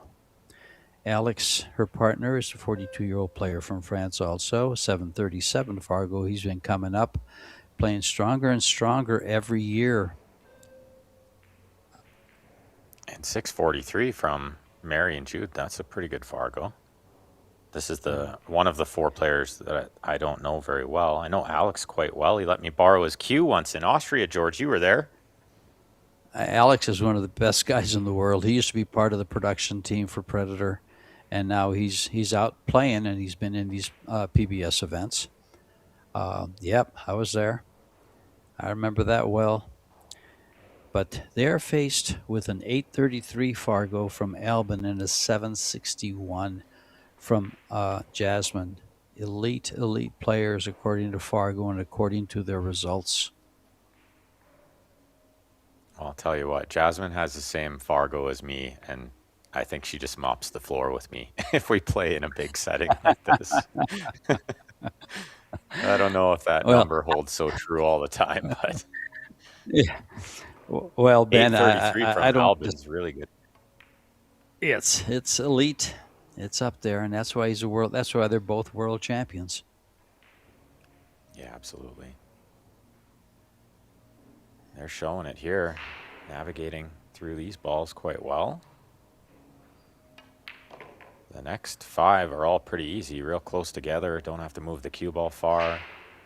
9 balls over the pocket. That's always handy.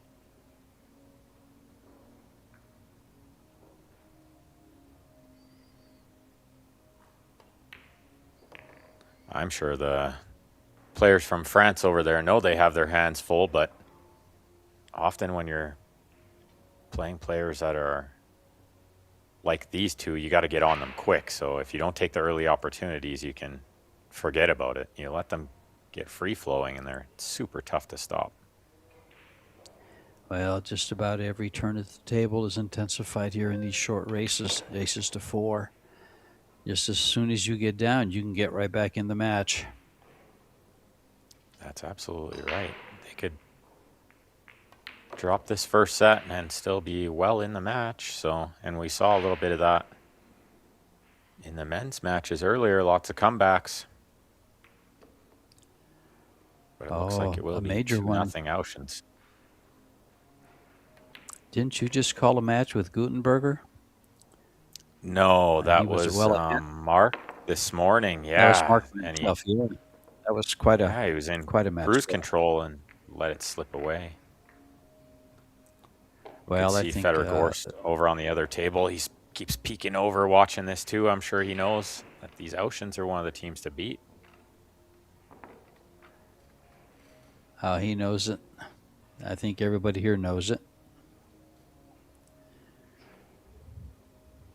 Especially the fact that they are in their home. Well, they're not in their hometown. This tournament was held in Klagenfurt twice the last 2 years. And so this time they're not in their hometown, but they're a short drive away. What a beautiful city, George. Klagenfurt. It's an honor to be able to go there and see it. It was.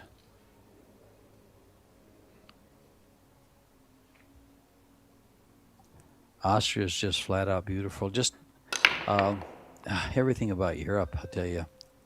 Look at this break. 9 ball goes down in the corner. The 8 ball's hanging. You got one too many balls down there.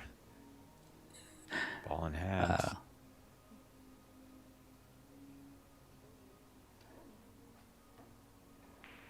Oh, the cue ball flew off the table. I did not see that.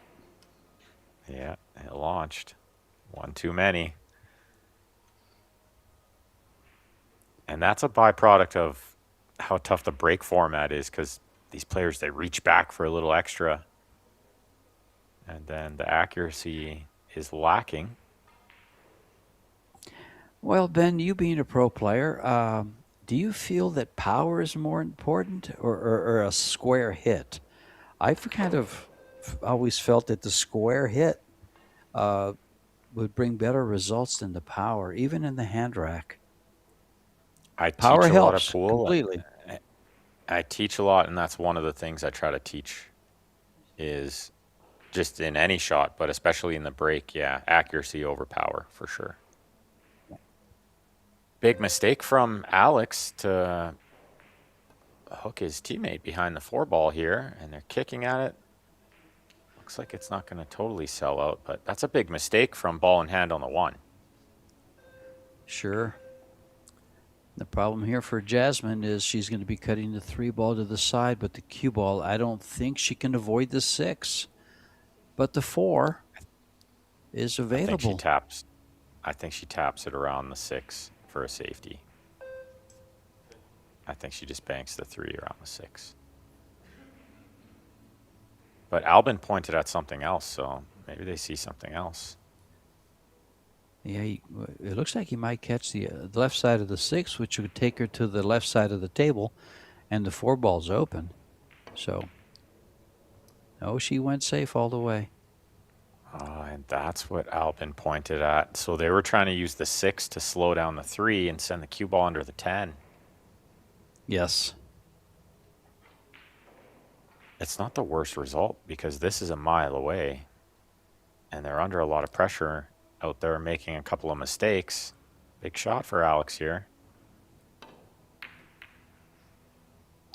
Oh my, I'm surprised. Just not He was settled in. going 2 rails to the middle. Yeah, no, he's not. That stroke didn't look... I don't think that was one of his smoothest strokes. Quick. I use that word a lot, but it's something you can watch for. See how smooth and slow Albin's stroke is there. Well, that's what I expected from Alex on the last shot, but it wasn't quite that. Yeah, he's usually very smooth and gets Yes. through the ball nice, but no, that one was quick for sure. You don't want to give these two any extra chances. Looks like you're going to run these balls to get on the hill early here.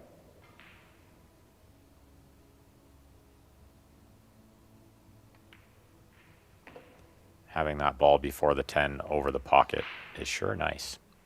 This will be 2 racks in a row they've had it. Yeah, that is where it's just a stop shot for the last before the 10, and you've got perfect position. Just get this ball off the rail, and he's really liking life.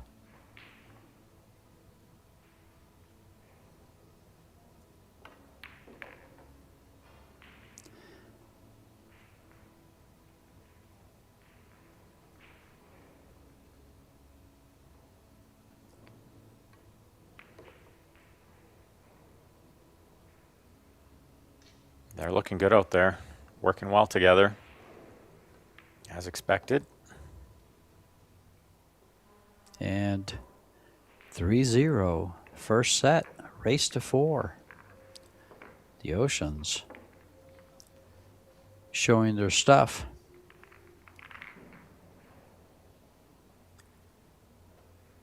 I think all 4 of these players, Predator Pro sponsored players, I believe. See them all wearing the patch, all playing with Predator gear. And one of the things about the Oceans is they have the same exact cue. Beautiful, beautiful cue. The only difference is I believe Albin's has a leather wrap and Jasmine's is wrapless. In fact, I think I was in Austria when they received them.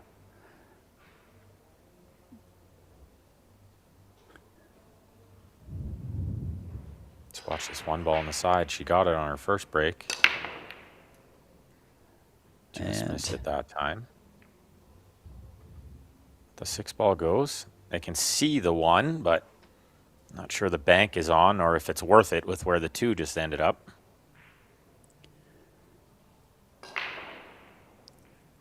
That and the proximity of the 5-8 really makes it easy for a safety.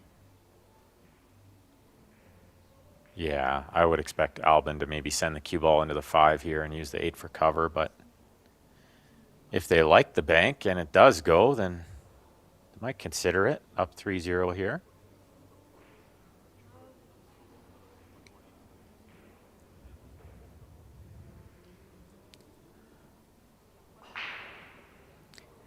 And for you viewers out there, you are in the right place here on YouTube because we have a lot of pool this week for you. The mixed doubles, the women, the men's open, $315,000 in prize funds open to these players.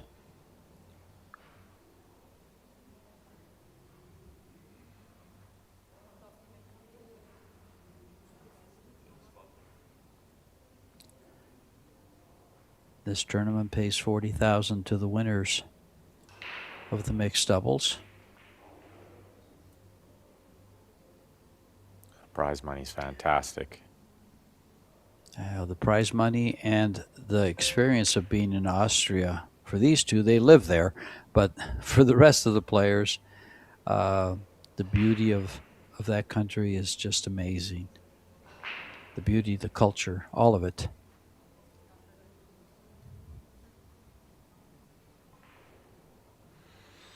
Well, I'm not sure what Albin was trying to do there. He way overhit the shot he was playing, I think, was to bank the 1 ball 1.5 to the end rail, but he hit it like twice speed, put it over the other corner.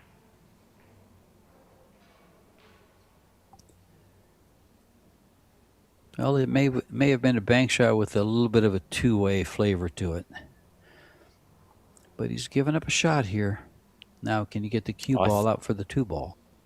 I think the 10 is covering the 1, but that wasn't most likely the intended ball to hide the 1. Oh, look at this shot from Alex. Is the 2 going to go in? Does. So option for the Oceans. They can make him shoot again if they don't like this shot, and I'm not sure they're going to like this shot. Can they see enough of the one to make it? Don't think so.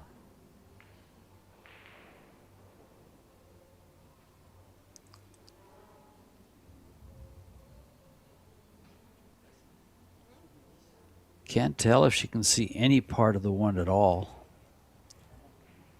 Yeah, I think thin on the one is available, and send the cue ball kind of back where it is now. I'll hope the one stays on the end rail, maybe middle diamond or so.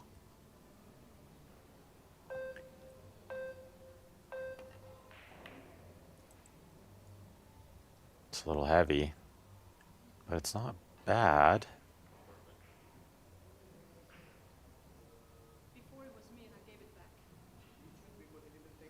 Just a question here, because they put them back. Whose shot was it? Jasmine just wanted to make sure. And I think it's still her shot because she didn't shoot, right? I think so. It's something you need to clarify, because sometimes when you pass on the shot, it goes on to the next player in some formats. Yeah, and if they shot out of turn, it's a foul. The referee won't stop them. Right. But they are allowed to ask the referee before they shoot. And they wisely did. Yeah, very wise. Yeah.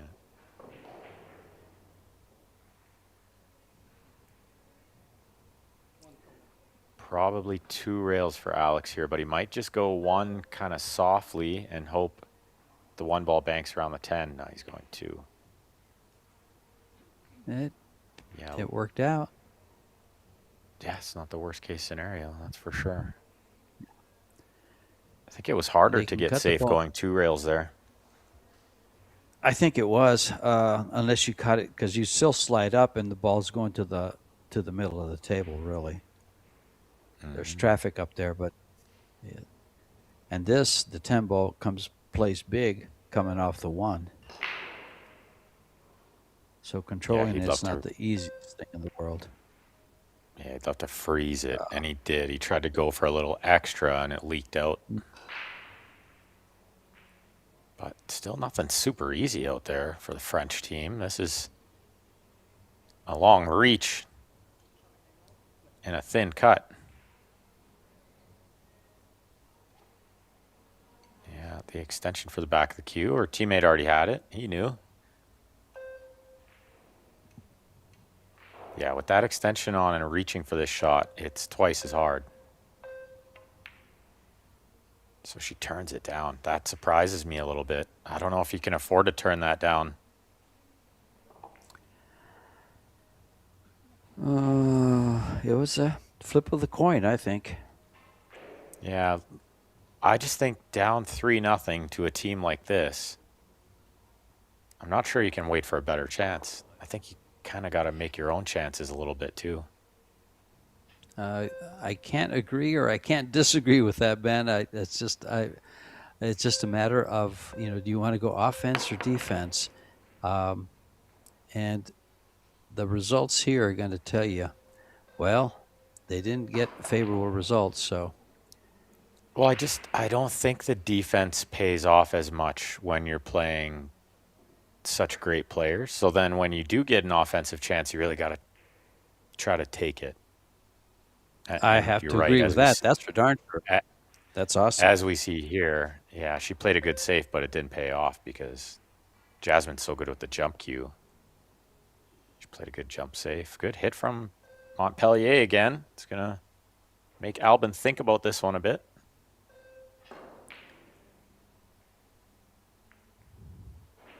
Well, we know Albin's pocketing skills, so what he's thinking of is, where do I play position to?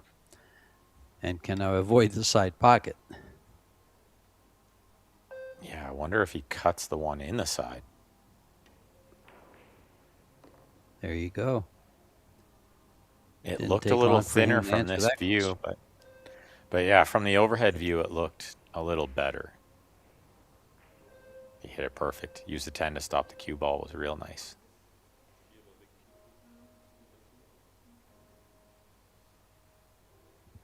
I think probably what Albin told her here is run into the 8 and we can play a safe on the next shot.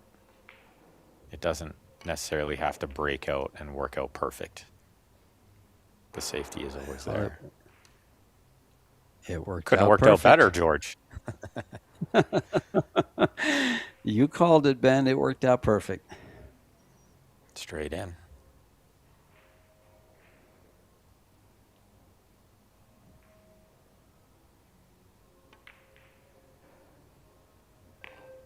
Pinches it back a little bit, straight in the side pocket. Another little stop shot or pinch it back again.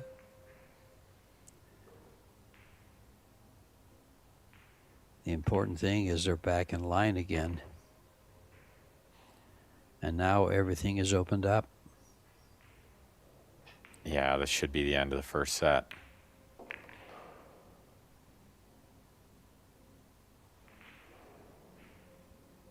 One thing you really notice with elite players like this is when they get a chance and they smell the finish line, they don't often let it slip away. They really know how to close it out. They do, and look how simple they play things too. They don't overextend or reach for position. It's all angle and speed. Did he get enough speed on that ball? He did. Yeah, he'll be distraught that she's not straight in, but it's okay.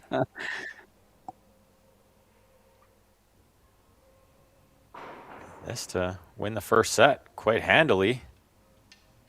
And it looks like they'll probably take a small break, and I think George and I'll take a break as well, so don't go far, everyone. We'll be right back after a little timeout.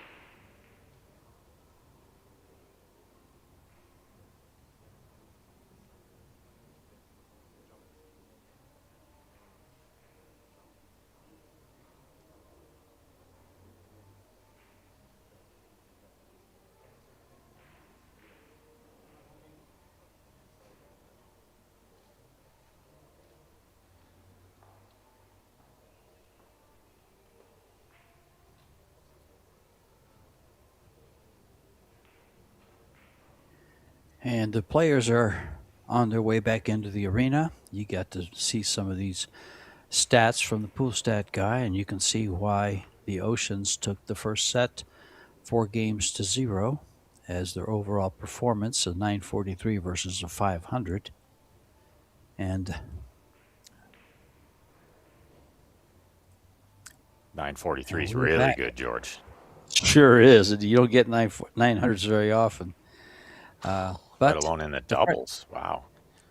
The French team opening up set number 2.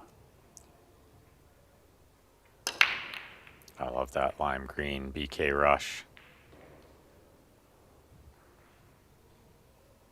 But par for the course. Nothing on the break.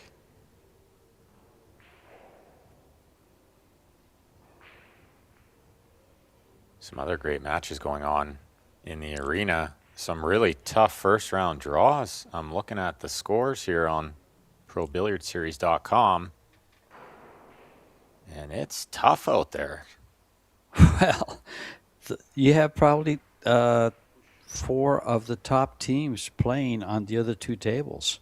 You have Maite Ropero and FSR versus Soa and Robbie Capito. And then on the other table number 2, you have Lou and Hisse versus Cho and Gorst. Yeah, how strong are those 2 teams? We have a team through already. It's Easton and Shaw winning 2-0. That didn't take long. Oh, you know something, and that was the team I forgot to mention as far as, mentioning the top ones. That is going to prove to be a very good team, I think. Because Savannah really flourishes when she's coached by some of these top players like Shane and Shaw. She's had the experience, and it's just really developing her as a player. Less than 1 hour, that match. They burned through it real quick. Look at this shot. Just about gets there. Good effort.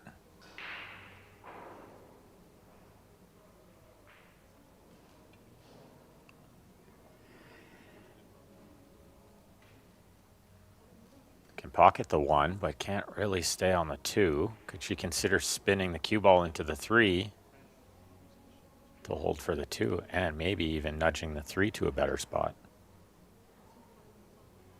It's pretty thin to do that. It takes a lot of spin. I think Albin said, well, what else do you do? Can't play safe from here. Can't go up and down. Can't go around. Gotta go into the 3. That's all they got, I think.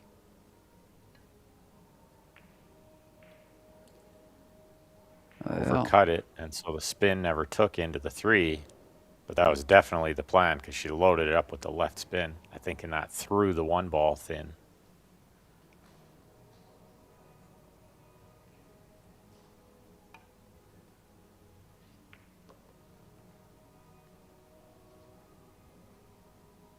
Well, I think they wanted to stay straighter on this 2 ball. That's a little mistake from Alex.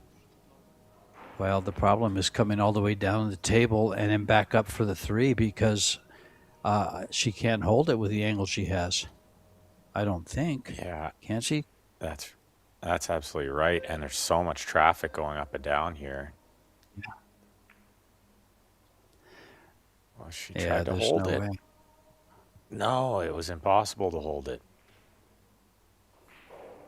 Or maybe she was trying to run it out a little further. Alex told her to play for the combination because, yeah, I don't see her, he might missing go for the that. bank. He couldn't hold it. Yeah, he called the bank, yeah.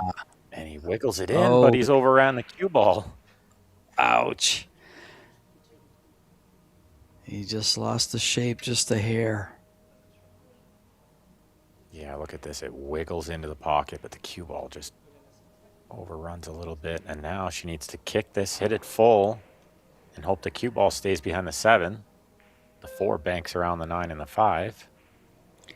It's a good kick and stick. I like it. A little bit harder. It looks okay. Ooh. The 9 and the 5 are big there. Albin taps the table. Good shot.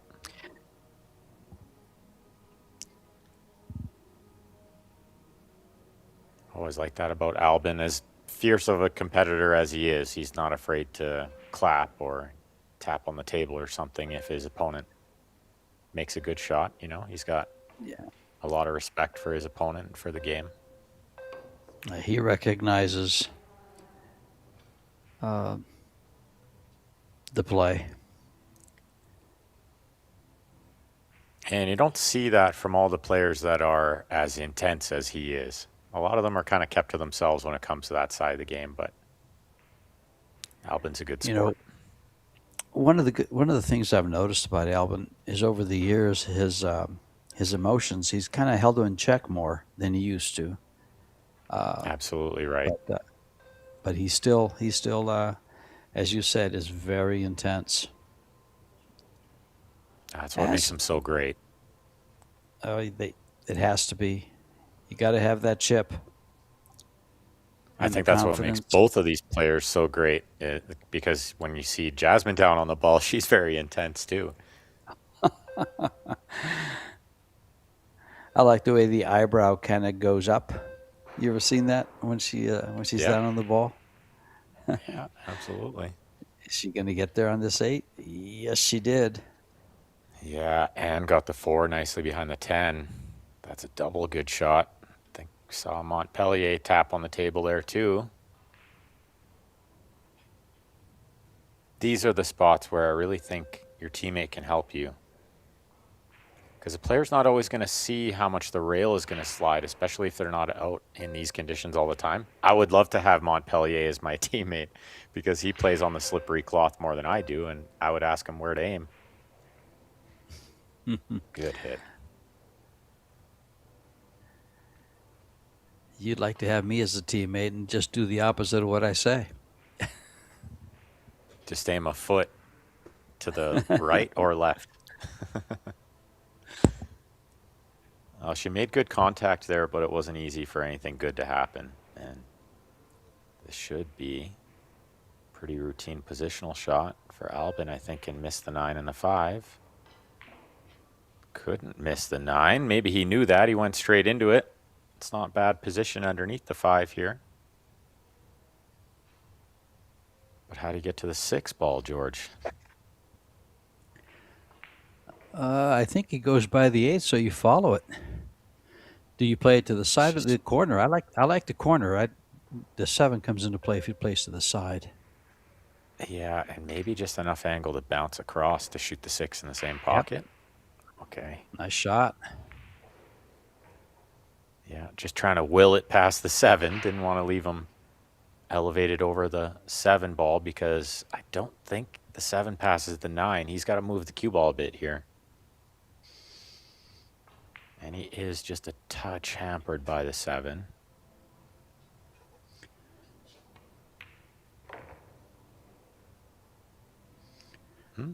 They're going to slide it by the 9. I think it slides in. Sometimes the camera is really deceiving because our eye is trying to see it into the middle of the pocket. But it doesn't need the middle of the pocket. It just needs the rail somewhere near the pocket. It'll slide right in there. Oh, there. And the perfect angle to go to the 9. Yeah, this is nice where it's coming 2 rails towards the 9.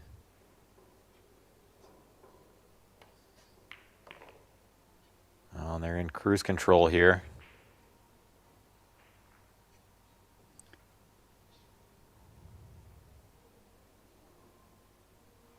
Yeah, I have to say the French team, they have a big, big mountain to climb.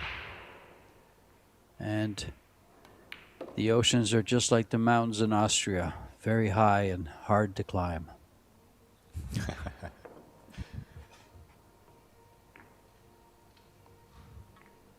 And it looks like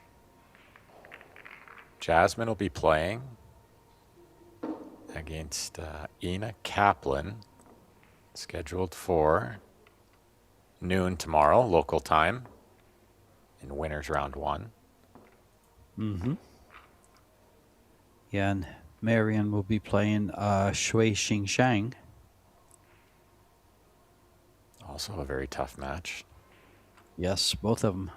All 4 players are going to face some big opponents coming up in their singles Yeah, matches.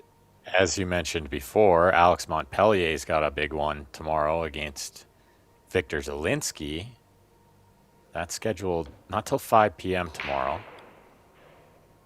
That's also local time in Austria. And Albin's going to play Matthias Snigocki at 5. That's a real tough match, too.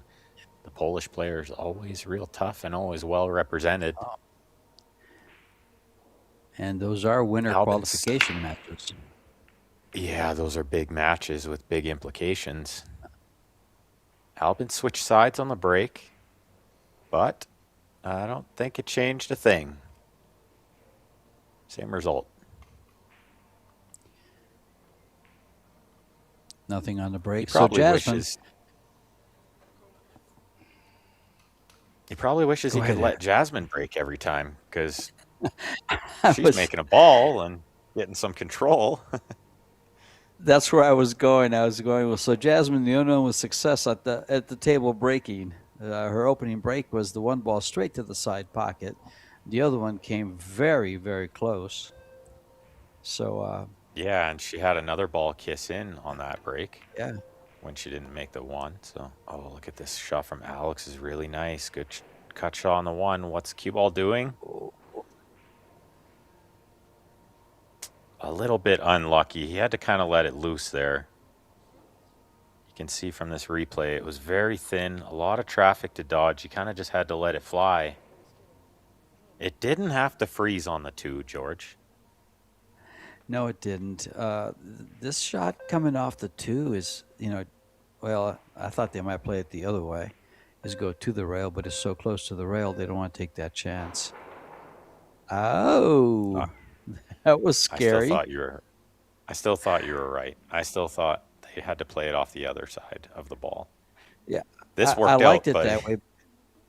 It did work out. I liked it that way, but I also thought it was close to getting you had to get the cue out of the way pretty quick. yeah, So I don't they- blame her for choosing something different. That's for sure. This is a good kick, or could she see a piece of it? Yeah, she's going with the kick. She might end up behind the 10. Wow, what a shot. Did they Oh. call it in there too? That would have been unbelievable if they did. Apparently She not, says, and they left the shot. why didn't you tell me there was a window there? We would have called it. Well, that's one of the things I usually in commentary say. It doesn't hurt to call the ball. If you've got any Yeah, I think- inclination it might go, just call it. If it goes anywhere near a pocket, even if it doesn't really go in that pocket, maybe it'll skid or roll out or something. You just call it anyway, right? Can't hurt. Sure, doesn't hurt because they ended up don't with see shade them for the miss. 3 ball. So Yeah, exactly. Yeah, you don't see them miss a beat like that too much, these Austrians, but they missed one there, I think, a little bit. Should have called that one. Although, you get a little reprieve here. speaking of missing, that 4 ball gets missed, and the Austrians are back at the table. I didn't see her do anything wrong there. She stayed down on the ball well, got through the stroke good, wasn't too quick. Just a bit of a long shot into a tight corner pocket.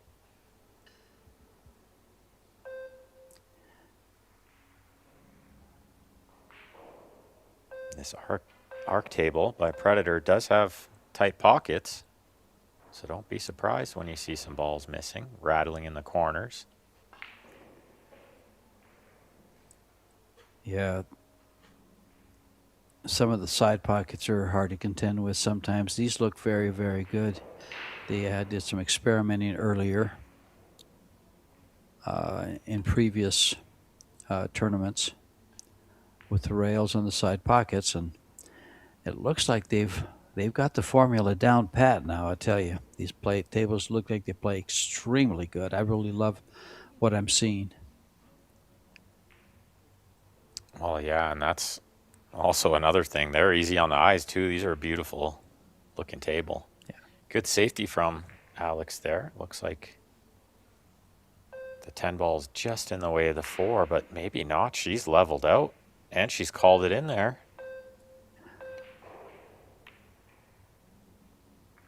No, I don't know she had enough to cut that in. I think she always knew overcutting it, track the cue ball down here as a two-way. On top of that, Ben, though, as you well know, a lot of times when you're that close to going by a ball, you don't want to look like an idiot and hit the ball going in, so you have a tendency of overcutting the ball. That's right. Yeah, you aim just a little wider because that's absolutely right. Don't want to look like a big dummy and just drive right into the ball in the way. Then they say maybe you need to get your eyes checked before the next tournament. That's exactly. Adjust your contacts. Couple safety mistakes here from both teams, letting these balls creep out. Albin could make the 4 here, but tough to get any good position on the 5 next. A little inside, he drives the ball pretty well. He's playing safe. Says, yeah, I kind of thought he might. Yeah. Yeah, cue ball was just a little close to the rail there to get the needed inside spin with the distance between the balls too and a bit of a thin cut. This is a good billiard shot. This is a very good billiard shot. You go to the rail, catch the left side of the 4 and come up behind the 7 with the cue ball or up past the 10. Yeah, and that's what he's trying to do. Yeah, he caught the back of the rail first instead of the ball. The second rail first, yeah. But I think he was playing your shot, George. I think that was a good call. Try to hit that half of it. Send the cue ball back the direction it started in. Didn't work out, though. Mm-hmm. But I think another safety is all that Jasmine has here.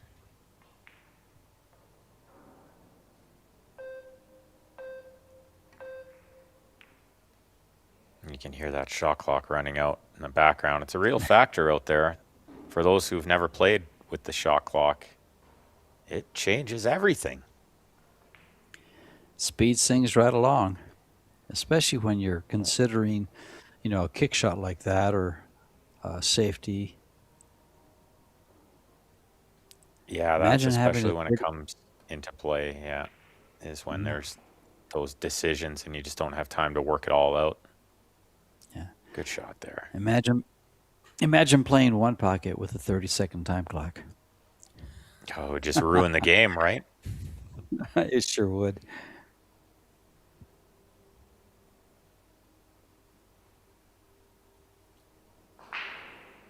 So Albin's probably going to call the 4 on the side, but I would guess he tries to hit the other side of it and get safe, like with the cue ball going back towards the 6-8, the 4 coming down here, but we'll see what he does. Really good in these situations, Albin. Maybe one of the best in the game.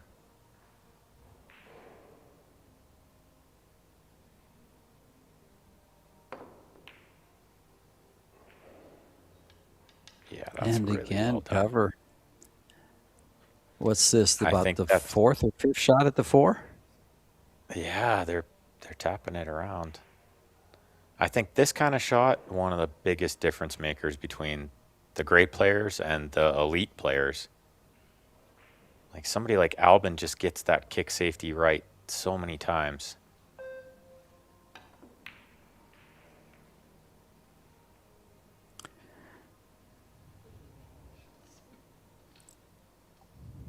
Tough shot there from Alex. Made good contact. Speed wasn't bad, just needed a little luck there, as is often the case from those kind of shots. Didn't have anything easy to control. Well, unfortunately, the only luck he had on that shot was not good. Because he made it, like you mentioned, he had a good effort in playing safe. And it might have gotten safe, except for that last kiss. Yeah, it was a good square hit. And speed was not bad, but yeah, need a little luck. Looks like this is overrun a bit, and now getting from the 5 to the 6 is no walk in the park.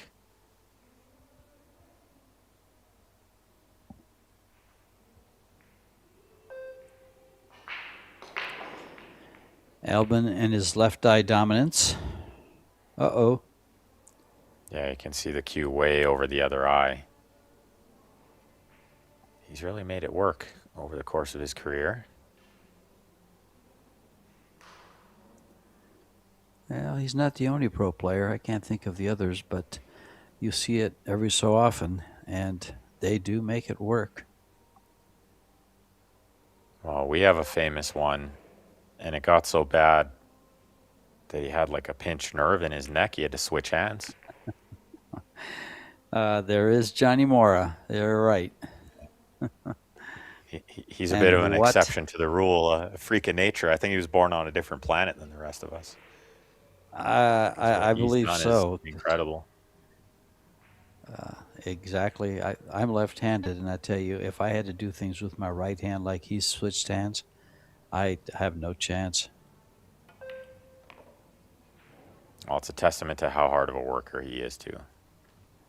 That's the best way to put it, because he is. Yeah, he's a relentlessly hard worker, very dedicated to his craft, and I know he had to spend a lot of time trying to figure out how to use that other hand properly. And I can imagine the Looks like- frustration that came with it. Yeah, of course, because everything that was natural before now feels so awkward. Yeah. Looks like these Auschins are gonna win the 6th game on the trot. As I say that, he overruns this a bit, but I can't see her missing the 10 from here. Well, I think the culprit in that rack was the 4 ball. They must have shot at it, I'm going to say a total of 7 times. Yeah, I wonder how many innings on the 4. It was quite a few. It was quite a bit. Each. It was quite a bit. Yeah, I think like almost they each shot it twice.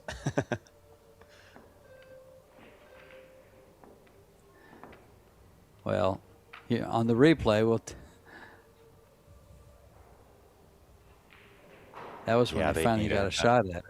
Yeah. They'd need an hour of replays to get through that 4 ball. It was a tough one. Albin made a really good shot on the 7 there when he cut the 7 in and he avoided the kiss on the 10 and avoided being behind the 8, or rather the 9 ball to be on the 8. Well, That was the key shot near the end of that rack. Let's see if Jasmine can get the 1 ball down again, or a ball down. She has the 1 ball down once. She'll take any ball. she was One breaking gets from a kissed. different side. Yeah, I was surprised to see her switch sides, actually, because she had success from the other side. She did.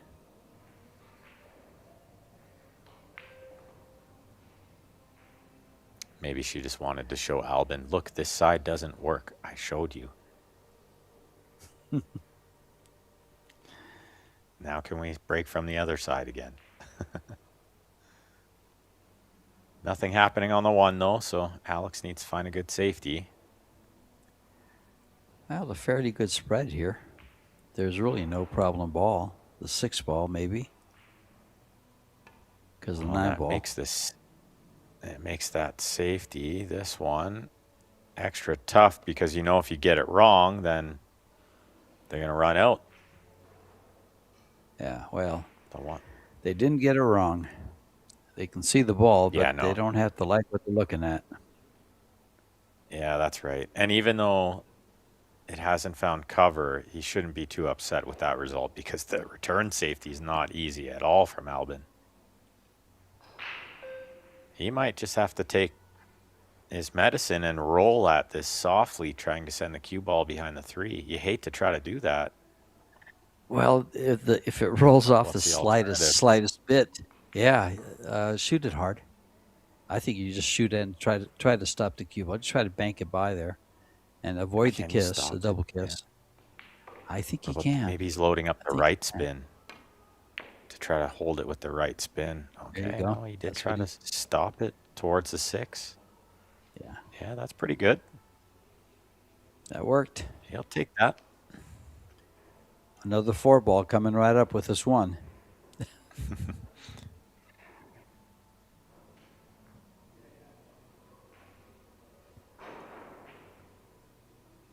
Well, a couple of balls to hide behind, depending which way she wants to go here. Could send the one to the right side, cue ball to our left.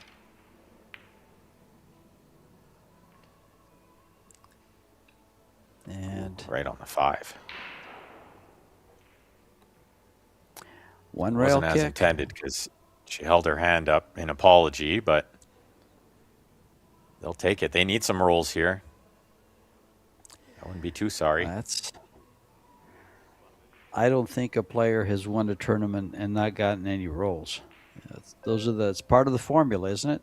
Got to get the rolls, got to play well. Yeah, especially in rotation pool. Yeah. Wow, look at the kick right on the nose. She hit it perfect. What a shot. And she called the bank up there in the top left and maybe missed it by a hair.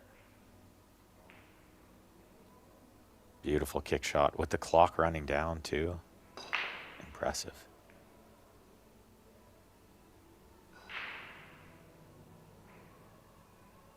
I think that's a nice sign for them moving forward when she's reading the rail that well. He's called for an extension. And in the doubles play, they get 5 extra seconds, it looks like. 2 rails around it, trying to come across the top of the one, get the cue ball going down table. Just missed it. Yeah, probably slid just a little more off the first rail than he thought it would. But only by a hair did he miss what he was trying. Yeah, he was close. Where do I find that Predator glove, George? I like that one. PredatorCues.com. Yeah, I haven't seen that one yet. In fact, we here see in the Albin US, one lots. Yeah. Here in the U.S., we have Father's Day coming up this Sunday, so PredatorCues.com will satisfy a lot of fathers for their gifts. A lot of stuff to pick well, up if there. anybody's listening and they heard what kind of glove I want, I wear a size small, obviously. Wow, all these balls in the open again. This looks a little worrying for the team from France. I think at this point they'd be happy to just get a game on the board. Yeah. With 2 games Might left not for happen. the Oceans. With 2 games left for the Oceans to close it out, it's going to be tough winning a game from here. Although this isn't the best of position. Oh, from this angle, it looks a lot better than it did from the overhead. Oh, isn't This that goes the back to truth? Yeah, it looked real Yeah. tough from the overhead. But no, Albin's trying to get past the 8 there. Kind of just crashed into it a bit, but yeah, it looks okay. Well, she's caught it a little thick, and I think that dragged the cue ball further. So if she cut it in more to the middle of the pocket, the cue ball wouldn't have caught as much of the right spin and the draw. That's what sent it underneath, too far underneath the 5. Yeah. He does have a shot into the side pocket here, though, with the cue He's ball going for going the towards opposite. the 6. That's where he went. And he got on pumps the it other in side of with the 6. draw. Wow. What a shot from there into a super small side pocket. That was really good. You know, Albin's been a player that, he's got several highlight shots of doing things with the cue ball and making a great shot and getting in line. He just has a knack for it. Definitely the strength of his game, and he's got a lot of strengths to his game, don't get me wrong, but I think everybody knows cue ball control's always been his MO. Sure has. To the point where And it can get real boring to watch sometimes because he never shoots a tough shot. yeah, but when he does, it's awful pretty. Yeah, I like that cut in the side. That was pretty. And they're up 3-0 in this second set.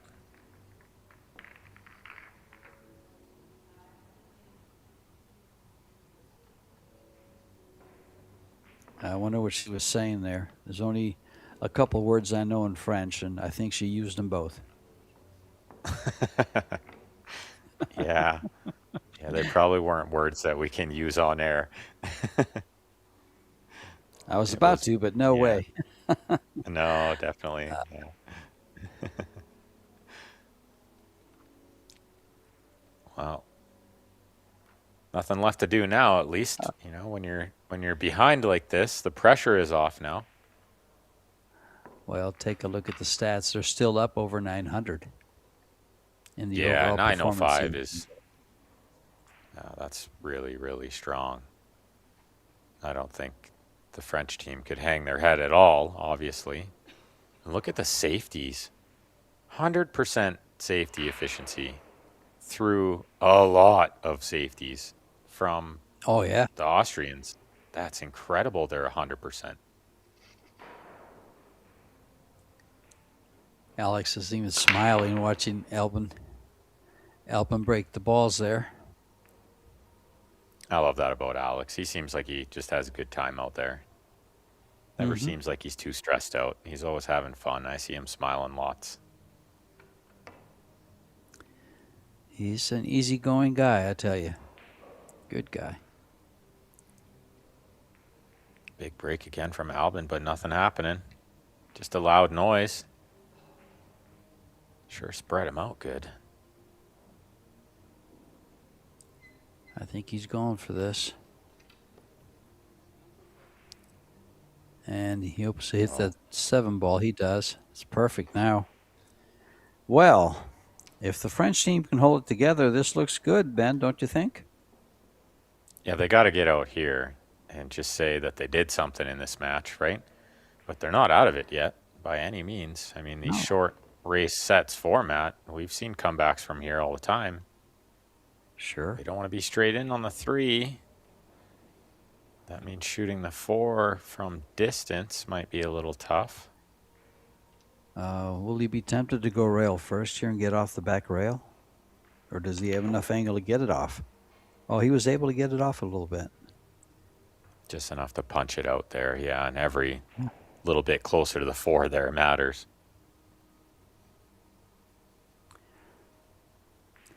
I remember a good friend used to have a saying when it came to shots like that. He goes, every inch is money.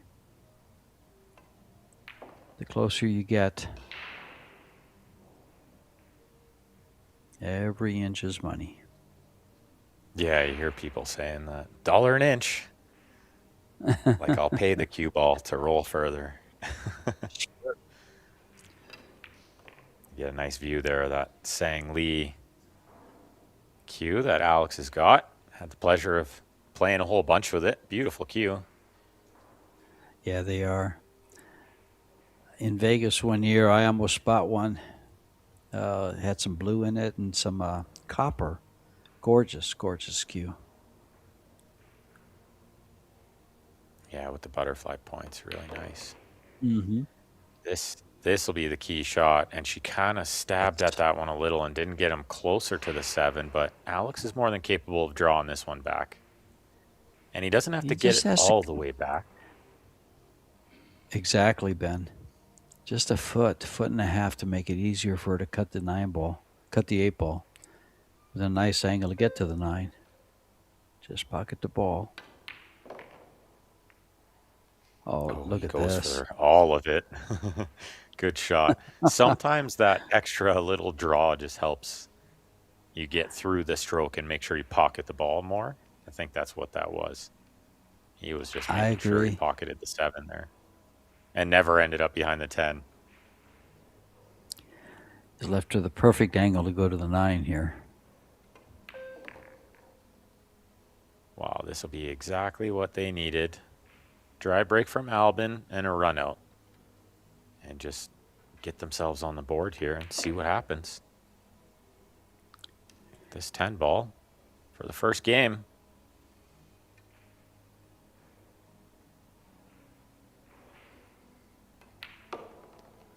And I can tell you she was feeling the pressure on that 10 ball. And they got it, as you just mentioned. And they're got one on the board. Breaking for game number 2 for them to win. It'll be game number 5. But then if they get that one, they're only a game away from tying things up in the set. Yeah, that's the That's beautiful the thing beauty about of the this format. short race. Yeah, the sets format, I really love it. I think it just keeps you in it all the time. When the winner breaks, you never know, and it might just all come together. And they also changed the format a little bit. There used to be early 10s, which made some of these sets go a little faster. But they've stopped that, and so the 10 ball is the last ball to be pocketed for a win. And that's kind of evened things out just a little bit, I believe. I really like that, I think, because sometimes we see with these racks, the 10 will shoot towards the corner pocket. Exactly, You don't and it want it hangs sitting over. over there. Yeah. Yeah.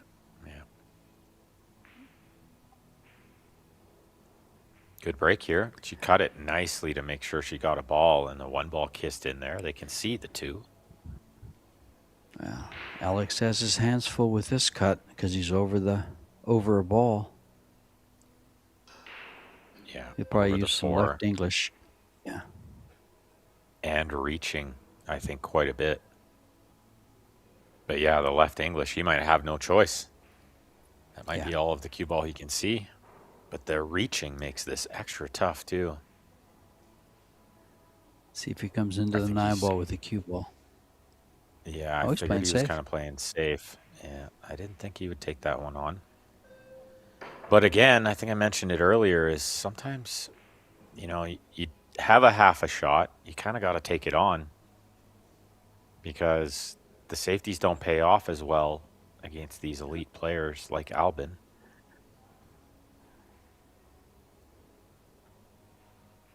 But yeah, I thought what you said, George, was try to cut the 2, send the cue ball into the 9 to stop the cue ball. Yeah. It still wouldn't have been off, great shape. Still would have been tough position. Yeah, and But, that's maybe why he turned it down. It just wasn't paying off enough. Yeah, his percentages, he calculated his percentages and chose the safety.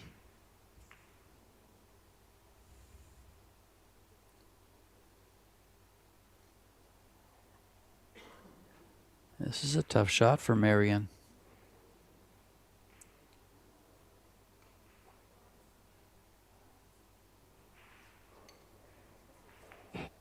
Does it go by the 6? I think it maybe just does.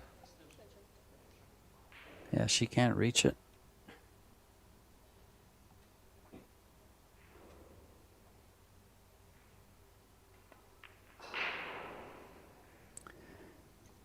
Well, it's going to work out.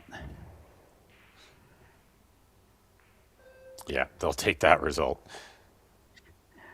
A good 3-rail kick here sticks that cue ball behind the 6. It's a tight shot, but it's there. See? I think that's a pretty Alvin's good just call. pointing that out. What else do they have? Yeah.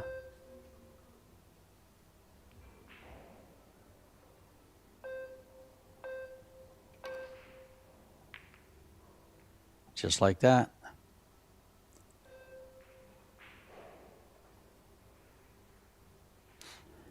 Pretty good effort. Good hit.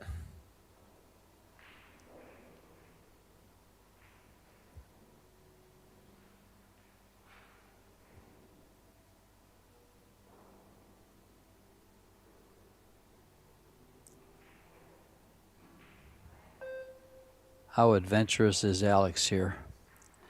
Looking for a safety. No, That he's cut it not. in. He's going for it. Yeah, good I shot. wasn't but sure he had no that reward. back cut.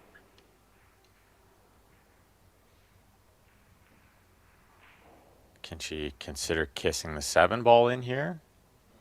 Or can she cut the 3 in and kiss the 7 and run through it for position? I don't think so. I think, safety maybe. Yeah, she's going behind the balls up on top. That's a good choice 6 because balls she can coming hide both balls. Yeah, Sure. exactly. There's 6. 6 of them for a wall there. And anytime you can hide both is good because you take away that jump shot. The players are so good with the jump cue nowadays. Alpina go And 2 the other rails, shot, try to get a full hit here. Let's see what kind of speed he hits it with.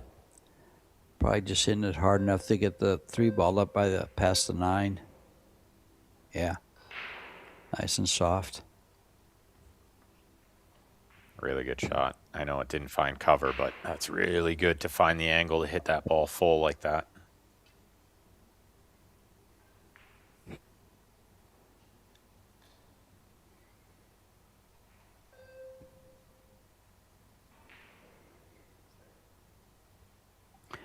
This banks. Will he go for another bank shot? He made one earlier. Yeah. I think he did, but I don't know that he could hold for position 2, and I think he got caught in between mines there. Well, he was either playing it that way or he used the speed to shorten the angle to be able to hold the cue ball.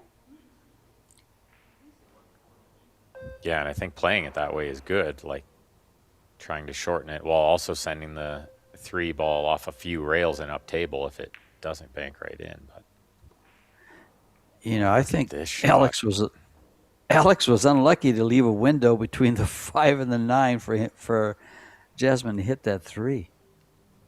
Oh, absolutely. And that's the second time in this game there's been a window between that 5-9 that Alex left. But look at the shot from Jasmine with the inside spin there to check the cue ball off 2 rails and keep it there. That was really, really good. Yeah, this is... She can hit this. And she will. Oh, really great hit. But... I think it's just crept out and it'll go by that 10. Maybe a chance for the Austrians to close it out here.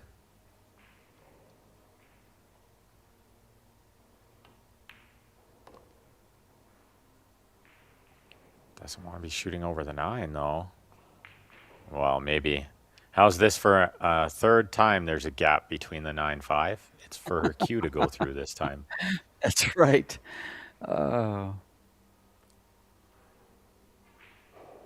gap's been friendly like to them in this game. That's kind of like the 6 inches between your ears, the most important area for a human being. Those same 6 inches played. Look at this now. Wow. And the just window closed closes. the gap.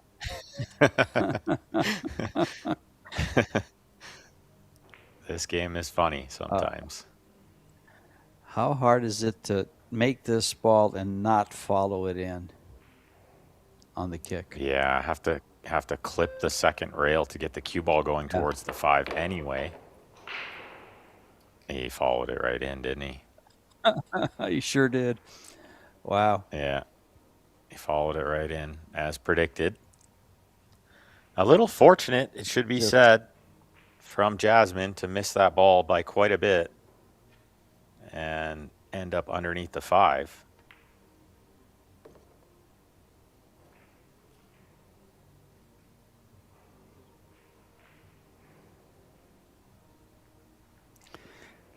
And look at that. He still has a smile on his face. Alex is so easygoing. Yeah, I can't feel bad about that one. I mean, Yeah. you got to hit it a little firm. You got to just hope that it slides a bit more than it did and kiss the second rail first. But you also don't want to just drive right by it off the second rail. So pretty easy to just follow it in, like you said, George. I would say 70-75% of the time you can shoot that 10 times and you'll follow it in the majority.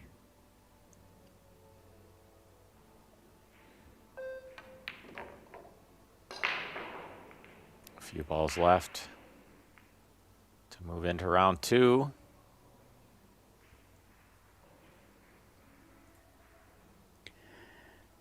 And a great start for the Oceans as they've, you know, they've run several racks, full runs. I don't think they had a break and run. But, and they've gained some experience at the table playing together here on these Predator Arc tables. I wouldn't doubt if they have one in their academy, because they do have a nice academy. Certain they do, and if they don't, they will soon, I'm sure. Oh, they're going to move into winners round 1, which will be played tomorrow at 8 p.m. Not till tomorrow evening, but we're going to have a match at 10 a.m. That's local time in Austria. But that's it for this evening. There are still other matches going on. You can check out the other streams on Table 1 and Table 2. But that's it for George and I. So thanks for sitting in, George, and for everybody else out there tuned in today. We appreciate you all. We'll see you all back here tomorrow for lots more pool action from the Pro Billiard Series in Austria. Thanks, Ben. See you guys all later.